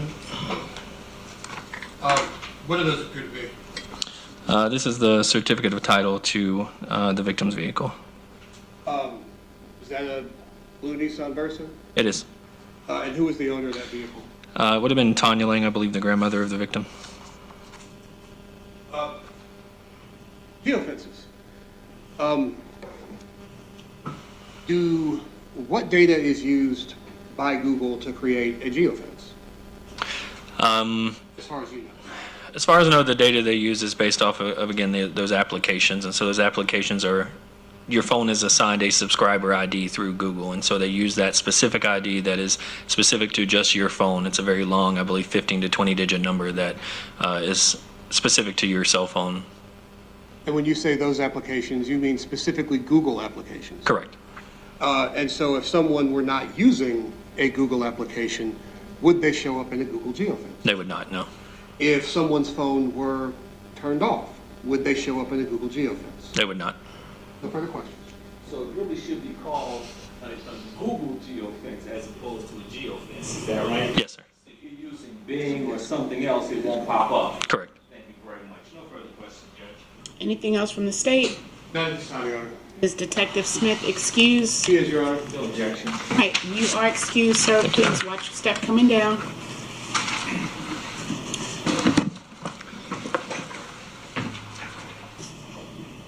Call your next witness. Angela Carter.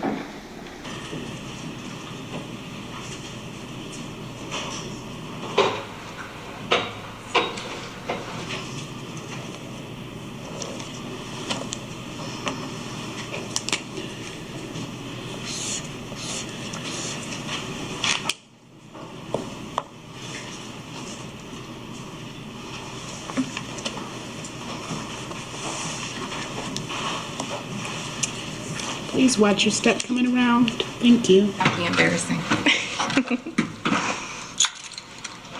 Raise your right hand. You swear or affirm the testimony you're about to give in this matter now pending before the court shall be the truth, the whole truth, nothing but the truth, so help you God. I do. Please introduce yourself to the jury. I'm Detective Angela Carter, How are you employed? Gwinnett County Police Homicide Unit. And are you a certified police officer? I am. Were you so certified and so employed at all times relevant to the investigation of the death of Tori Lang? I was. What was your role in the investigation of the death of Tori Lang? After Detective Smith was promoted to sergeant, I became the lead on the case. And what was your first step as the lead of a case that was already on which an investigation had already started? I reviewed the case material that was completed by the prior detective, as well as having a meeting with him to discuss certain details. Did you review the autopsy reports and any physical data that had been retrieved at this point? I did. So chronologically, after you did all those things, where did your part of this investigation start? After reviewing that, I met with the family. I also obtained an additional geofence for Yellow River Park. I interviewed other witnesses, including Mr. Ford, other friends of Tori's, as well as checked her phone, stuff like that. As far as the geofence for Yellow River Park, did you complete all 3 phases of that geofence? I did. And was that done via search warrant through signed by a Gwinnett County judge? Yes. I guess, how can you describe the results of that geofence to this jury? It didn't show any devices to be in the park at the time of the incident. And would that be 0 devices? There were some devices that were of interest, so they come up in I believe it came up in the second phase. So once we get the third phase, no, that's the second phase. So there were some devices in the first phase of interest. So we requested the information of them in the second phase. And what you get from that are additional coordinates to show the movement. And the movement of the devices that hit kind of in that area that were of interest, they didn't stop long enough to have been associated with the case. They continued moving. And after not receiving, I guess, any usable results from that geofence, what did you do next? I went ahead and I continued to attempt to make contact with Mr. Ford and other individuals associated with Tori. And were you ultimately able to make contact with Mr. Ford? Yes, eventually. When was your first contact with Austin Ford? I don't recall the exact date. I do know it was a couple months after I took over the case. Does October 25th ring a bell? Yes. How did you speak to him on October 25th? Via telephone. This 2021? Yes, Your Honor. What was the substance of that conversation? I introduced myself and let him know that I had taken over the case. I asked him to meet up in person, but he explained he had just gotten a new job. He was trying to take care of his family, and he was going to have issues scheduling something. So I requested, I said, okay, well, we can have a brief conversation over the phone and then meet in person later. How long do you recall that conversation taking? It was about an hour. Was it recorded? It was. Have you listened to that recording? I have since I had taken it when I was doing my report and stuff. True and accurate. Is the recording that you provided to me a true and accurate copy of that conversation? Yes, it is. Your Honor, I tender the recording of that phone conversation as 15G. Any objection? 1 second. One second.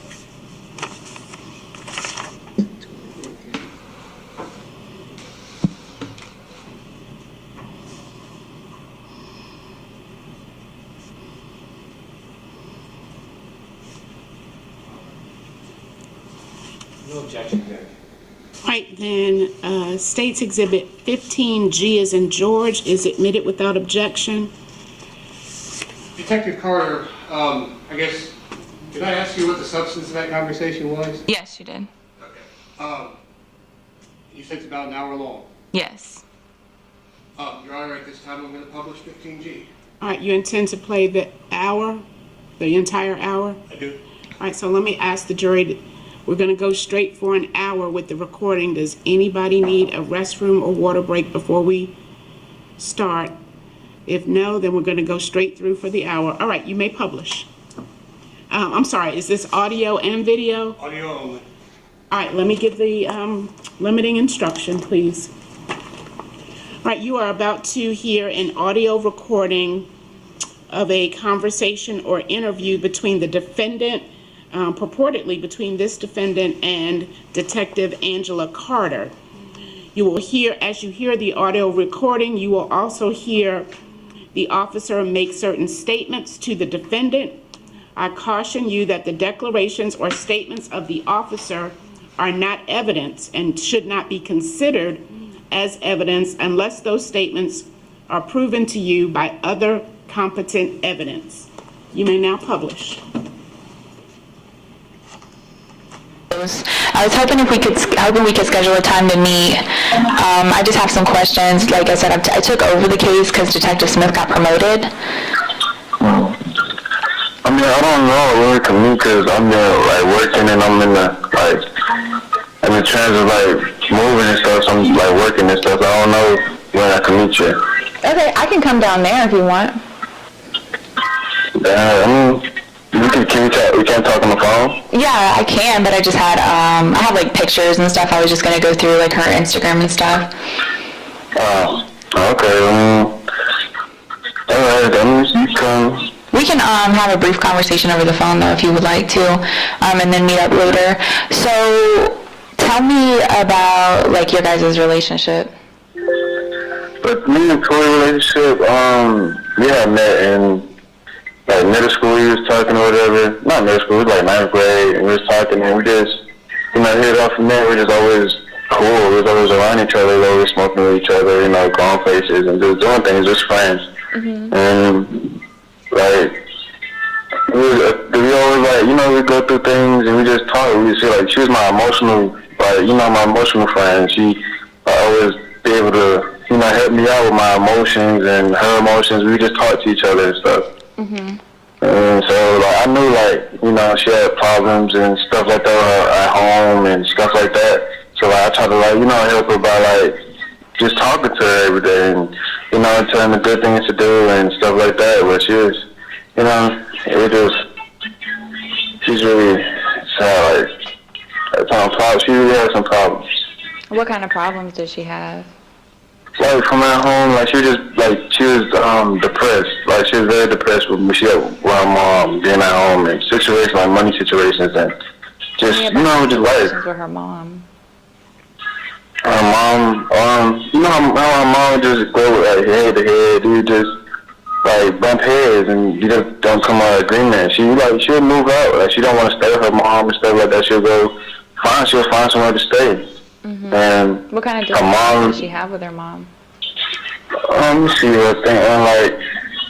Okay, so one time she she didn't want to like drive her car. Her mom was telling her like she didn't want her to drive and stuff, but she needed money and stuff. So Tori was upset that if she got to take Ubers and stuff to get to work and stuff like that, like she's not gonna have no money because she's spending money on Ubers and she's not gonna be able to make no money and stuff. So, but her mom like keep insisting that she don't need to drive the car and the insurance and stuff like that, and she was frustrated from that. So You said her she mom left. didn't want her driving the car? Mm-hmm. When Like, I'm was still that? like, that was the last thing. Like, that was the last thing that happened.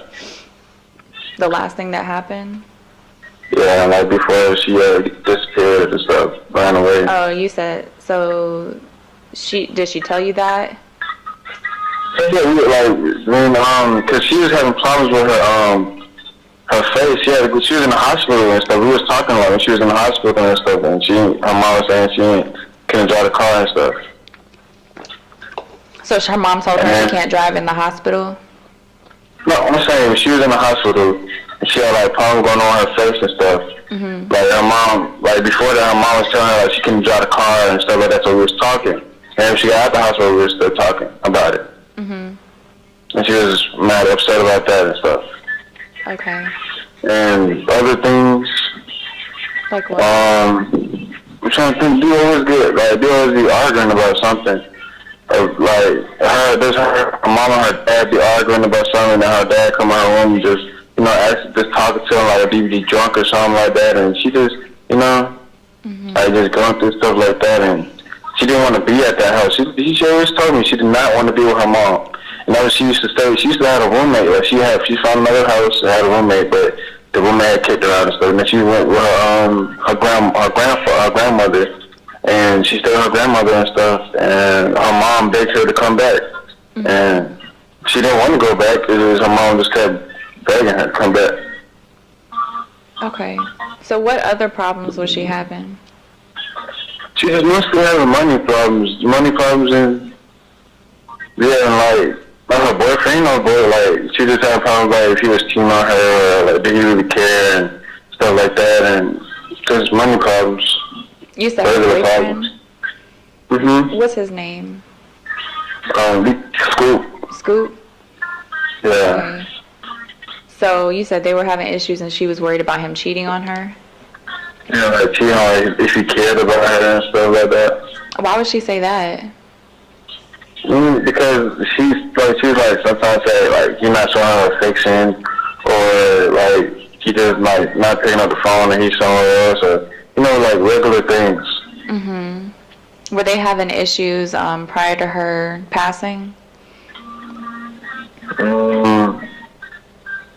They was good actually. They was like when they was around each other, so like she didn't tell me anything. They was like not good, but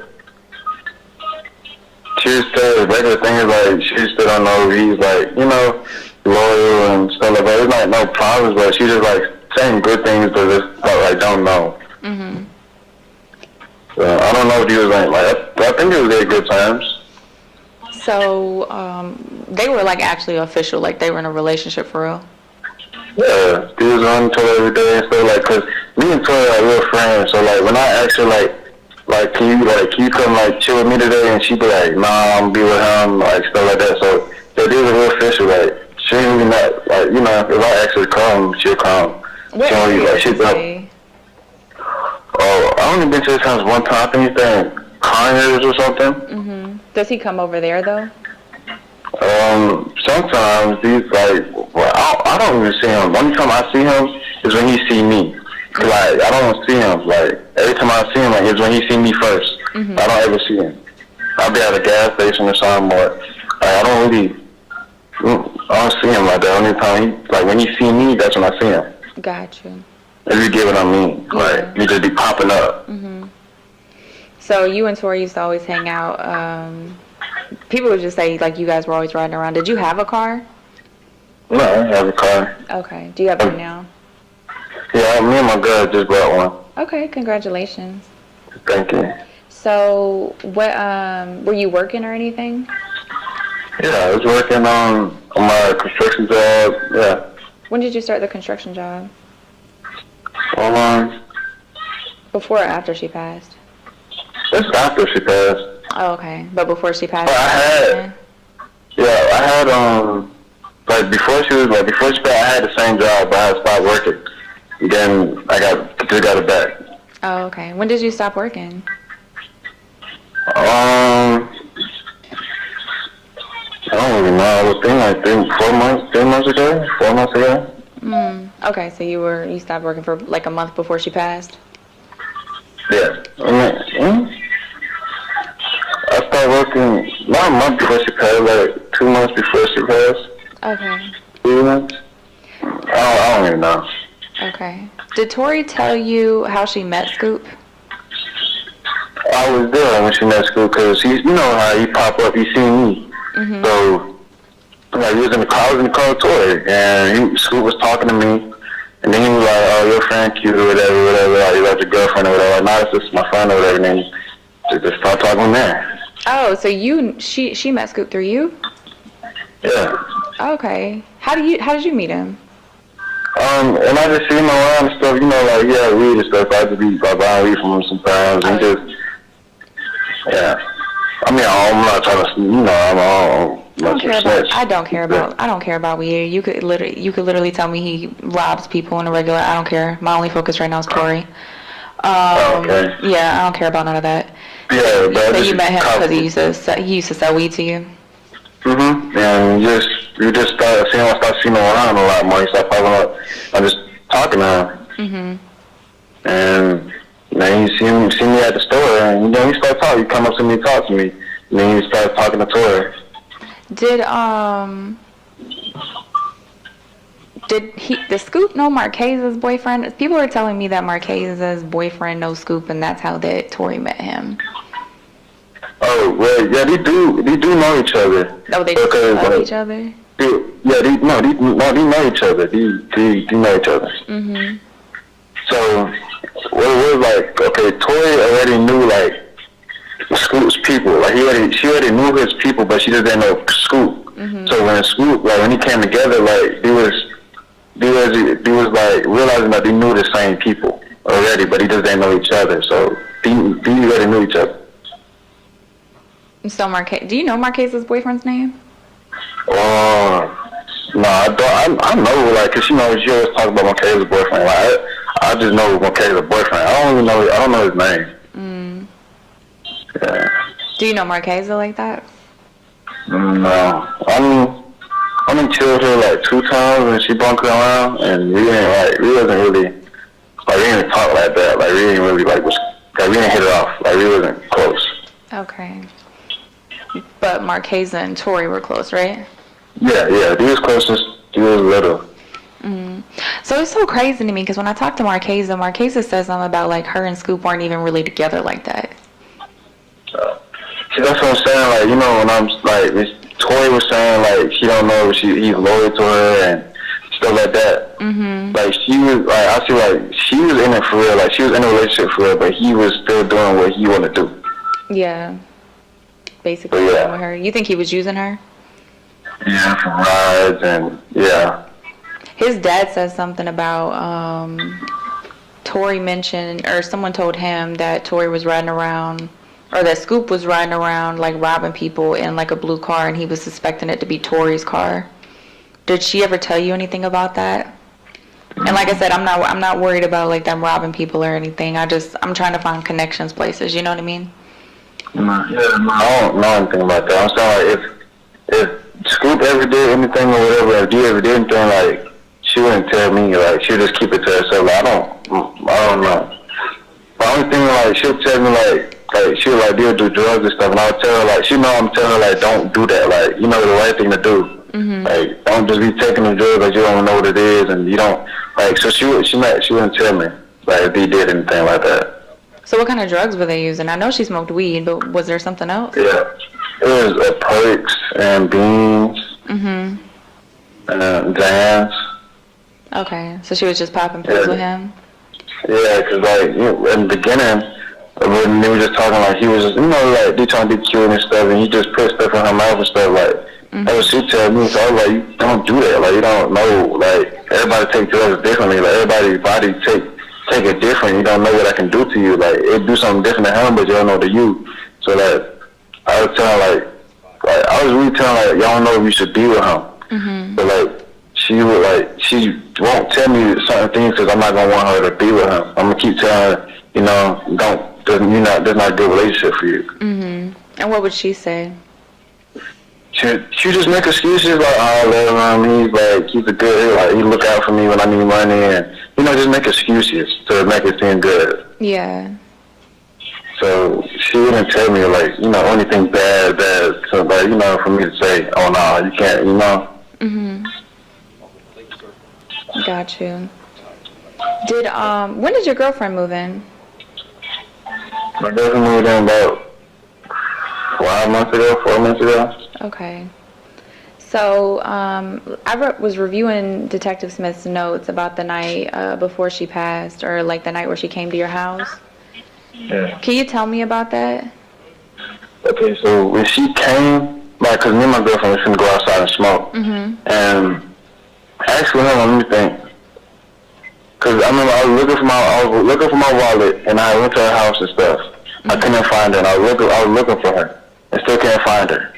And I had, like, me and my girlfriend, like, when I came home, me and my girlfriend was gonna go outside and smoke in front of my door. And when I opened the door, Tori was just standing there. Like, she was looking weird. Yeah. So I cursed her out. I was like, what's wrong with you? Like, everybody looking for you. Like, where are you? Like, where are you right now? Like, what? Why are you not trying to be found? Like, where are you? And she just saying, I'm okay, I'm good, I just need some weed. Like, okay. So I told my girlfriend go outside. I brought Tori inside so I could talk to her, like, you know, privately, like, to make sure she's okay. Like, what's wrong? Like, what's going on? Because I could tell, like, something's wrong with you. Yeah, because I need to talk, because Tori and my friend for I know that had to be crazy. No, my girlfriend didn't know about, like, Tori, like, because me and my girlfriend were just talking and stuff, like, like, I'll be on the phone with my girlfriend, I'll be with Tori in the same time, we all just be talking, like, not all, but I'll be talking to Tori, and I'll still be talking to my girlfriend at the same time. That's cool. So you told your girlfriend to go outside? Yeah, like, give me a second so I can talk to her real quick. In private, because my girlfriend seemed like she looked at weird, like something was on her mind. Yeah.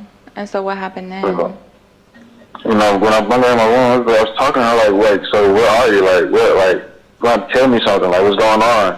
And she's like, I'm good. I'm okay. Like, I'm good. I'm just taking a break from everybody. I'm just trying to, like, I'm all right. I'm cool. So, all right. So I just gave her some weed, and I went outside to talk to my girlfriend. When you say outside, do you mean like outside the door. apartment, or in the, like, was your girlfriend in the living room and you and Tori were in your bedroom, or you mean outside? Like outside. My girlfriend was outside. Okay. And me and Tori inside my house. Okay. And then you and Tori was in your bedroom talking? Yeah, and I gave her some weed, and she left. And I was talking to my girlfriend, I'm like, I'm worried about my friend. I don't know what's going on. How much weed did you give her? I gave her like enough for like 2 blunts so she can, you know, chill and relax. Yeah, just help her clear her mind. Yeah. Okay. When you guys usually smoke, when you say outside your door, when you come out of your apartment, you take a left or a right? Right, me and my girlfriend right there, right on the right side. Okay, so you take a right, and there's 2 sides up to your apartment, right? Yeah. So you're talking about the stairs closest to your door? Yeah. Okay. So your girlfriend sat out there on the right, and then I came outside, and we talked for a minute, and she left, and I sat right down the right and smoked my girlfriend and talked to her what we was just talking about. So when Tori left, did you leave with her at all? No. You said you didn't leave with her? Okay, so when she left, did she just walked out of your apartment, or did you go downstairs to her car with her or anything? The second time she came back, I walked down the stairs with her. You said the second time she came back? Yeah, she came twice. She came the first time and came back when she got done smoking weed and stuff. Oh, okay. So around what time did she come the first time? I don't know. It's still daylight. Like, not daylight. It was still light outside. Okay, but was it like, was this before or after you went to her house trying to get your wallet? It was, I don't remember, 'cause I went to her house 3 times. I'm sorry, I went to her house. No, you're fine. Take your time. I know it's been a few months. It's okay. Yeah. I'm just trying to get a good timeline. Sorry, I'm asking so many questions. I just want to, I'm trying to work your friend's case. I really want to get her family some answers. I know. The first time I went to her house, that was when I just woke up. I went to her house, and then I went to her house again before she came, and then when she came, after she left, when she came, I went to her house again. Okay, so let me make sure I understand. So you said you went to her house when you woke up? Mm-hmm. And had you spoken to her at all that day yet? No, I was calling her, I was texting her. Okay, so you went to her house and she didn't answer, or did you talk to her there? I didn't. I talked to her dad. I talked to her dad the second time I went. Mm-hmm. So the first time you went, what happened? Like, nobody answered the door, nobody was there. And then, I waited a couple hours, like 2 hours or something, or 3, and I had to find another ride to take me over there. Mm-hmm. And I was over there, knocked on the door and stuff, and her dad just pulled up. Yeah. And I was talking to her dad, and I was like, where's Tori at, and stuff like that. And he was like, her mom has her phone, because the phone plan something or something. Okay. And I'm like, she said Tori should be back, like she be back like soon or something. And I just found out weird because the other day, not the other day, but like me and Tori, a couple of days when me and Tori was talking, she told me one day she told me she's not gonna have her phone because her mom's staying for the phone plan or something like that. Mm-hmm. Like she told me that already before. Okay. So then Dad said that she had her phone, and then what? Her mom had the phone, so I came back home, and that's when she came back the second time. So she came to your house before that? Yeah, she came back. I went to her house when I woke up, went to her house again when I found the ride. That's when she came to the house after the second time, and she left, and then I went back to the house after she left the first time, and she came back the second time. Okay, so the first time she came to your house, it was light outside? Yes, and that's when I gave her the weed. And then when she came back the second time, it was dark. Okay, so the first time you went over there, what were you going over there for? My wallet. I left my wallet in her car. Oh, okay. Where did you guys go when you left it in the car? I think it was just in my neighborhood. In your neighborhood? Just smoking. Yeah, just smoking. Oh, okay. In the car. Mm-hmm. So you went to her house, knocked on the door, she didn't answer, and then you went back home, and then a couple hours later you went to her house, and then that's when you saw her dad, and it was still light outside, and that's when he told you that Tori was gone, but her mom had the phone because they were switching the phone plans, and then you went home, and that's when Tori showed up. And she went in your room, and she said she was just taking a break from everybody, and you gave her some weed to smoke. Your girlfriend sat outside while that happened, and then she left. How long was she gone? I don't know. I don't know how long she was gone, but I left, went back to the house, and I took a picture of the door and sent it to her. I don't know how long she was gone. I sent it to her. And sent it to her? Why? Because I was looking for her. Oh, you took a picture of her door? Yeah. Okay, so she left your apartment the second time, and I think I sent the picture the second time I was when I went there before she came to my house. Okay, so then you went back to her house again after she left your house to get the weed. Yeah. Why did you go back to her house again?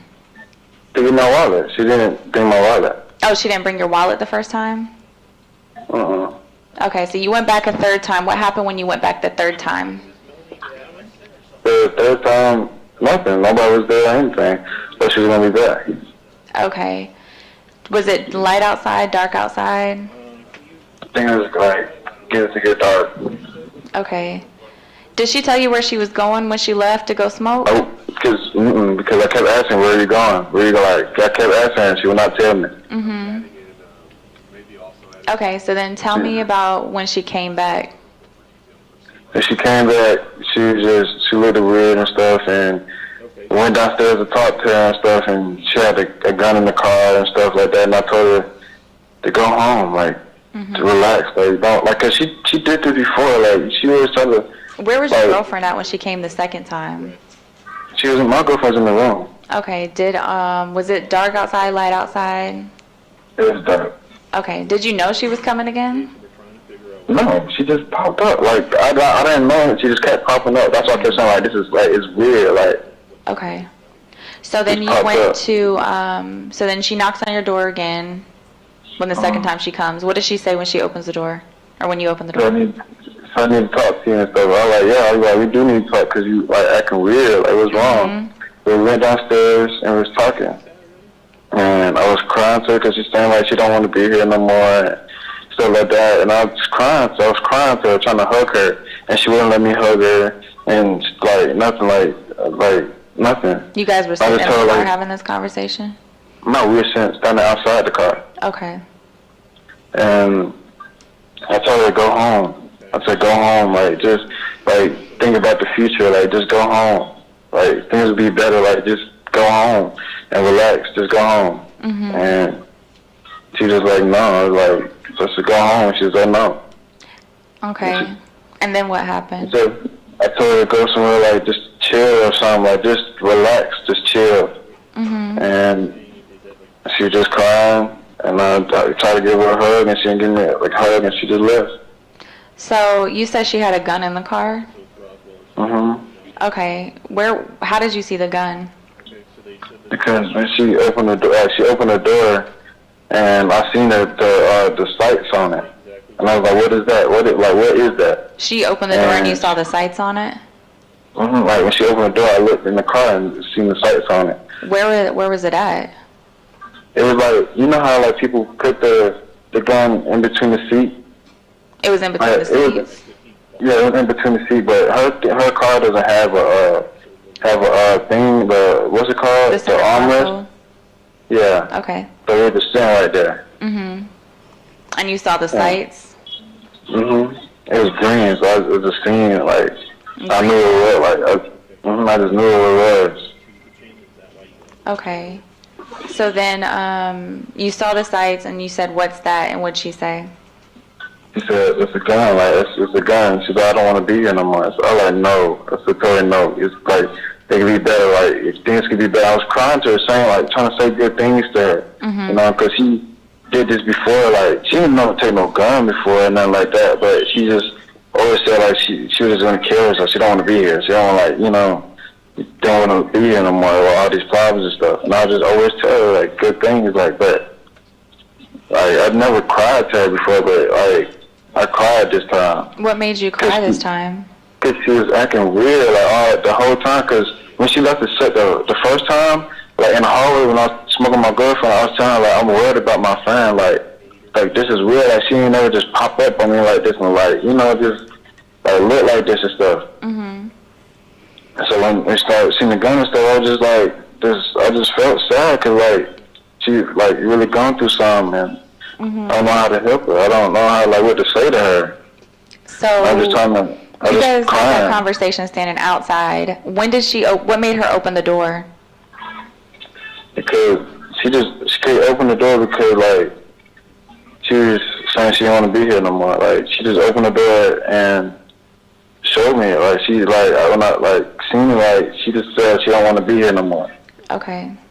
And then what she so say? I think but she's not going to be here no more, and that she loves me and stuff, and she just don't want to be here no more. Did she ask anything of you? She wanted me to find somebody to kill her or me do it. I just thought, I can't do that. Tell me about that. I cannot. Like, she said, I need you to take me out or find somebody to take me out. I said, I can't do it. She said, I need you to take me out or find somebody to take me out? Yeah. Was this before or after she opened the door? This is after she opened the door. This is why I'm crying to her and trying to talk to her. So you saw the gun, and then she's saying, "I love you. I'm not going to be here anymore. Can you take me out, or can you find somebody to take me out?" Yeah. Okay. Because that's what she talked about this before. Like, she said, like, she would get my Kaiser boy. And I told her all the officers that too. Like, she told me, she would ask my Kaiser boyfriend to take her out, or she asked Scoop to take her out. She asked her ex-boyfriend before Scoop to take her out. Is that Draco? And she always, no, it's Japrice. Japrice? Yeah. And every time she said it, like, I was just like, no, man, like, you gotta think about the future. Like, you know, I just say good things.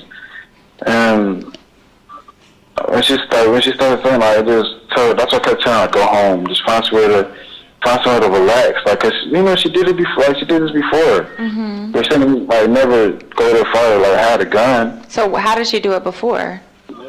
Like, she would just be saying like she's not gonna be here. Like, she just be saying she don't find no way to kill herself, and like she just want like not be here. Like, she just want to kill herself. And I'm trying to remember how she did it before. I don't know. I know she had a therapist. Her mama had to go to a therapist because she did something to herself. Okay. So then back to that night. So she said, what did you say to her when she asked you to take her out? I started crying even more. I said no. I was crying like no, like no, I can't do that. No.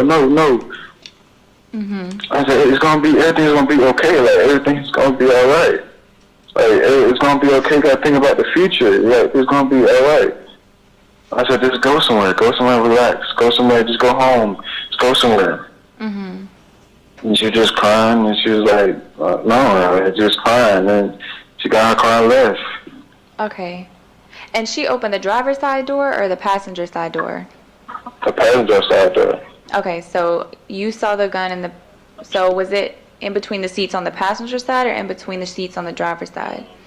It was in the middle. Right there, right in the middle. Like, with cup holders out, still right there in the middle. Okay. So she opened the passenger side door and you saw it?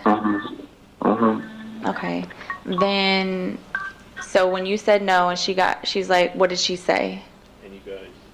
She just said, I need somebody to do it. I need to go. I don't want to be here no more. She just kept saying, I don't want to be here no more. I kept saying, no, like, it's going to be okay. It's going to be all right. Like, think about the future. Everything's going to be all right. You just got to work hard. Everything's going to be okay. Yeah. You have people that love you. Like, I said, see you here today, like, people were looking for you today. Like, people love you. How do you know people were looking for her? Because her friend took me to look for her. What friend? And what's his name? Jaja. Jaja took you to look for her?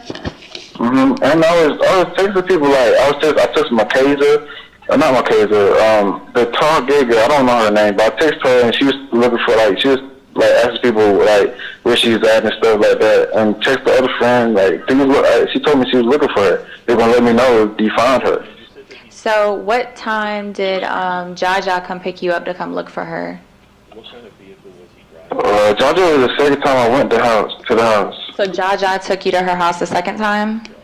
And that was before she came to your house the first time, right? I've never personally seen Yeah. Or was it between there? I'm trying to remember. She came. I think, yeah, he came after she came. I don't remember. Like, I'm not trying to, I don't remember, like. Okay, no, you're fine. That's why I'm just trying to. So you said the second time you went to her house, you went to talk to her dad, or you went to try to get her wallet again. Had you seen her before you went the second time? That's what I was trying to remember. I don't think so. I don't remember. Okay. And then, so then Jaja came and got you. Did you call Jaja to come get you? Yeah. Okay, so you called Jaja to come get you to go to Tori's house. Mm-hmm. And then you went there, she wasn't there, and then... I talked to her dad. You talked to her dad. And then, Yeah. so what made Jaja want to go look for her? Oh, me, because I've been texting her and calling her. I don't know where she's at. Like, I don't know where she's at. Okay, did you know other people were looking for her? I think I'm the one that just started everybody looking for her. You're the reason everyone started looking for her? Yeah, because I've been calling her and asking where she was at and stuff. Mm-hmm. I think I'm the spark to make everybody look for her. Okay. Because I texted everybody, all her friends. But I asked all her friends where she was at, if he was with her or if he seen her or talked to her. Okay. And what made you start doing that? Because I was looking for a while, I couldn't find her. But what were you looking for her for? That's what I'm asking. I was looking for my wallet, and then when I looked for my wallet and I talked to her dad and couldn't find her and stuff, I got concerned. I was just looking for her. Okay, so that's I called Scoop. I called Jaja. Yeah. You called I called Scoop. Scoop said. Well, first what he said, I don't know. He was like, I don't know who that bitch at. I don't know. Well, ask me. Mhm. That was when I first asked him. I don't know if he was on another female or something. But so yeah, but then after she had passed, it was after she had passed, he called me and he was being all sad and stuff. Okay. So you called Scoop. You were riding around with Jaja, and then who else? Who else did you call? You said her tall gay friend. Yeah. I don't know. It's kind of like Mackenzie. I don't know her name. Is it possibly Quasia? Yeah, Crazy. Okay. So then who else did you call? Crazy. I called Jaja. Who else I called? Scoop. I text Draco. Please. I think I text Draco. I think he said no. I ain't see her. You have a phone number for Draco? No, it's Instagram. Oh, okay. And he said no, he hadn't seen her? Yeah. All right. And I told Japrice. I think I told Japrice. What'd Japrice say? No, you didn't see her. You let me know if you seen her. Was she still talking to Japrice? No. Sometimes she just be texting, say how you doing, stuff like that. Mhm. What about Draco? Yeah, she always said to Draco. That's her first love. Okay. So she was serious with Scoop, but still talking to Japrice and Draco. Yeah, but she wasn't talking to Japrice talking to him. She just, Yeah. hey, how you good and stuff like that. Mm-hmm. And Draco, she was really basically the same way. With Draco was still trying to talk to her, cause Draco did it wrong and stuff. So yeah, he still try to get back with her. Yeah, he would try to get back with her and stuff. Mhm. And she didn't want to get back with him. Yeah, but she would only go talk to Draco when Scoop is not acting up or something like that. Got you. So, back to the night before she disappeared. She came back to your house the second time. And she saw the gun, and she asked you to take her out. She's like, fine, I'll have to, or help me find somebody. Then what happened? I told her to go home or find somewhere to chill at. And what she said? She was like, no, she was you know how I told you she was acting weird, she ain't just looking at me weird stuff when she first came the first time. Mhm. That's what she did. She just stopped crying and just started looking at me weird. And then she did she got in the car. She got through her passenger side door, got called over to her driver's side, and I was like, go home and chill out, think about the future. Mhm. And she just drove off. Did anything else happen? No, nothing else happened. Did you get your that wallet night, no, I never found my wallet. You never got your wallet back? I had to file for new cards and stuff, and I found my social security in my drawer and stuff. Okay. Detective Smith just had some notes in his thing saying she took $300 from you or something like that. And it was $300 in my wallet. I never got my wallet back. You said there was $300 in your wallet? It was a little bit more over. It was a little bit more over that, but So how? it was in my wallet. Yeah. Why didn't you get your wallet back from her? Cause that's why I went to her house to look for my wallet. That's the whole point of me looking for it, is just so I can get my wallet. Cause in the morning I was going to get some food or something, and I didn't realize I didn't have my wallet, and I was just going to get my wallet. Okay. And but so then, after all this, like I was not thinking about my wallet, cause when I was crying and stuff, thinking about her and stuff, I wasn't thinking about my wallet. And when I went upstairs, I'm just chilling. Like, okay, I'm just getting my wallet tomorrow. So I'm like, when she yeah. I mean, chill out or whatever. I wasn't thinking my wallet because she's more important than my wallet. No, I agree. I'm sorry. I'm just trying to I want to make sure I have all the details so I don't have to keep calling you and bugging you because I know you're busy. But that's the only reason why I'm asking so many questions. So I apologize. Did she have your wallet when she came the second time? Oh, I don't know. Okay, so you said I'm just curious why you think she got a little over $300 out of your wallet. I had cash, straight over, like 350. So I had just cash right in my wallet. So you had cash in your wallet? Mm-hmm. But you didn't see her take it out or anything? Mm-mm. Okay, but you never got your wallet back? No. All right, so... Because I'm sorry, like I said, I'm still trying to make sure I have all the details right, because I was under the impression she, took the money out of your wallet and said she was going to go pay somebody or something. No? Mm-mm. Okay. All right. Then, do you know if she had any money to go find somebody to do it? No. No, I don't know if she had any money. Mm-hmm. Scoop gave her money. Did she mention to you about paying someone to do it? Yeah, when we was talking, arguing, not arguing, but yeah. What exactly did she say? She said, if you can't do it, no, you can't find nobody to do it, I'll pay somebody to do it or something like that. So she just said she'd pay somebody to do it? Yeah, but I just pay somebody to do it. Okay. All right, and you said you had a little over $300 in there? Huh? You said you had a little over $300 in there? Yeah. Okay. If you weren't working, how were you making money? Huh? I'm selling weed. Oh, okay, I got you. Was she selling weed too? No, she was trying to, but I didn't let her now. She was trying to, but not really. Yeah, because she was asking, to give her some weed, and she would give me money back, and I didn't let her know. Okay.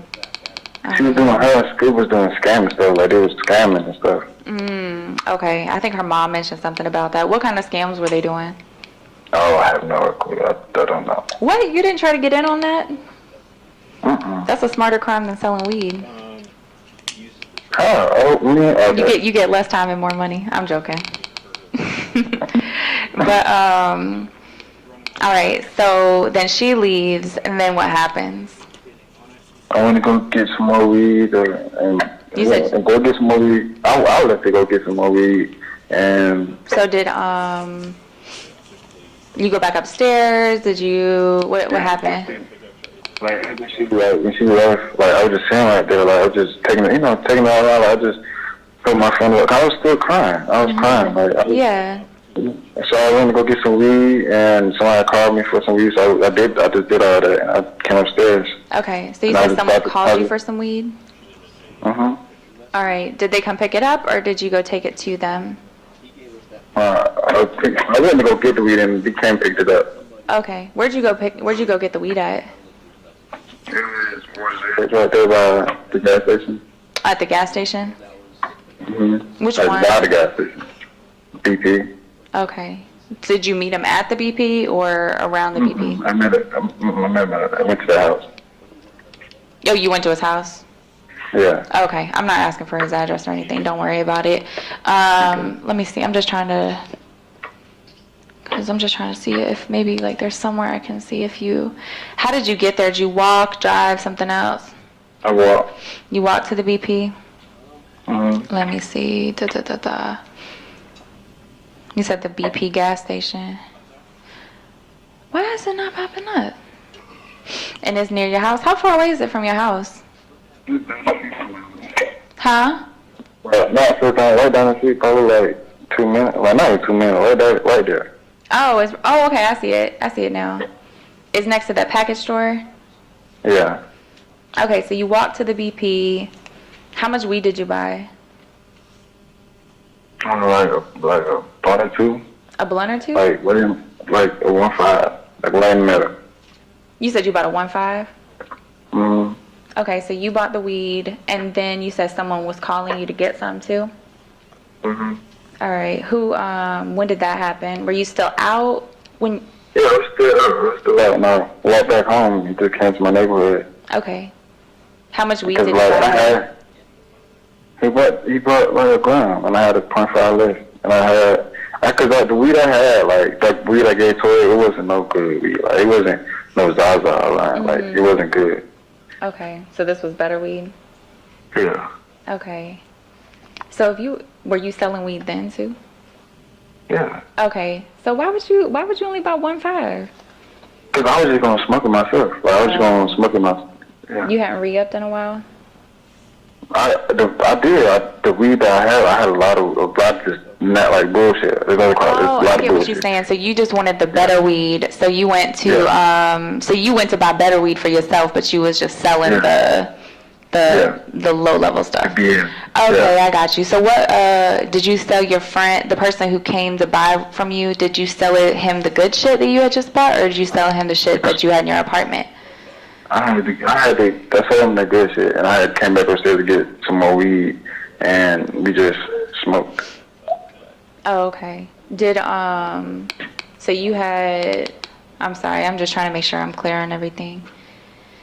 So so you walked down, do you know how long you were gone? No, the detective said I was gone for about an hour or so or something. Yeah.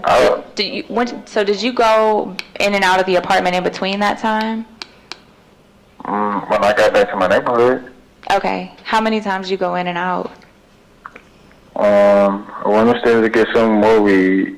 Then I went upstairs to get my scale. Mm-hmm. Then I went upstairs a couple times. I went upstairs because I kept forgetting stuff. Mm-hmm. And I went upstairs to get a leaf. Mm-hmm. I kept a couple times. Oh, okay. So he said you was gone for like an hour, and the reason why he's saying that's because the camera time or whatever. But you're saying you went in and out between that hour. When I was gone, I came back and I was like, when the sold from the weed, told my friend weed, like that's when I went back and forth the house. Like, I went back and forth from the house. Okay, so you were gone for an hour to go buy the good weed. Yeah, I went to buy weed and come back and stuff. Okay, so that was an hour, and your friend came to meet you after? He came to me. It wasn't an hour. It was like I left. I went to the weed. I stayed there for like a little minute, just chilling. I came, went back, walked back home. And when I walked home, he called me. So I guess it was in the hour. Okay. Like, I didn't go back upstairs, until I needed to leave. So yeah, I guess it was in the hour. Oh, okay. So what did you need the leaf for? The weed. Oh, you didn't have it on you? Come on, man. You got a baby? Yeah, my girl got a baby. How old? 1. Oh. It's a boy or girl? Boy. How is that? Because you don't have your own kids, right? Huh? You say you don't have your own kids, do you? Oh, no. Oh, okay. Well, look at you. It's stressful. Look at you being helping her out. Yeah, cause Tori told me too, like, right when I started talking to my girl and stuff, like, what she know her and stuff, like, Tori was like, I can't do her like that. We really gonna be with her together. Like, she got a baby, and you know, you gotta do her right. Yeah. So yeah, I'm trying to do the right thing. That's what I'm trying to like get my stuff. I've been working so hard trying to get out, because I'm in my mama's house with the baby and my girl, so, I gotta go. Yeah, no, I understand. It's cool your mom let her and the baby move in. Yeah, because I was so hurt. I was, like, really messed up. Like, my best friend, like, Yeah. I was really hurt. And I just I couldn't operate, like, because I'm just so used to talking to her. I'm just so used to talking to her every day. And, like, when I go through stuff, like, she really do help me. And she like, I really do be needing her. Like, I do be needing her. Like, lately I got in trouble with my girlfriend because I just be feeling the need of, like, because Tori, my female friend, she's really, like, emotional. She had me, like, really emotional. So, like, I, like, on Instagram, I'll text some females, just talking to them, like, how I used to talk to Tori. Like, I miss her. Yeah. I miss talking, like, I have a female friend that I can, like, really have an open conversation with. And your girlfriend didn't like that? No, she was okay with Tori. No, I'm saying she didn't like the fact you was reaching out to other girls. Oh, yeah. She ain't like that. Okay. So, you said you was gone for an hour. No, the detective told you were gone for an hour. I guess that's based on the video. When I'm walking, I wasn't really, like, thinking about time. I was just trying to clear my mind. I just, like, I hope my friend, like, just okay. Like, okay. So you were hoping your friend was okay when you were going to get that? Okay. I have to clear my mind, so I have to go smoke. I have to clear my mind. Yeah, I get it. That's how you deal with stress. So how did you pay for the weed? I had a Cash App. Oh, you used Cash App? Okay. So the friend came, he met you. You know how many times you went up to the apartment? Do you remember if it was within that hour? I don't know. I just came home. Well, I didn't come home. I came to the neighborhood. He was here already. He just, I told him we getting the weed, and then, like, I realized, like, I left my scale. So I had to go upstairs, get the scale. Then I had, came back down. Oh, I got to get the leaf. I came back upstairs for the leaf. Then I got the lighter and stuff. I came back upstairs for the lighter. And then my girl called me and said something, so I came back upstairs to say something to her. Then I went back downstairs, and we were just chilling and smoking. And then came back upstairs. Because I came back upstairs for something we were doing. We trying to do, like, unemployment or something like that. I came back upstairs for something. Yeah. Oh, and I realized I don't have my wallet. I don't have my social, and got to do that stuff with, like, Tori got it. Yeah. So, I went upstairs, back upstairs a couple times. I went up upstairs, like, a couple times. Okay. Do you know about what time you went to bed that night? Or what time you stopped going in and out? No, I don't know. Okay. Do you know if it was raining or anything? Because we're trying to get a time frame about the rain and the weather that night. I don't think it was raining. It wasn't raining that night? I don't think so. Okay. Do you remember if it was hot or, I mean, it was July. No, it wasn't hot. It wasn't. You said it wasn't hot? Stop, man. No. Is he walking yet? Yeah, he's walking. Oh, Lord. I hope y'all are baby-proofed. Yeah, he's breaking stuff now. Yeah, I got a boy, too, so just get ready. How old is he? He's 2. Oh, okay. Oh. Yeah, so they're about the same. We're going through the same stuff.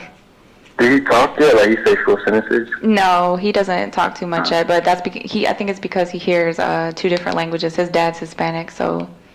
Yeah, his dad's Hispanic too. So it just ain't him that because they're 2 different languages. Yeah, so I think that's what's kind of slowing him down because I have friends that have kids his age. And they're talking, but he's a little slow, but he's starting to ask for things, but he asks for them in Spanish, so I think that was just what the delay is. He's kind of confused with the 2 languages. His dad talks to him in Spanish? His dad's family doesn't even speak English. Wow. What about your son, or what do you call him your son? Yeah, I call him my son. So what about your son? His his dad was he's a deadbeat. Like, you don't, nowhere to be found. That's fucked up. Yeah, that's why I was trying to do right by her, for real, because that's what Tori, last week we talked about, like, like, do right by her, because I think about my situation, like, my dad was not to be found, and my mom was always doing stuff for us and make sure, she did provide for our kids, so I'm not going to be like my dad. Like, that's how I look at it. I'm not going to be like my dad. I'm going to be great, and provide for him and be a good man, and, because just because that's what Tori always told me to work on, because she always seen potential in me. Like, I'm a great person. That's what she always told me. I thought she really loved me. Like, that's why I'm her best friend, because I'm a genuine person, and I love people, and I do the right thing. That's what everyone says about you. Says you guys were like best friends, and you were always really nice with her. Yeah, cause Tori, she's a very nice person, and she does everything for everybody, and it just seems like she don't people don't do nothing for her.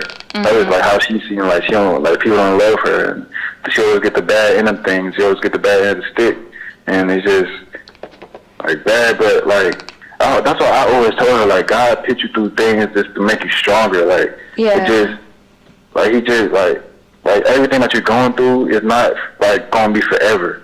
That's what I legit told her that everything that you're going through is not going to be forever. Things change and situations change and things get better. You just have to be positive and keep going. Yeah, and that was just I can't go. I can't do it. I can't go no more. That's why I was crying to her. Just kept trying to be. I was giving her my all. I was just giving her my all. Why didn't you leave with her?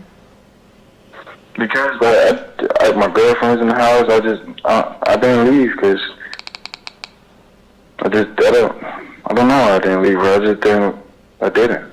Okay. Did you happen to leave anything in her car? My wallet and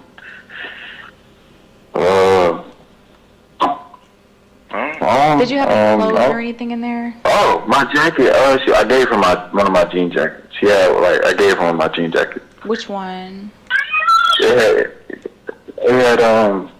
was like a regular jean jacket, but it had purple on it, and it had flowers on it. Not flowers, but I don't know. It was Forever 21. Well, no, it was Route 21 or something like that. Where was the purple at? On the arms. Oh, okay, I got you. And where was the flowers at?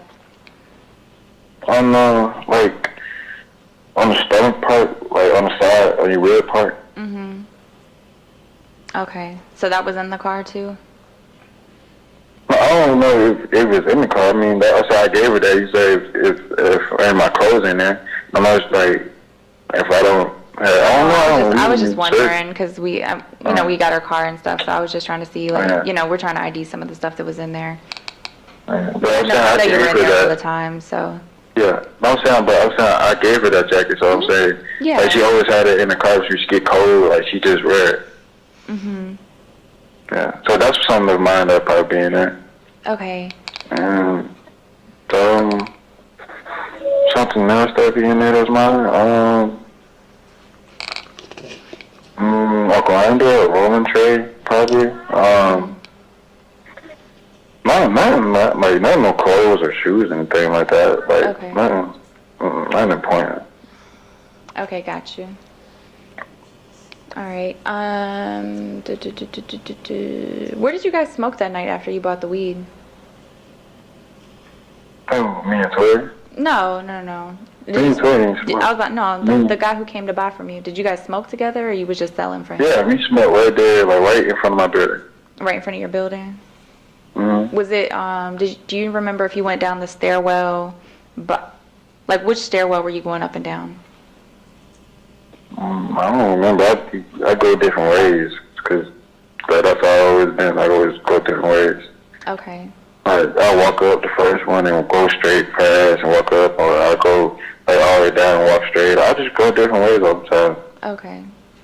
All right. Is there any particular reason why you choose different ways, or? Cause when I moved here, people just always say like, just go different way, 'cause you know people be watching you, and you know, like just, you know, it's just the way to like, just go. Mhm. Okay. And I sell weed and That stuff makes like that, sense, and yeah. you know, You don't want to get robbed, you know. yeah. So like, yeah. So like, it became a habit. Like I just always just go this way. I just feel like going that way. I'll go this way. Mhm. Do you remember what side of your building? Like, okay, so what area y'all's parked in? Do you have a parking lot in that? So when you're looking at your apartment, you said the first time Tori came, your girlfriend was sitting on the one, like if you come out your door to the right, the stairwell to the right. Is there a parking lot going down that way? No, the parking lot is only in the front. Like the parking lot is when you walk, like the parking lot is only right there in the front. Like my girlfriend was on the right, so when you walk out my door and go to the right, when you look that way, you see the highway. Mm-hmm. When you look to the left, you see the parking lot right there. Yeah. So you saying like we were smoking there? Yeah, where'd you and the other person smoke at? We smoke like when you see the parking lot is right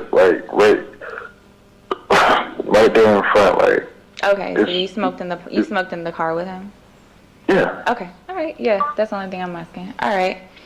Oh, I know what else I was gonna ask you. I can't remember if I asked you already. Did you talk to Tori that morning before she stopped responding to you and stuff? She didn't have her phone. You said she didn't have her phone? I was saying I kept calling her and stuff. I talked to her in the morning. You said you talked to her in the morning? I said I didn't talk to her in the morning. You did not talk to her in the morning? Okay. Not from your phone, but did you use your girlfriend's phone? No. Okay. And your girlfriend's name is Jayla, right? Mm-hmm. Okay, because there was just incoming and outgoing calls from your girlfriend's phone number. Did your girlfriend talk to her? No. Okay. It's the phone number's returns to your girlfriend, to Jayla, so I was just curious. I mean, I don't remember like using her phone to call her. Mm-hmm. Oh. You've done it before, though, right? To be honest, I just don't remember. Like, I don't remember if I did or not. I don't remember if I used, like, let me see your phone to call her real quick to see. I don't remember. Like, that little detail, I don't remember. You don't remember if you talked to her that morning now? I know for sure. I called her on my phone still, and I didn't talk to her. Mm-hmm. I talked to her when I seen Tori calling me. It was that night. I was in the car, we were smoking, and I was like, "Hello, Tori, you good?" And then I heard her mom talking on her phone. Mm-hmm. What her mom say? She's like, "Have you seen Tori?" and stuff like that. And Tori told me like not to say nothing to her mom. Like she wasn't, wasn't saying that to her mom. Mm-hmm. So I was like, no, I ain't see her, because her mom, they're not cool. So I just didn't say nothing to her mom. Did what was I gonna ask? Did you tell anybody else about what Tori told you? Mm-mm. Why not? Because I just kept it to my, it's just crazy, it's just crazy. I told her mom. Mm-hmm. I told the detective. But I was like, no, I ain't telling, nobody else. Okay. And, I tried to tell, because,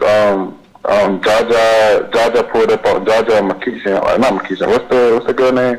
The tall gay girl. Mm-hmm. Crazy, he pulled up on me, and he was asking me questions and stuff, and I tried to tell him, but he was I don't know, he pulled the gun out on me and stuff, and You said what? He pulled the gun out on me, because he kept saying, it's crazy how I just took you to her house, look for your wallet, and now, she gone with it, So Jaja pulled a gun on you? Yeah. What the hell? What'd you say? Yeah. I was I didn't do anything now, I'm trying to help, how y'all trying to help, I've been talking to detectives, I've been trying I've been trying to help, I've been looking for her, mm-hmm. I'm not who I should be pointing the gun at. Yeah. And you just I'm sorry, I'm just aggravated because, like, you know, we're trying to find out what happened to our friend and stuff. Like, I'm trying to help too. Mhm. And you just, yeah.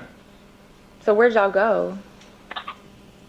He just drove around, like, he put me up and, like, he was talking, he was driving around, like, the neighborhood next to me. Did you guys know that Tori had passed yet or not? Yeah, that's when he posted on Instagram and stuff. Okay. He posted that. So what were y'all driving around for? What were y'all doing? He was talking to me. They was asking me questions, like, how you asking me questions and stuff. So they were just asking you questions driving around? Yeah, I think he planned on, like, shooting me. I don't know. It was just weird because he didn't stop. There was no destination. Like, we were not going no place. Like, we were just driving around and he was asking me questions. So I guess, like, I don't know. If he thought I did something, he was just gonna shoot me and throw me out the car or something. I don't. He took you to find her wallet? Yeah, I don't know. He just Find the wallet at her house? Yeah, I don't know. And he kept saying, you know, we found your wallet. Well, okay, where you find it? Mm-hmm. And he was like, they said something. I don't remember exactly what he said, but he was like, Scoop said, like, he found your wallet, and no, I said, but he said Scoop found your wallet and they didn't fuck with you. Like, you know, Scoop always thought like you and Tori were fucking and stuff like that and stuff. So he was. So John called Scoop and said that Scoop said he found your wallet? No, Crazy said that. He's like, you know, we found your wallet. Mm-hmm. I said, well, where's my wallet? He like, Scoop. He said, Scoop found your wallet. You know, Scoop doesn't like you and think that you and Tori have been fucking, like it's always been fucking. Uh-huh. But I think I don't know why she said that, because when I talked to Scoop, and Scoop was like being sad and stuff, and didn't say nothing like that. Mm-hmm. Like, I found your wallet or something. Like, he never said nothing like that. Okay. When's the last time you talked to Scoop? That was, I think that was it. That was it. Because people was texting me on Instagram, asking for Scoop Instagram and his number and all that. And so he blocked me. He blocked me on everything. Mm. Okay. All right. I'm trying to think if there's any other questions I had. And maybe I just been in the house because, like, I just don't know, like, what people, like, I just don't want, I just been in the house to stay away because I don't even know what people own. I don't know, like, I don't even know what's going on. Yeah. I don't know, like, and I still don't know, like, we don't know who killed her, so I don't know if they gonna, like, come from me. I don't, that's why I'm just been in the house. Mm-hmm. And just trying to, work on what I had going on and do what Tori told me to do and just live my life and just help out the best I can. Okay. Did you, you've used your girlfriend's phone to call her before though, right? I probably have. I probably have. What do you mean you probably have? You don't remember? No, I don't remember. Okay. That's all, like, I probably had, like, it probably was going straight to voicemail, like, I probably use her, let me see her phone call real quick or something, like, I don't remember that I remember, like, asking my mom to take me to Tori house, she said no, like, I was trying a lot of things to find her, I don't remember it, like, everything. So who took you the first time? When my players took me. Okay. Like, she called me for some weed, and I was like, I'll give you $5 to take me here real quick. Okay, so then she took you, and then Jaja took you the second time? Yeah. Who took you the third time? Third time, who took me? Somebody took me, I don't. Because you said that was after she left the third time after you saw the gun, right? Yeah. No. That was, I didn't go back after she what's it called? After she left the first time. Okay. 2 times. After she left the first time? I went one time. I don't remember who took me the third time. Cause I remember the third time I looked in the mailbox and I was locked on the door and stuff. Nobody was there. I'm trying to remember who took me. Mm-hmm. What made you look in the mailbox? Just to look. That's a serious was in there. Did you guys put stuff in the mailbox for each other sometimes? Oh yeah, she put my book. I left my book bag in her car once, and she put it on the mailbox. And I left something in her car one time, and she left it under the car. So I was just looking, and she just put it somewhere. Okay. Well, I don't remember who took me. I'm trying to remember. I don't remember who took me. Okay, no worries. Anything else you can think of, or anything you think I can do to help? Get places to look, you know? Did you all talk to Scoop? He won't call me back. You know where I can find him at? Yeah, on Wellborn. He's on Wellborn? That's like, yeah, Wellborn. He'll He be on lives over Wellborn. No, he don't live over there. He Like, would be over there? yeah, he'd be over there. Does he have a car? Yeah. Well, from my knowledge, I don't think he has a car. You know, friends, friends and stuff, private Ubers, and, money talk. So where on Wellborn? Just drive up and down Wellborn, or where I go? Okay, so on Wellborn, so once you hit Wellborn, it's that first neighborhood on the right. That first neighborhood, like, you go in and you come out. He be in there. And he be over there, like, when you go all the way down Wellborn and hit where's that, Compton Highway, and you see the Chevron, and across the street is Circle K. He be at them 2 gas stations. Yeah. Okay. He has, does he have tattoos on his face? Yeah, he got a tattoo on his face. He got he got a tattoo on his face. He got it looked like a Wonder Woman symbol. Like, it's a W with wings on it. Like, you know the Wonder Woman symbol? It looked like that on the side of his face. I think that's on his neck, or it's somewhere on his, right there. Okay. And let me think. I know you got a face tat. Trying to think. Yeah, I think that's somewhere on his eyebrow, I think. I don't know. I know he got tats on his face. I just never, really look. Like, it's kind of gay. You look at it, like, too much. Hello? Yeah, I'm listening. Yeah. Okay, so, you said you talked to him after you found out Tori passed? Yeah. And I talked to him before and after. when was the, how close, like, was it a day after, right? Like, when was it? I think it was right when I found out. Did he already know? Yeah. What did he say? He like, damn, man, like, it's fucked up, man. Like, whoever did it, man, deserve to be under the jail. Yeah. And, that's why when she said that, man, he like, man, I'm fucked up, man. I like, man, I'm fucked up, man. And he like, how you think I feel, man? Like, I was like, how you think I feel, man? Like, I'm crazy, man. I don't know, like, what to think, man. Like, and he was saying the same thing. Like, yeah, man. And he sounded like he was, like, breathing on hard, being sad. Okay. What about Draco? Have you talked to Draco? I haven't physically talked to him. I text him.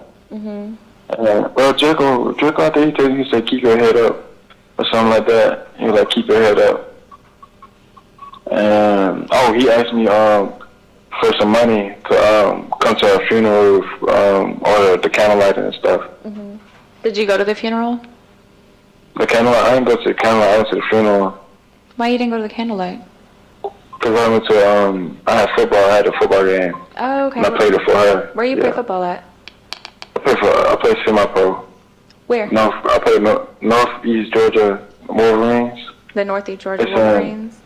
Yeah, it's in Wander, Georgia. Okay. Stopping at the 1 hour, 11 minute mark. In all of the, I suppose, deflecting, naming other people, giving you other avenues of supposed investigation, did Austin Ford ever tell you that he was at Yellow River Park? No. Did Austin Ford ever tell you that he was at Yellow River Park and took the firearm that killed Tori away from Yellow River Park? During that call? No. During that call? No. During that call, did he tell you that he was at Yellow River Park and left with Tori's car from that area? No. After that phone call, what was your next avenue of investigation? Because, excuse me, the timeline was unclear and he was having issues remembering certain things. In cases like this, timelines can be extremely important. So I requested his phone records, and I believe after this interview, I also obtained his Gmail records. I'm sorry, his what record? His Google email records. I apologize. To show you.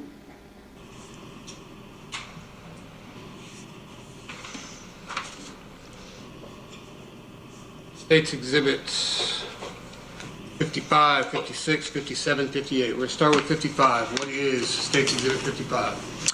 That is the Superior Court search warrant that were Austin's records. Did you apply for that search warrant? I did. Is that a true and accurate copy of the search warrant you applied for Austin Ford's phone records? Yes.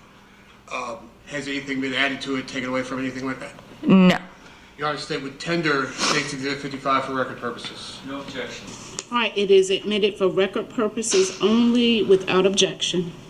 Did the phone company respond to that search warrant? They did. Show you what's marked as States Exhibit number 56. What is States Exhibit number 56? This is the certification of authenticity that the phone companies usually send. So when they send you phone records, they don't send you a big stack of paper that I can slam up on the table, do they? No, it's multiple files. And did they respond with multiple files that constituted Austin Ford's phone records? It did. And does this letter certify that those are the business records and Austin Ford's phone records? Yes.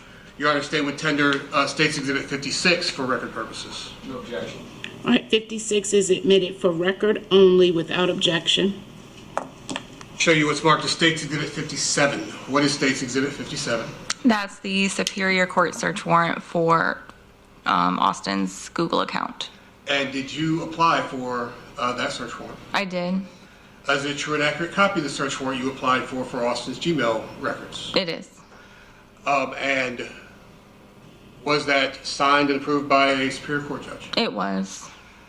Your Honor, tender States Exhibit 57 for record purposes. No objection. 57 is admitted for record purposes only without objection. Did Google respond to that search warrant? They did. When Google responds to that search warrant, what do they send you, give you, or give you access to? So they'll give you what they call like tombstone records, and it's locations that are captured from the Google account, usually like from an advertisement ID that's on cell phones.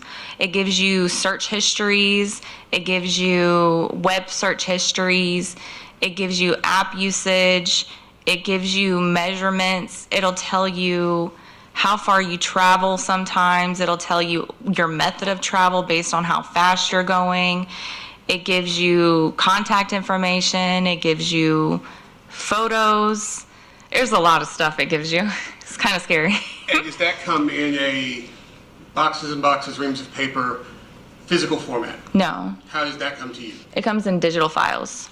And do they provide States Exhibit number 58? They do. What is States Exhibit number 58?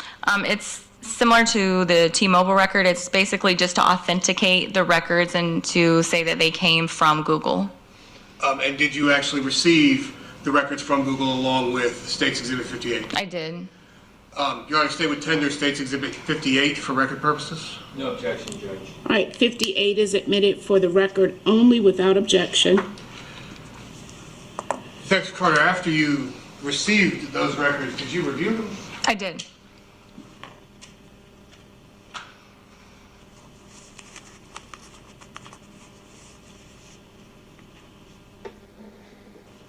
Tell me what your review of Austin's cell phone records told you. So on the day, I compared it to the timeline for the day prior to Tori passing. I know that she was seen on Ring camera walking up the stairs, I believe at 10:39, and then her and Austin walking downstairs at 10:42 p.m. He stated that he didn't go anywhere after that. A text message was sent from his phone, I believe at like 11:05, So how the Google records or the phone records work, especially if you obtain them like a couple months later, it'll give you the location of the tower that is being used when that method is taking place, like a text message, phone call, and then it'll provide a direction that it's coming from. They refer to it as an azimuth. So the call and activity that was placed in that time was at a tower that could have been at Austin's apartment. Well, Austin could have been at the apartment, but the azimuth was in a different direction. I also saw... What does that azimuth being in a different direction mean as far as your understanding of how that works? So the cell phone that was placing the call he wasn't at home. Okay. Yeah. And you were continuing on? Yes. I also observed multiple, because he told me he went upstairs after Tori left, and he didn't leave his apartment again until he went to buy the marijuana. The phone number that was registered to Jayla it called him approximately, I think it was 5 to 6 times. In what time frame? So there was a text message sent at 11:05 from Austin's phone, and then from 11:05 till I believe it was 11:46 p.m. there were 5 phone calls placed. They rang to his voicemail, so when someone doesn't answer a call that is placed, the way the phone records show it, it shows that another outgoing call is placed from the target phone number, so Austin's phone number, and it rings to his voicemail. So that's how we can tell based on the records that he didn't answer the call. And in some of those calls, they weren't pinging off a tower anymore. So there'll be a record of it coming up that the call was placed to the phone, but it won't register to a certain tower. So, let's be clear, the date that we're talking about, is this on the 27th of July, 2021? Yes. It's the day before Tori was located. And so and you'll have to, between 11:19 and 11:46, you said? No, so the calls may have been placed, the 5 calls may have been placed between, 11:19 to 11:46. The text message was just sent from his phone at 11:05. Okay, so there was a The text calls, message yes. leaving the phone at 11:05, 5 calls coming in that weren't answered between 11:19 and when? At 11:46, I believe. And that was from a number you had identified as being Jayla's? Correct. And is Jayla the person who he identified in your interview as being his girlfriend? Yes, who he said was in his apartment, which is why I found it odd that she was calling him, because he said he was in his apartment. After the 5 calls that weren't answered, at least as it relates to the phone records, what happened? At 11:46, he returns the call to, he calls Jayla back. So you can see the outgoing call towards Jayla, and I believe it was like a couple minutes long. It wasn't like a very long conversation. I also can see where Tori's mother, Teresa, attempted to contact him. That was it was the next morning, but a couple hours later, I believe it was like 1:40-ish. No, it was after 1:42. It was like a minute after 1:42, because he called her. The records show that he answered and spoke to her a minute after he was seen coming back on the Ring camera. Then the next day after the incident, when Tori was located, there were no calls placed to her. There were no attempts to reach out to her from the phone records. So you had identified Tori's phone number? Yes. And the defendant's phone number? Yes. And on the 28th of July, there were no calls from the defendant to Tori? Yes. Had there previously been calls between those 2 phone numbers that were present in the records that you obtained from T-Mobile?